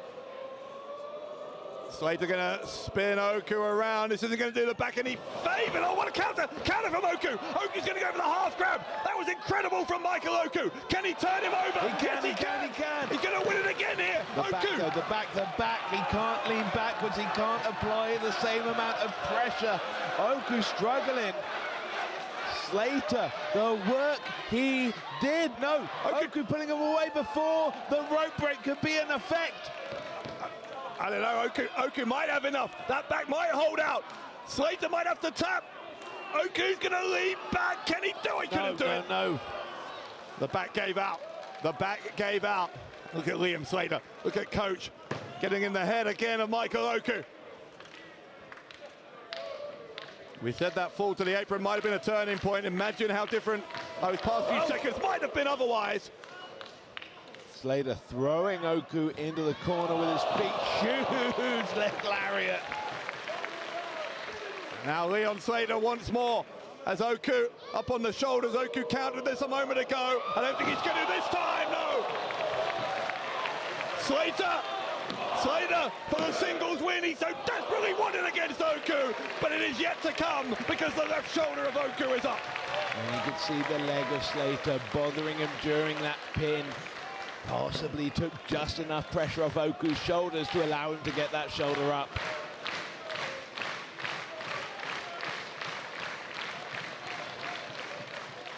Now Liam Slater, the coach here, having a word again with Leon. Just always constantly in the ear, constantly offering advice. He really is, in so many ways, the mastermind behind the remarkable, the superhuman success that Leon Slater has had at the age of just 20. And now Leon Slater is climbing, and you know what that means. Oku prone on the floor, down on the canvas. As Slater But he took too long about it, and Oku gets a big right hand around the side of the face of the youngest in charge.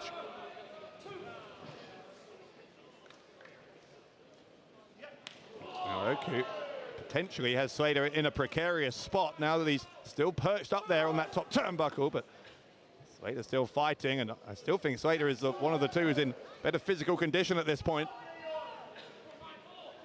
Maybe not after that. That strike that's knocked him down onto the apron. He looks exhausted here to Slater. Oh, Slater! Something about playing possum, baby. Yeah, he fooled me, and more importantly, he fooled Michael Oku, dropping the leg on the back of the head of Oku. Slater lining Oku up. Slater's having a little trouble with the leg here. After that half crab, and then Oku. Oh, looking for a springboard drop kick. Slater just slapping at the back of Oku. Now Slater climbing again. Once more. Oku got him with the drop kick, and now Slater with an awkward landing. He held on, and he hit the apron quite as hard as Oku did a few minutes earlier, but still, certainly an unpleasant drop there for Leon Slater.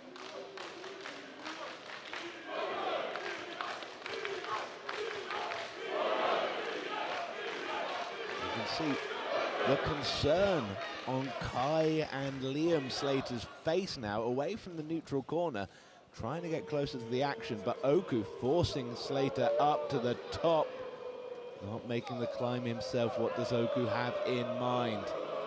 Yeah, maybe safer to stay on terra firma for Michael Oku, but having said that, if you allow Leon Slater to climb.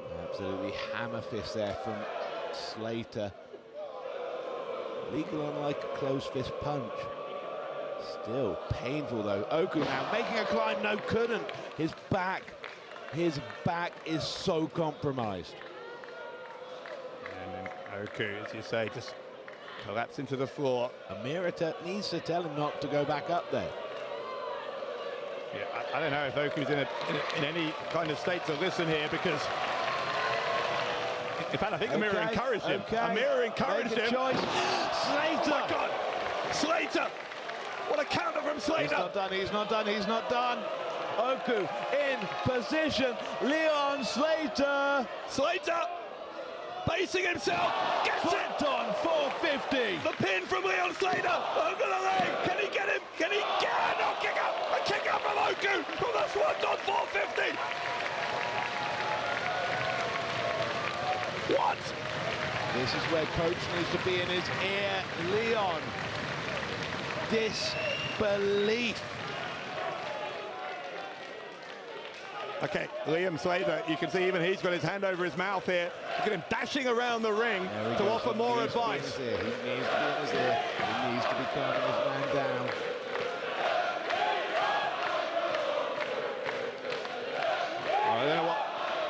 I don't know what Liam Slater just said to Liam, but Liam was questioning it. He was asking whether Liam is sure that's what he should do, whatever it is. And Oku holding his back here, just down on the canvas, a wounded animal. And Liam's not in peak condition himself, still having some difficulty. Look at him though. Oh no. Is this what Liam Slater told him to do? And if so, is this the right call? Because Michael Oku knows every reversal there is to this hold. Well, he ankled the journeyman of the half crab. Huge penalty kick from Leon Slater. Slater's going to change plans. Look, it's shot to the outside. But Oku has his own move scouted. You absolute dumbass, Leon. What a shove from Oku. And Slater, his face collided with that thick bar along the top of the crowd barrier. Oku gathering strength, gathering crowd support. You know what's coming next, looking for the Fosbury flop. I don't know though, that back is still a problem here. The back is still a problem for Michael Oku. No, it's not. Oku able to hit the Fosbury flop, and he landed on his feet. Unbelievable.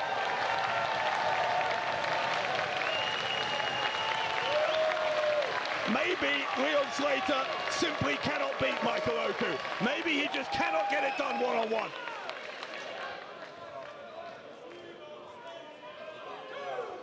I can't believe that. I cannot believe that Oku was able to hit the Fosbury flop. And now he's going to climb. Oku is going to climb. Oku up the top, Slater on his feet.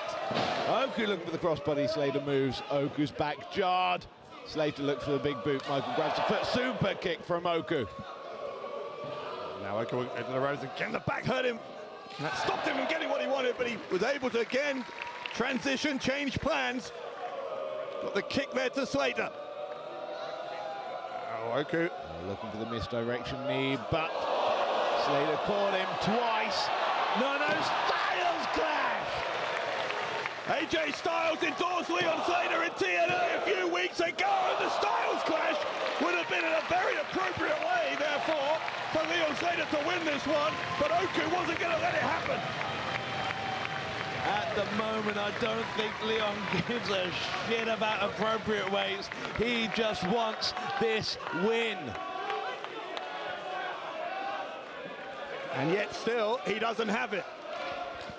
And as long as that is the case, that question, that doubt, is going to be ringing around the head of Leon Slater.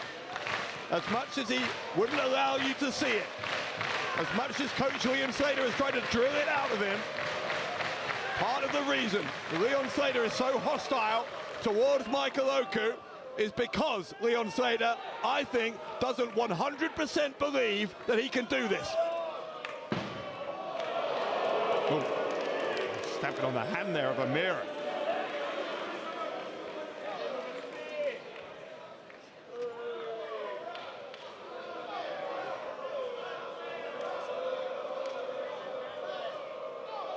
Slater now, trying to get his balance. On the top, Oku's grabbed the right foot.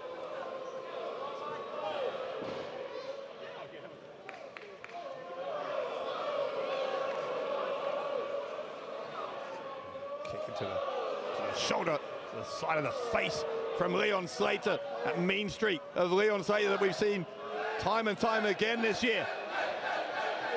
Well, trying to knock Michael senseless, but it just pissed him off. Super kick from Michael Oku. Leon now in trouble.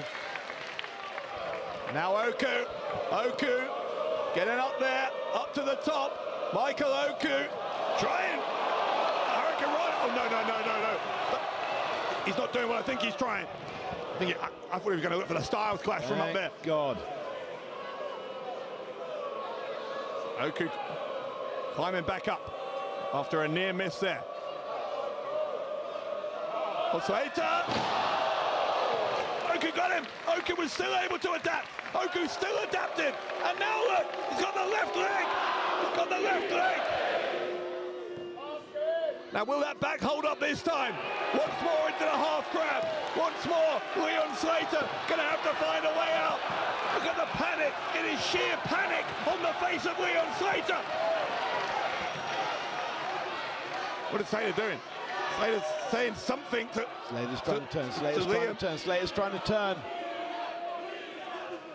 He was able to turn. Oh, smart from Leon. Swapping into his own half crab, pulling Michael away from the ropes. Slater now needs to lean back. Oku rolling towards the ropes. No, Slater pulling him away. If Slater can sit down on this half crab, and he can, then Oku might have to tell. Oh my God, Oku might tap to the half crab. Can you imagine the headlines there? Slater's not done. Oku stretching out. Must feel like miles away. Liam Slater and Cameron Kai manhandling Uemura. What is that? Moving Uemura away so Michael can't get the encouragement. They need to get off her. Come on. Oku turning it around. Oku. Small package. That small package has a leg hooked, and Slater still escaped. Liam Slater and Cameron Kai still going after Uemura in the aisleway. There is action in the aisle. There is action inside the ring. Slater on the apron, and Oku going to drop kick him down to the floor.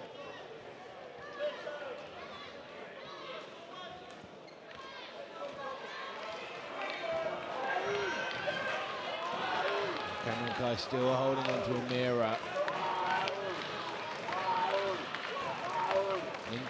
Come on. Kai, Uemura's elbowing Cameron Kai. This is distinctly unpleasant here, what we're seeing from Liam Slater and from Cameron Kai towards Uemura. I think Coach Liam is telling Cameron Kai to just hold Uemura in position so that Liam can return to ringside. Oh, Slater moves. Yeah, Coach Liam shoved him out of the way. Oku nearly kicked Uemura in the face. We saw something similar to that against Ricky Knight Jr., but it's Liam Slater who takes it in the face there. A cannonball dive from Oku onto Liam Slater. Almost taken out Franny in the corner as, oh, Jesus, no. Oh, no.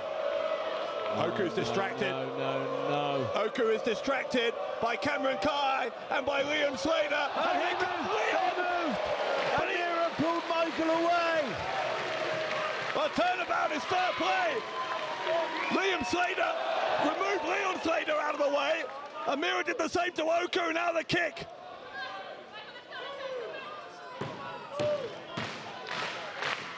Liam Slater is essentially no longer a factor here. Michael Oku climbing.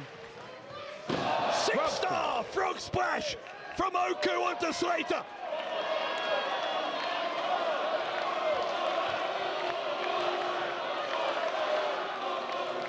And another one coming to a mixed response from the fans here in Crystal Palace.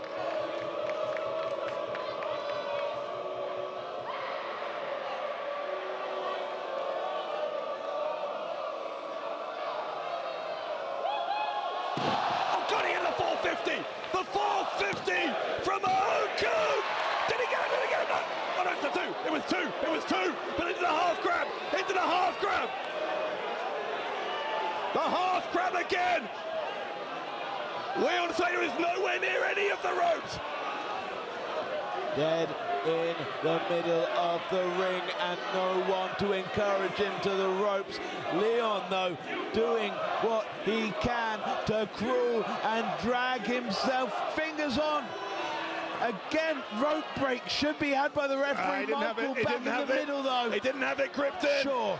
And now Oku leaning back. This time the back is just about holding here. Good. Yes, Leon. Smashing the back of the skull of Michael Oku into the ring.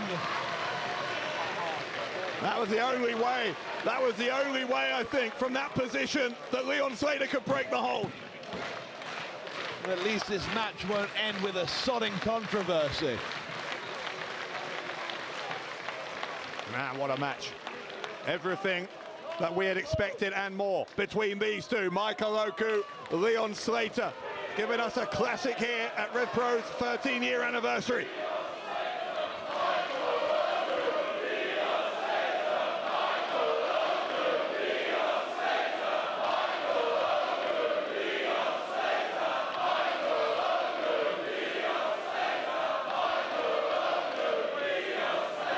Slater forces himself up to his feet. Oku is turned away from Leon Slater and doesn't know it was coming until it was too late. Uemura tried to warn Oku, but his brains were just scrambled by the leg of the youngest in charge. Leon ain't finished, though. Leon ain't finished. Leon Slater with the look of a man who is about to put his rival to the sword here.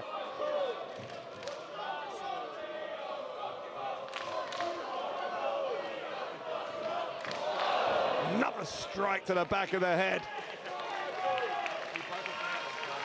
No mercy whatsoever from Leon Slater as he tries to take that spot at the top away from Oku.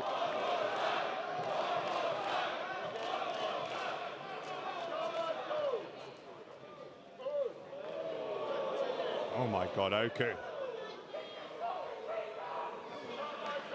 Oku defiantly telling Slater to bring it. He's lured him in. He's lured him in. Slater though drops down onto the knees. Slater drops down onto the knees. Oku rolls through. Now Oku has Slater's shoulders down for 2. Slater counters. And Slater, no, two. Man, so close for both men. Oku being brought in. DDT from Oku. Another one of those huge DDTs from Michael Oku.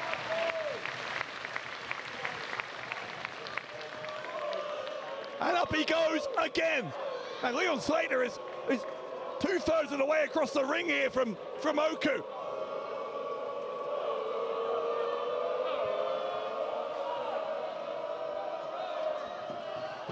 Try for the frog splash. Slater was up. Twist of fate.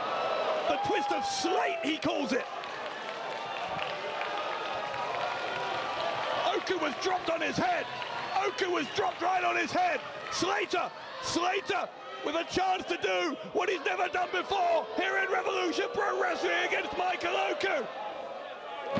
Swanton bomb right into the lower back of Oku.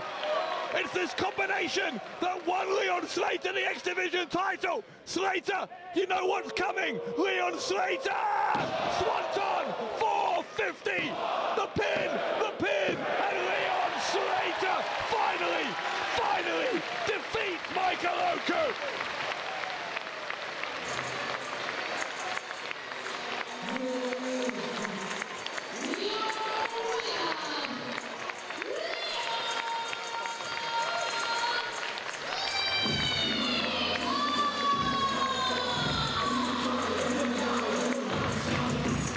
And yet more emotion.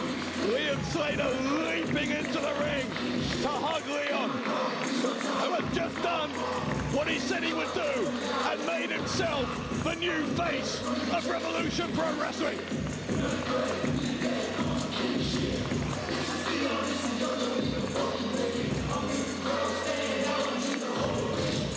Good Lord.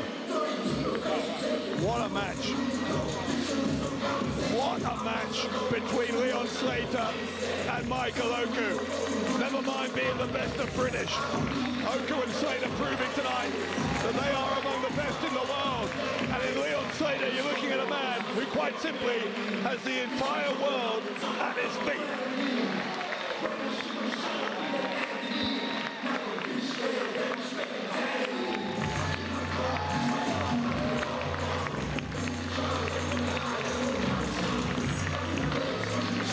But here's a question for you. What now for Michael Oku that lost to Ricky Knight Jr. 4 weeks ago, but lost tonight to Leon Slater? It is a low point for Oku. Well, I for one am a big proponent of retirement. Go home, become a family man. Unfortunately, your time, Michael Oku, is up. Leon Slater. Now he plays.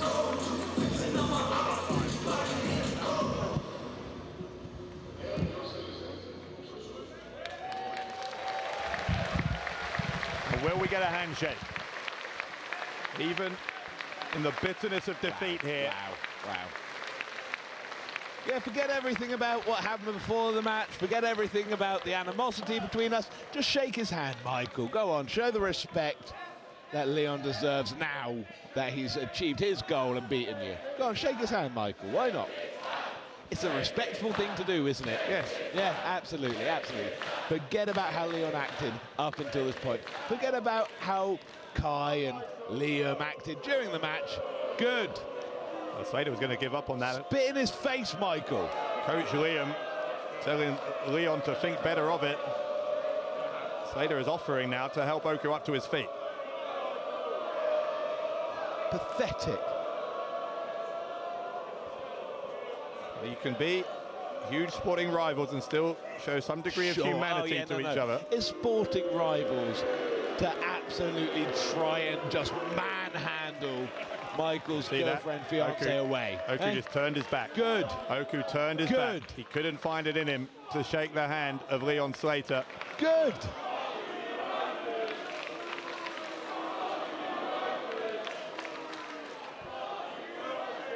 Wow. Leon Slater, regardless, will be a very happy man tonight, because Leon Slater is exactly now what he has always said he would be when it comes to being the face of this promotion. Many will say it is him, the true youngest in charge. I'll tell you what Leon Slater is. Leon Slater is nothing but a scumbag. And Michael Oku did the right thing, turning his back on him. Wow.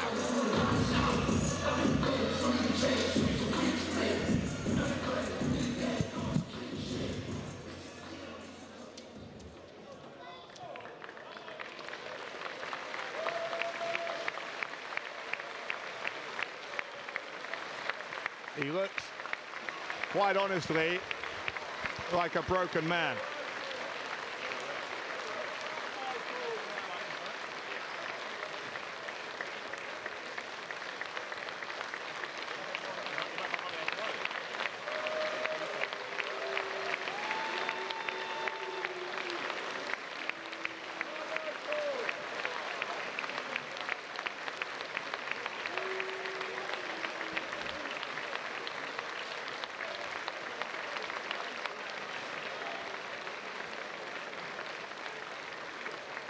Michael Oku aching with every single part of his being, physical and emotional.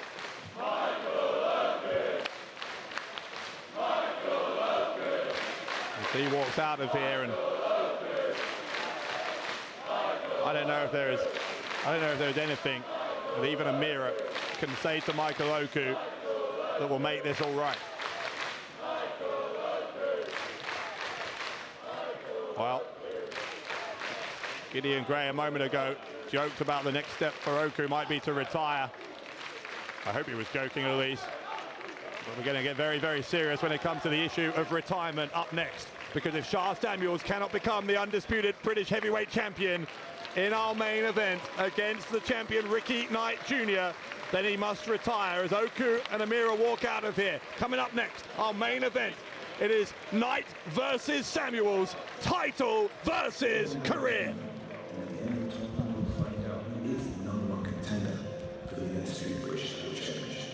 I really believed I could get another British heavyweight championship, mate. I really believed. You know, I've got a lot to think about. I've got a lot on my mind. I don't know where my career goes from here. I guess I want to go home and have a serious conversation with my family. I started to think maybe I can't handle this generation. And I went home and I spoke to the family and I said to them, I think it's time to call it a day. Hang on boots, stop doing what I love, stop following my dreams. But then my daughter said to me, Dad, if you want to be British heavyweight champion, why are you quitting? Why are you giving up? Why are you quitting on your dreams? You hate it if we do it on ours. So I'm not going to retire. I'm not going to retire. Heavyweight champion. I'm going to wear these mountain boots and say boots I wore to become champion. And I'm going to enter the Revolution Rumble for 29 months over the top line.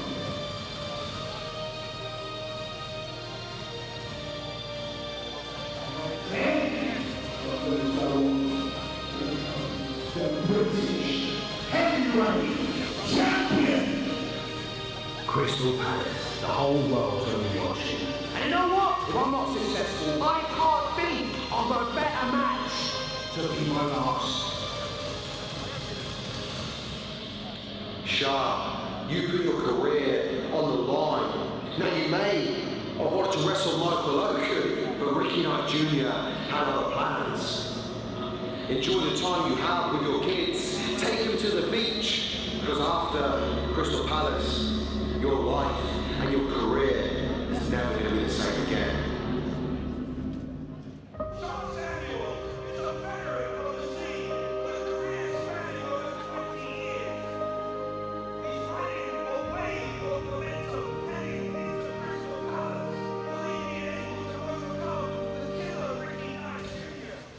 Just so you know, Shire, I'm beating you because I have to, but I'm going to retire you because I want to.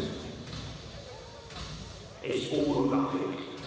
It's the championship, or my career is over. So Ricky, I'm going to give you everything I've got. My family, I'm going to be in that venue. And you're going to get the absolute best version of Shark Samuels.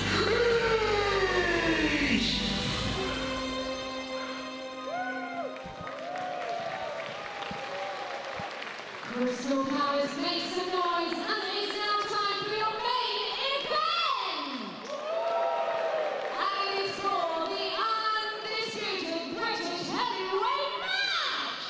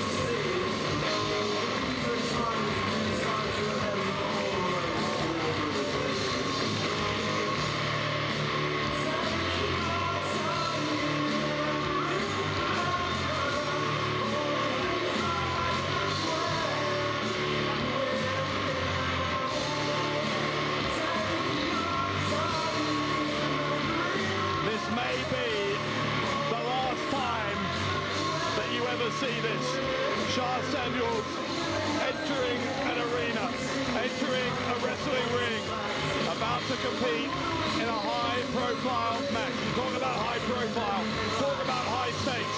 For Shire Samuels, he has made it literally all or nothing. He either becomes the champion for the first time in over 12 years, or he goes home for good.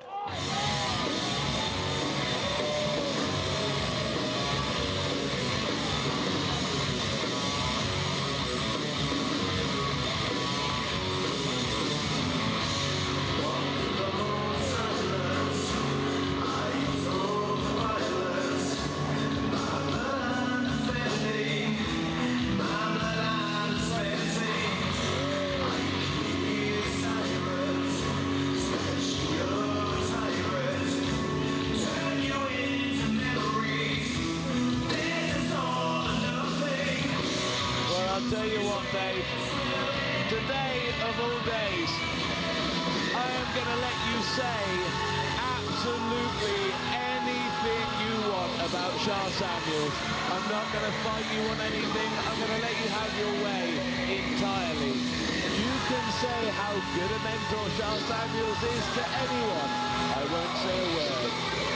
Because I want Shire Samuels to be able to watch this back, relive the moments, relive the memories before that man there, Ricky Knight Jr., your undisputed British heavyweight champion, ends the career of Shire Samuels. Listen to you basking in the possibility of a man's career ending. Be proud of yourself. Sean knew what he was doing. Sean knew what he could have gotten in for. He thought it might have been Michael who would have taken it slightly easier on the old man. Unfortunately, his luck ran out the day Ricky Knight Jr. became champion. But only 4 weeks ago that RKJ regained that undisputed British Heavyweight Championship. Frankly, it feels like 10 times that. It feels like a lifetime that we've had to endure this man, this horrendous human being who you're clapping as our champion. Show some respect to your champion, come on. Ricky Knight Jr. has earned the respect that is associated with being champion. Just an awful human being. Listen, don't ruin Charles' last match like this. Come on, call it nicely. For sure. The following contest is a singles match with a 60-minute time limit scheduled for 1 fall. And it is a title versus career match for the undisputed British Heavyweight Championship. Introducing first the challenger. He is your Revolution Rumble 2025 winner. He was your very first undisputed British Heavyweight Champion. From East London, Shire.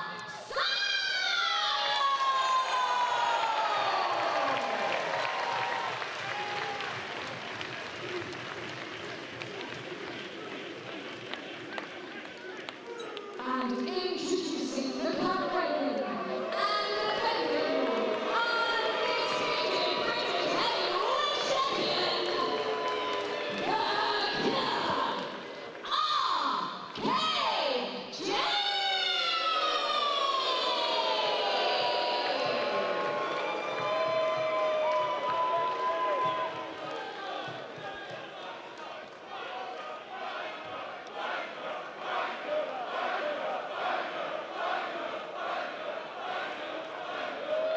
Ricky Knight Jr., a man who still reveled in that same mentality of a schoolyard bully, stealing his classmates' lunch money. But this isn't just lunch money. This is potentially taking a man's livelihood from him, taking it from him. No, you shut up a minute. Taking it from him in front of his wife, in front of his children, in front of fans, who have followed him for 20+ years in some cases.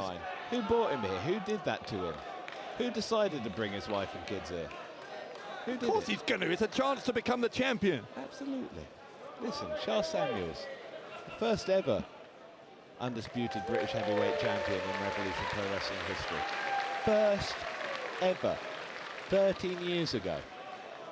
When this company was formed, split away from that other scummy promotion. Who was the champion? Charles Samuels. Charles Samuels tonight has the opportunity to become undisputed British heavyweight champion again. A joyous occasion for him. It is 4,528 days since Charles Samuels last held the British Heavyweight Championship. It was against Colt Cabana, high stakes 2013, when he lost that title. And now, all this time later, the chance to regain it again. But what a price Charles Samuels is paying for that opportunity. Here we go. Samuels and Knight. The big main event here of night 2 of our 13-year anniversary. Ricky Knight Jr. reversing the Irish whip attempt by Charles Samuels. Shire, though, running through him. Hard clotheslines by Charles Samuels. Shire getting the better of RKJ. Absolutely. Early on. Not only fighting with experience, but tonight fighting with heart is Charles Samuels. He always fights with heart. There's no change there. That extra incentive of his children here, all of them watching. Something that RKJ is making a virtue of the fact that he's going to end their daddy's career in front of them. Okay, Shire put that on the line. Should Ricky Knight Jr. feel bad about making Shire go through with it? What is he doing here? Back body drop from Shire Samuels onto those chairs. Brutal from the East End Butcher. Well, how did that plan work out for you, Ricky? RKJ, who thinks the key to success in life is just to intimidate every single person you meet, and if that doesn't work, just to beat them up. What do you really think, mate? Shire Samuels looking to prove here that there is another way. He's been mocked, he's been derided as Shire Samuels, that a man of 40 years of age cannot hang with the younger generation, of which Ricky Knight Jr. is a representative. Samuels looking to disprove that here, and he's started about it exactly the right way.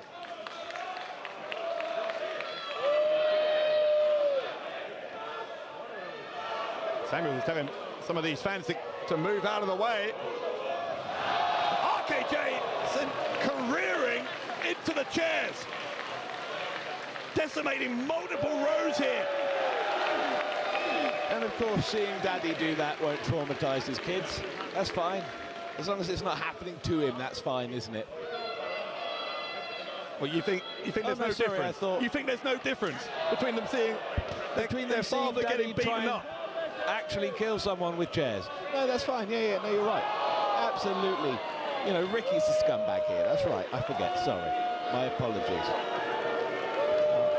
RKJ throwing Samuels over a barrier there into the crowd. Bastard. Well, you said it. Knight. Body slam. That hard section between the chairs. Between those bleachers here. Now listen, how is this any different than what Shire Samuels used to do? His cartel days, his championship days. How Ricky's treating him any different to how Shire Samuels treated People anyone can else? evolve, you know. Human Absolutely. beings can evolve and change. Of course they can. And when they do, they should retire gracefully. And that's fine. Or they should win the undisputed British Heavyweight Championship. RKJ just sending Samuels. Absolutely brained him with that concrete post. Hit him so hard our camera went off. We're back up and running here as we follow this action all around this spectacular venue, as Knight has finally fallen here on the Crystal Palace National Sports Centre. The sun has set. RKJ with a big right hand. At the moment, Knight is standing tall in the Crystal Palace. That's very clever wordplay. Well done. Thank you. I want to make it nice for when Shire watches this back. Oh, Ricky taking a stumble. A hard shot by Shire Samuels. Well, I think when he watches it back, Samuels will certainly enjoy that moment. RKJ just crashing down through multiple rows of that tiered seating.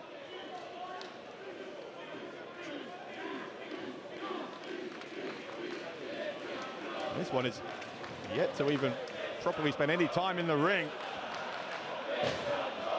They were in there for a few seconds at the start. Very briefly.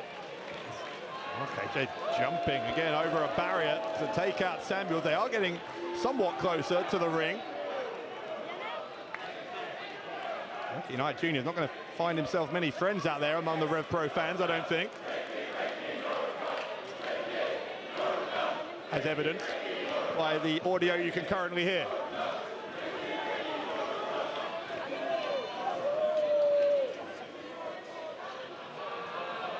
RKJ trying to play some silly games with the fans. He's enjoying himself. This is his idea of fun. He needs therapy.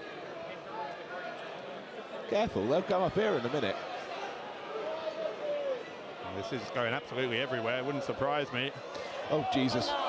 Wait. Samuel's throwing. Oh, Ricky in danger right now. And all the way off of that balcony, that ledge. Oh, Jesus. Sorry. That was about... No. What?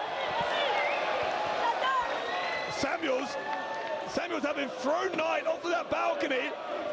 He's 15 feet high here. He's 15 feet high. It's Shire Samuels.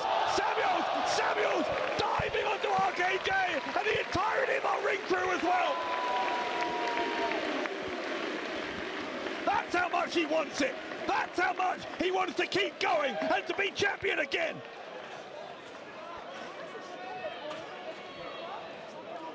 Samuels picking up what's left of RKJ. Get him in the ring, Shah. Get him in the ring and cover him.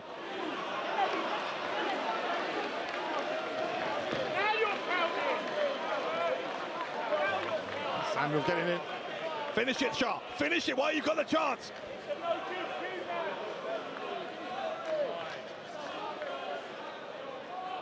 Referees talking to Shah Samuels here. We saw last night that video footage of Shah Samuels getting Oscar Harding, the referee tonight, to say on camera that he won't stop the match under any circumstances. Might be RKJ, not Shah Samuels, who needs the match stopped though, because Samuels is putting a beat down here on the champion. Absolutely sharp kick to the spine from Shah Samuels. Ricky holding onto the ropes though. Shah trying again. Ricky once more, just tight grip on the ropes. Big boot, pinpoint onto Shah's chin. Samuels flying outside of the ring, and RKJ over the top. So take on Hilo from your undisputed British heavyweight champion.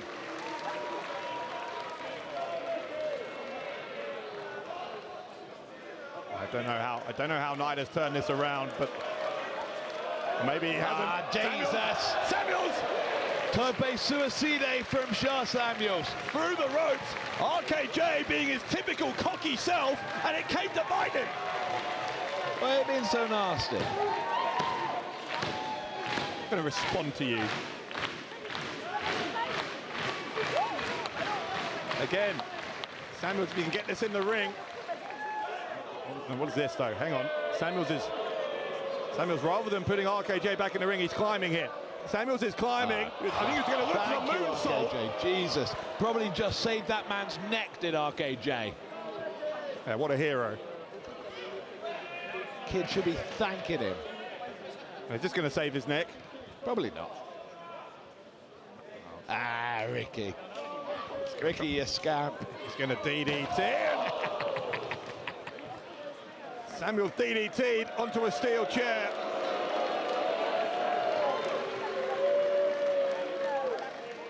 Wonder if Ricky Knight Jr. ever takes a single moment to reflect on why he gets reactions like that wherever he goes.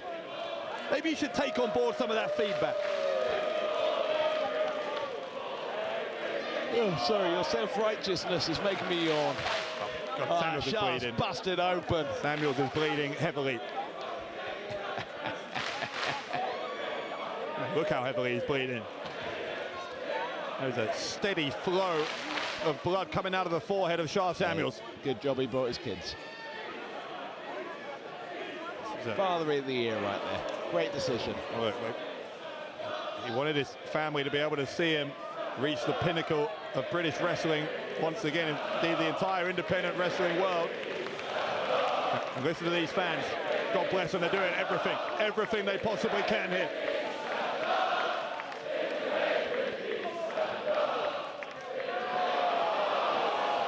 Oh, Ricky.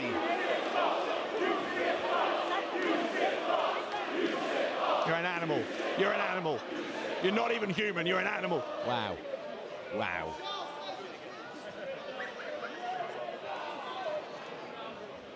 Well, Ricky trying to take Daddy home. Asking where Shah kids were.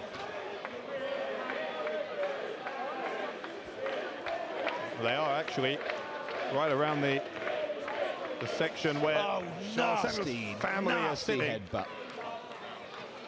This is happening right up close now to the family and friends section of the audience. They're coming up. Oh dear. Shah's wife and youngest child are here. Why is she getting involved? Come on, DQ her. I don't know who that is, but it's presumably one of the family members of Shah Samuels who is trying to defend one of their own here. Oh, no, she's only made it worse for Shah. Ricky's got a chair. Oh, Shire. Fighting back, though. Yes. Fight back. Fight back. How willing the energy into himself. And needing a ring post for his troubles. Samuels into the ring post. How sad. Well, the one small mercy here is that the action has got back away from Samuel's family.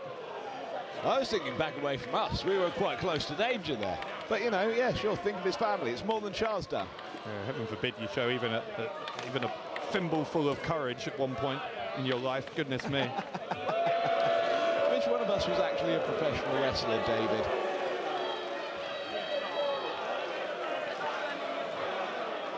Good night. He's like a sponge for hatred. Just loves it. He loves absorbing it from the fans. Absolutely. He turned his back on the fans, realised he wanted to focus on himself, and what's he achieved? Well, he's the undisputed British heavyweight champion for now. Damn right he is. Yeah, but if he falls at the first hurdle here in his first title defence of this second reign, then we'll have another conversation, won't we? Sure we will. After you finish gloating at that perfect that enziguri from Ricky Knight Jr.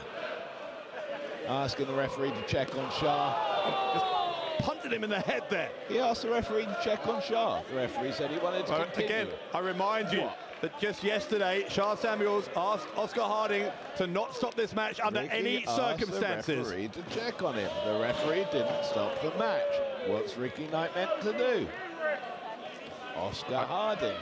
Oscar Harding. The opportunity to stop this. Yeah, Harding might. Any goddamn moment. He might. Harding might look at him now.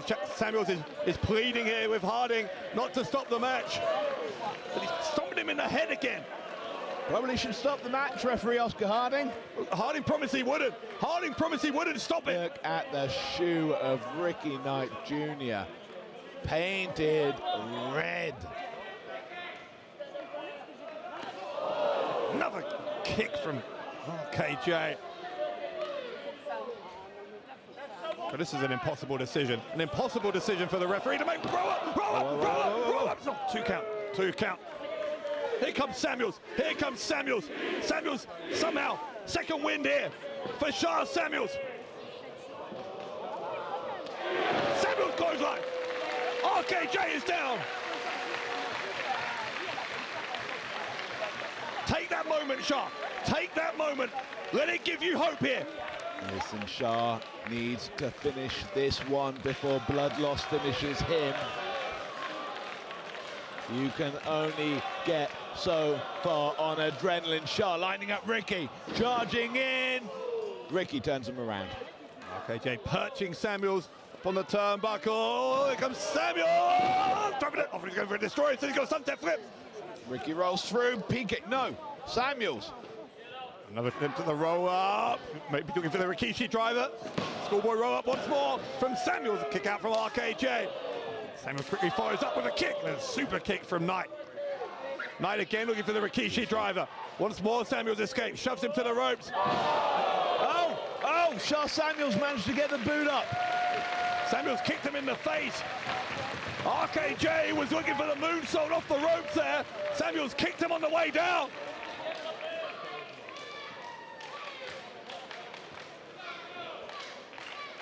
And Shire Samuels, almost a quarter of a century into his career, is in one of the fights of his life here, with his entire career on the line.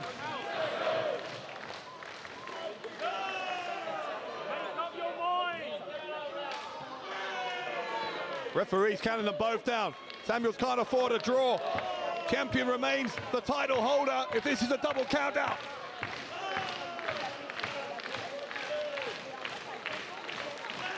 Samuels is moving, but the referee's up to 6. You've got to get to your feet, Shire. You've got to get to your feet. Oh, Knight is up anyway. Knight's going to get up anyway on the count of 9. The count will be stopped and we're going to keep going. Samuels up as well. It's Samuels who hits first with the right hand.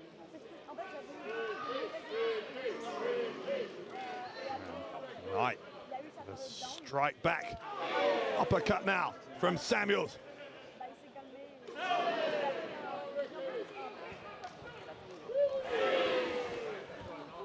Right hands in. being exchanged, elbows as well. Blow after blow between champion and challenger in the main event here at night 2 of our 13-year anniversary. Look at this. Oh, but Ricky, though, just coming out on top. Short, sharp jab and a chop to Shire Samuel. Shire is fading fast. The amount of Samuel's blood, that is on the chest and stomach of Ricky Knight Jr. Went for a clothesline once more, Samuel. Oh, Michinoku driver from Samuels. He's got both legs hurt. Referee's in position. And RKJ stopped the miracle here from happening.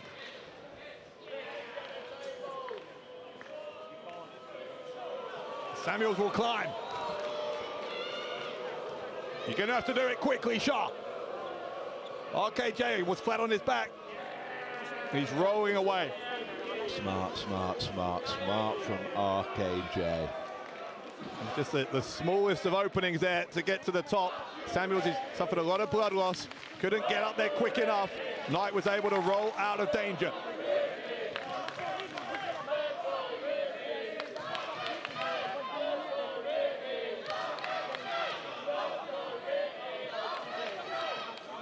Oh, Jesus Christ. Now, Samuels was pointing down towards the arena floor here. He's trying to lift up Knight.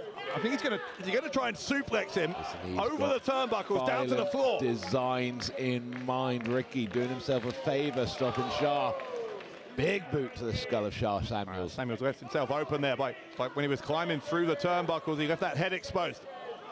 Again, though, when you've suffered this much blood loss, it's hard to think straight. Jesus Christ. Right, that big slap across the back of Samuels. Oh my God, stop it. Well, we saw a Styles clash from Leon Slater earlier, and we just saw one on the apron from Ricky Knight Jr. Ricky throwing Shire back in. Mercifully, this one might be over. RKJ up top here. Samuels is helpless. That evil smile on the face of Ricky Knight Jr. 450. The 450 splash from RKJ. Kick out Shire. Yes. Shire Samuels is still alive.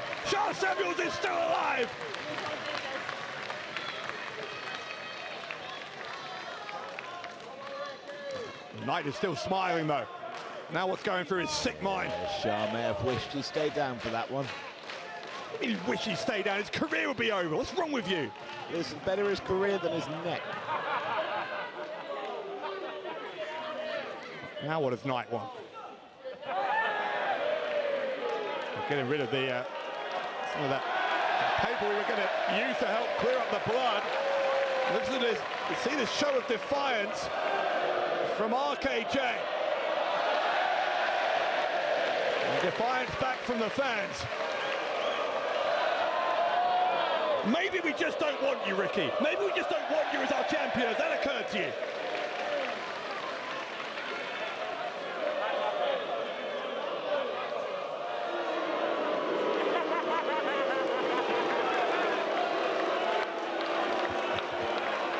Well, that's certainly one way to end that game. Speaking of ending this game, Ricky Knight introducing some weaponry. Oh, well, you're going to get yourself... This is ridiculous. Oh no, if Ricky Knight gets disqualified, Charles' career is over. Yeah. Come off it, Oscar. Oscar Harding. Taking the chair from Knight. Harding got knocked there. The shot with the belt. Not like this.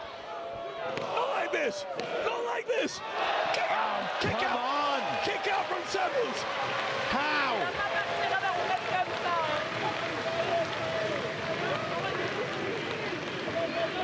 As long as he's conscious, as long as he's got a pulse, I swear to God, Ricky Knight Jr. will not be able to keep Shire Samuels down. Super kick. He's got him up, scoops him up. Rikishi driver. No. A one count.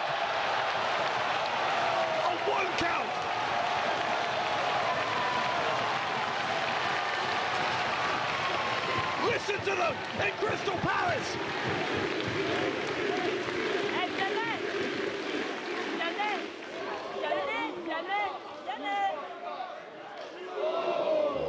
And Shire Samuels realizing that it was now or never if he wants to save his career. Huge clothesline from Shire Samuels.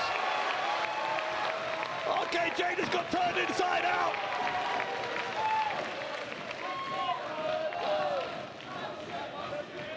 Samuels.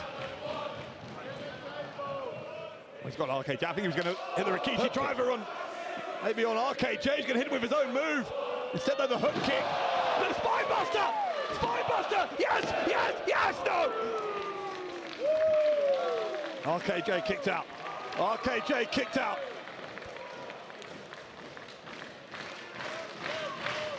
Samuels got the spine buster, and it wasn't enough.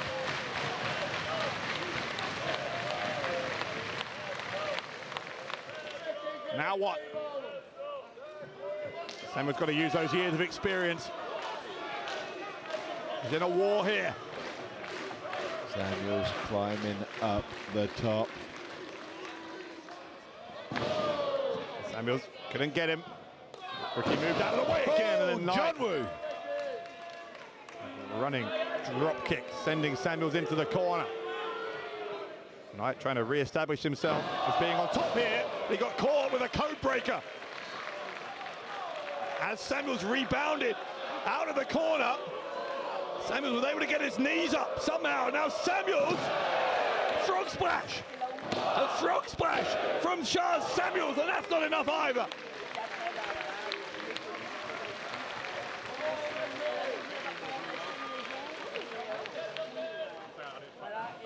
I'll tell you what, if this is the end, and I don't believe it will be, but if it is, Shire Samuels has done himself, he's done his family, he's done Revolution Pro Wrestling proud. Absolutely, Shire Samuels can rest happily after this performance. We'll Good see. job, Shire. We'll see. Sleep well. Sweet, sweet man. Samuels, destroyer! RKJ collapses! Ricky. RKJ is out! No, he isn't. The right shoulder up for the champion.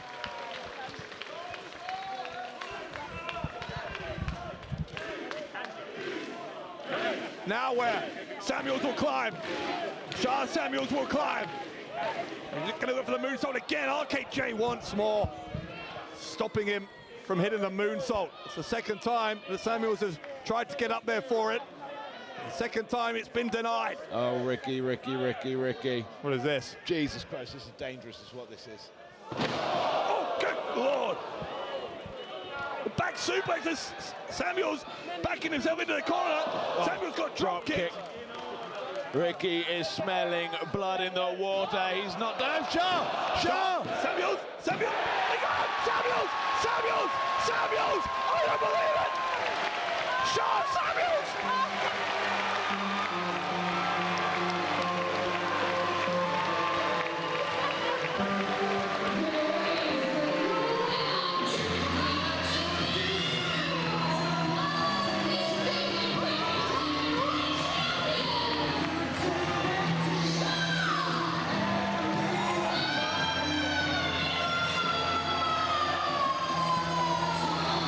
Samuels is the undisputed British heavyweight champion! No!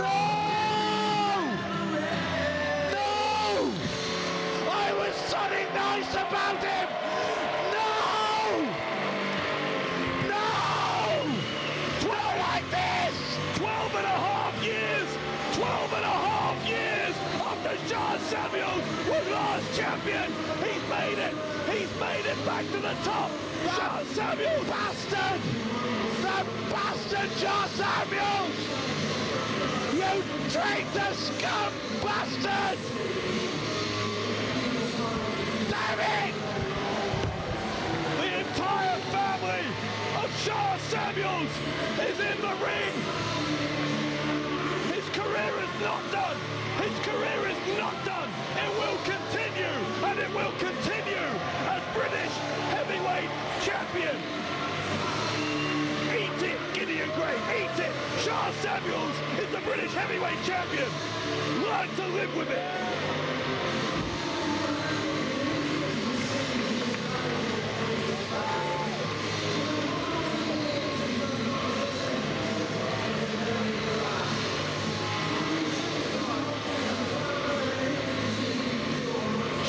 Samuels was ruled out by so many people, thought that he couldn't do this, that his time was up. They've underestimated him, just like they have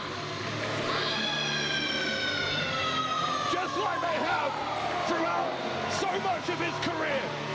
And again, one of the best men I know has completely defied the odds, completely proved them all wrong.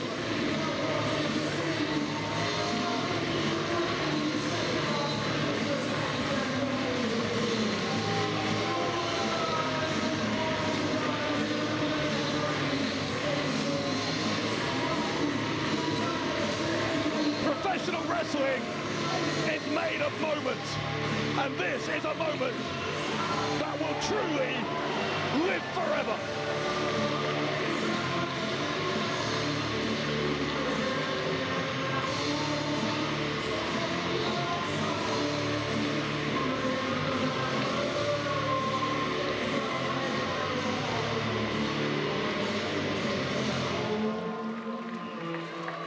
Ricky Knight Jr.'s second reign ends.